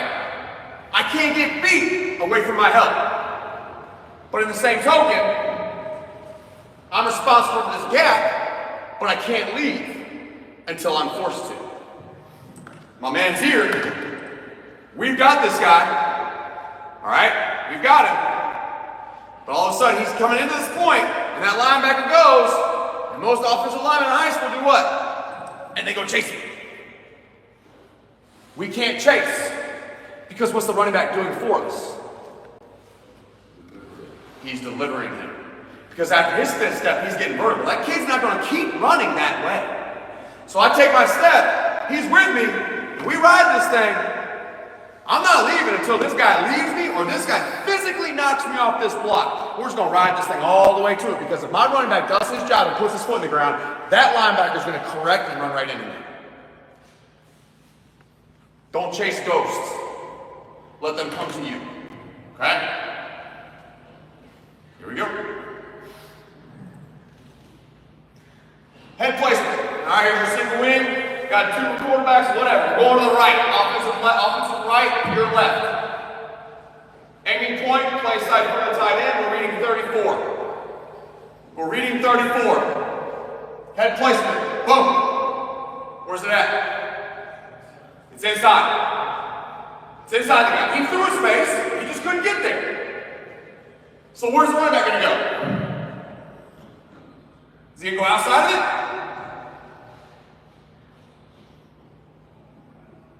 He's going to go inside. Press and vertical. Okay? Now, let's watch this. Literally the next play, the next drive, next 2-point conversion. Now we're reading 41. Press it. Go. Where's the head placement? Outside. Where's the play going? Rocket science. Now, don't do what he did. He went to attack that kid on purpose because he DM'd his girlfriend. I'm serious. And then he decides to just pile drive the kid. Love it. Okay? Splits. All right, I'm going to give you a secret. If coach is fat and I'm fat, we got to work together against the guy who's over here. Why on God's green earth would I make him go further? We cut our splits down to about 12 inches. Because I want to make sure that any of this daylight right here is gone quickly. And if you're anything like me, no offense, but some of your linemen are exactly what we like to call athletes. If you have them, good for you. You win a lot of games. So we want to bring them in. It says 18-24. I've just said screw it. Guys, I'm going with 12 inches now. Okay? Number 2, we talk about depth. Here's why. It ain't pick up stunts. I don't give a crap about it. I put it up there to make me feel good. Here's the rule. Okay? This is my center. That front ball is the hand. Okay? If I'm on the line of scrimmage, and I've got to block a nose guard from this position, and I'm here, my first step and aiming point is this place I nipple. So I'm going to take my steps here. My first step's going to be what? Horizontal. Is there power in this? No. Now where's my first step? Now I'm going exactly what we just talked about. Now I'm here. Now I'm violent with my first step. Getting depth allows us to be more violent. That's the whole point. That's what you have to understand, is that violence is the key to this play. All right? Our rule is put the hand at the shoelace of the center. Get as far back as you possibly can. Our rule is, if the referee tells me, Coach, you gotta move them up. Yes, thank you, sir. I raise my hand like this, and I give them one of these, and the kids go. And they go right back down. They don't move. What I have found is, in 8 years now, we've had 2 calls, and both of them were only called because the tackle was further back from the guard. If you shelf them together, you can get back pretty freaking far. Because all they're looking for is the V. That's all they're looking for. Okay? Help you out on that one. All right. Solo blocks. Okay? I'm not going to read this to you. I will send you this. But here's what it is. Objective of the front side of a solo block. Listen, a solo block to us is just the front side of a combo. Don't overthink it. Here it is. Your objective, your job is to attack the play side nipple of the defender in front of you and make him make a decision. That's it. That's your job. That's it. 72 is a sophomore in this game right here. Sophomore, he had a solo block on his 5. He ends up being a ball player for us down the year. But he had never played O-line until this year. So his things aren't real, what we call polished. I'm going to play a slow-mo for you 3 times. I want you to tell me what he did terribly and what he did well.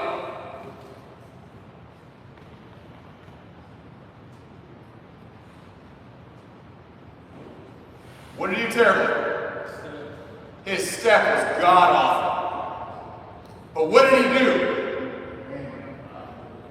What did he do? He threw his face and wham! That's it. Throw your face. Violence solves a lot of problems in this game. I'm being honest with you. Unless, again, for us, I'm not a true spread guy right now. So for us, violence solves almost all problems. My job is to physically remove you from your position and do it with malicious intent between the whistles. That's it. Okay? So now, here we go.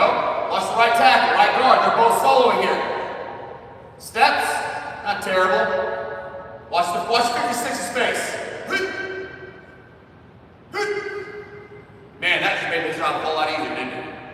Through his face, kid goes out. There he goes. Easy to find read for your running back. We're good to go.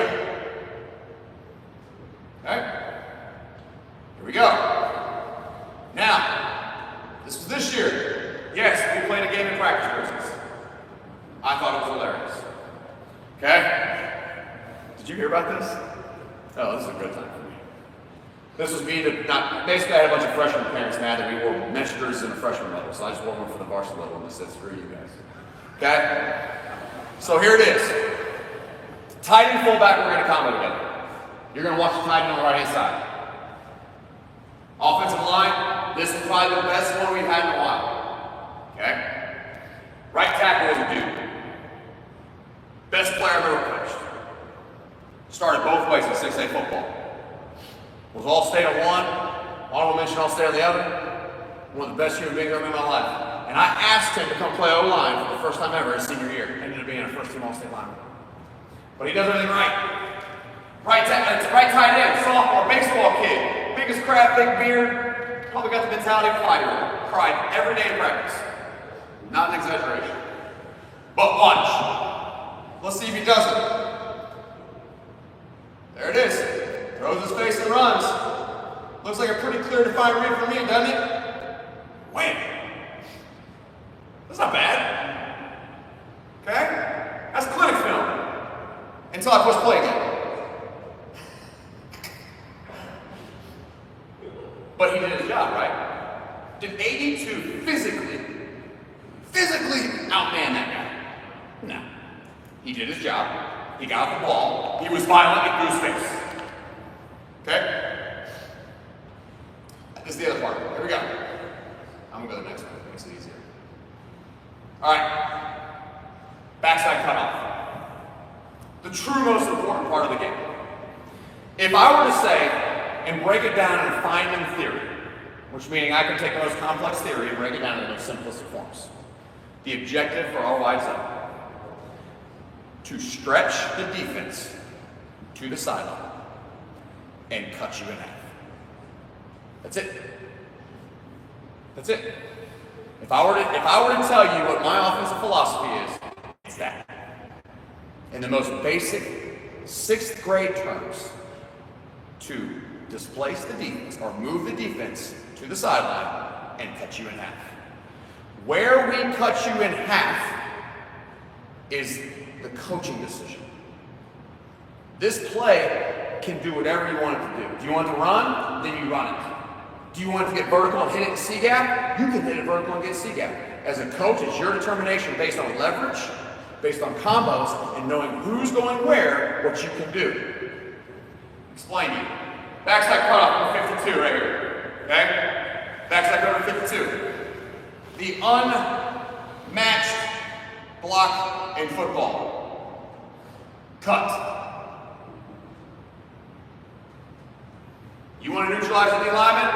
Throw your face in his kneecap. Detailed description of what you want a kid to do. 5 minutes. Of course, I can do this for 5 hours. One just kidding. But seriously. Okay? 3 steps at your aiming point. We throw our face at the play side nipple if we're front side. If you're backside and you're cutting him, you throw your face at the front side kneecap. You bite the apple off the kneecap. Because what do most fat people do? They just roll, right? Here's what I'll tell you, and I've heard this 100 times. Coach, do you cut in practice? Hell yes we do. Every drill, it doesn't matter, we're cutting. Because if you're used to it, that's when things don't happen. But when you don't do it, and all of a sudden you do it, that's when bad things happen. It's like the basketball coach that sits there and tells you, I want my kids to be sore from lifting weights and mess the shot up. Well, if they've been lifting the whole damn time, they're not going to get sore. Same philosophy, okay? But our objective is we're going to cut this guy off on the backside. But how we do this is purely predicated on the leverage of the linebacker. What linebacker are him and 56 going to? Okay? What are they doing? Because we have a linebacker. If he's not climbing to somebody, he's going to cut him. Okay? Watch our right tackle here. Okay?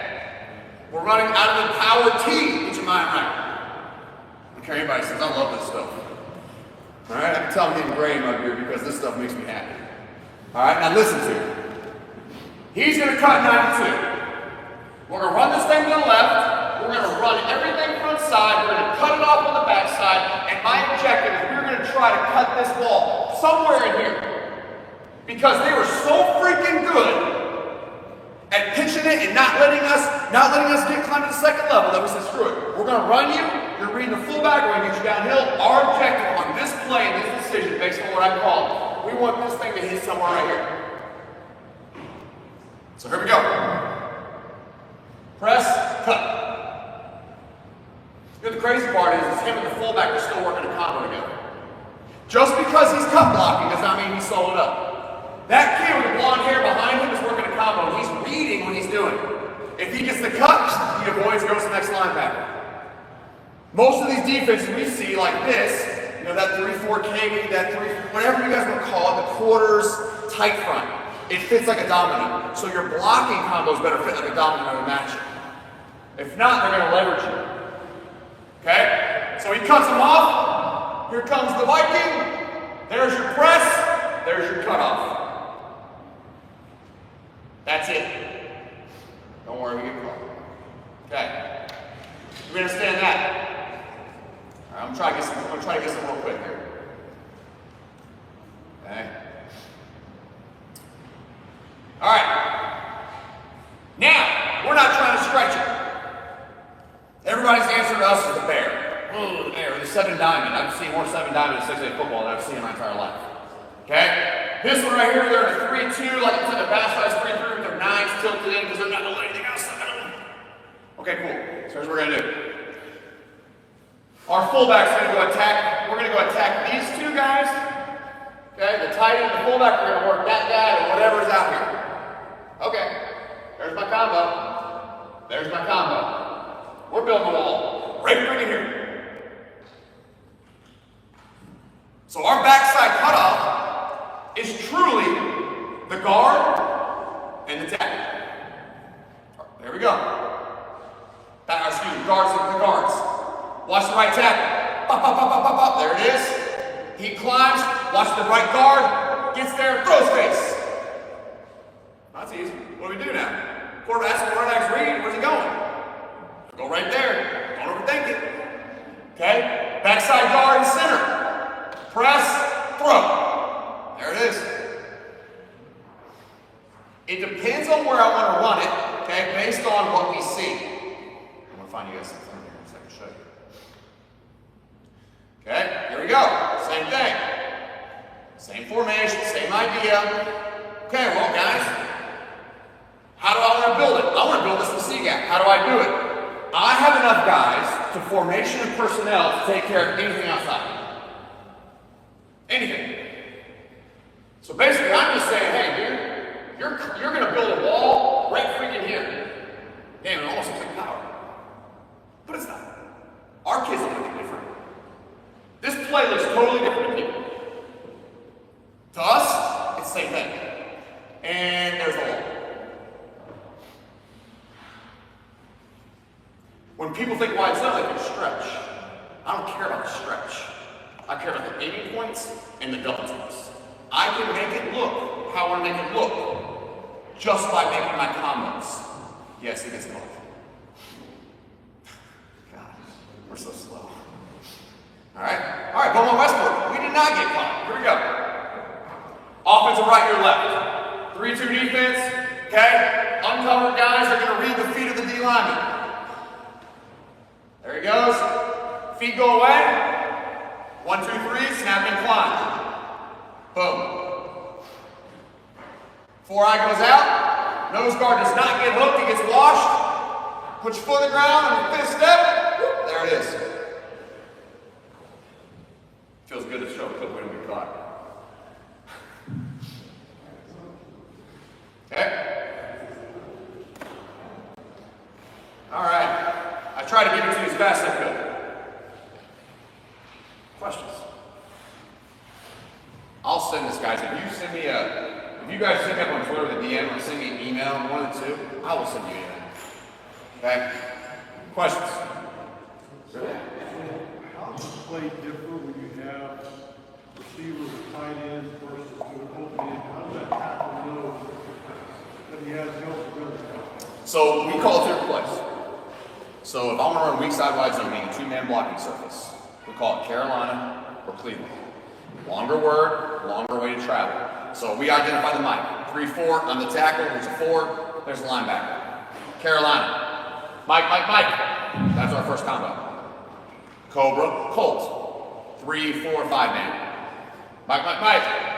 He's got him. That's our combo. We just -1. So I found out that just not communicating by calling the play differently helps. Just change the name of the play. So, and if you do want to run and shoot, I'll give it to you. You good? All right, thanks, guys. For the road warriors, it's going to get out, man. Also, for those of you who are still here, thank you for being here. There was a social planned at Crickets, which is a draft house bar area right down in downtown. I have had a family emergency come up, and I'm going going to have to leave town first thing in the morning to get to a sick family member, so I will no longer be able to attend. But they do have space set aside for y'all if y'all go in there. Great food, great drinks. So, but I know some of y'all are looking at getting home pretty soon too. So, again, thank y'all for being here for the second annual Wombat Clinic. We'll run it back again next year. We'll get you a code as soon as we can for the entire clinic, and that'll be on Coach 2. And then we will also get you the feedback form, and you can send that our way.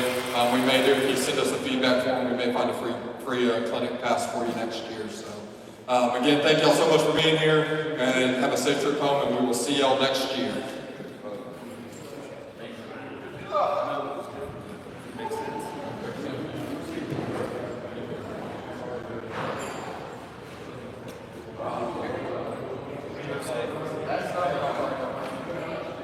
Hey, Andrew, stop it.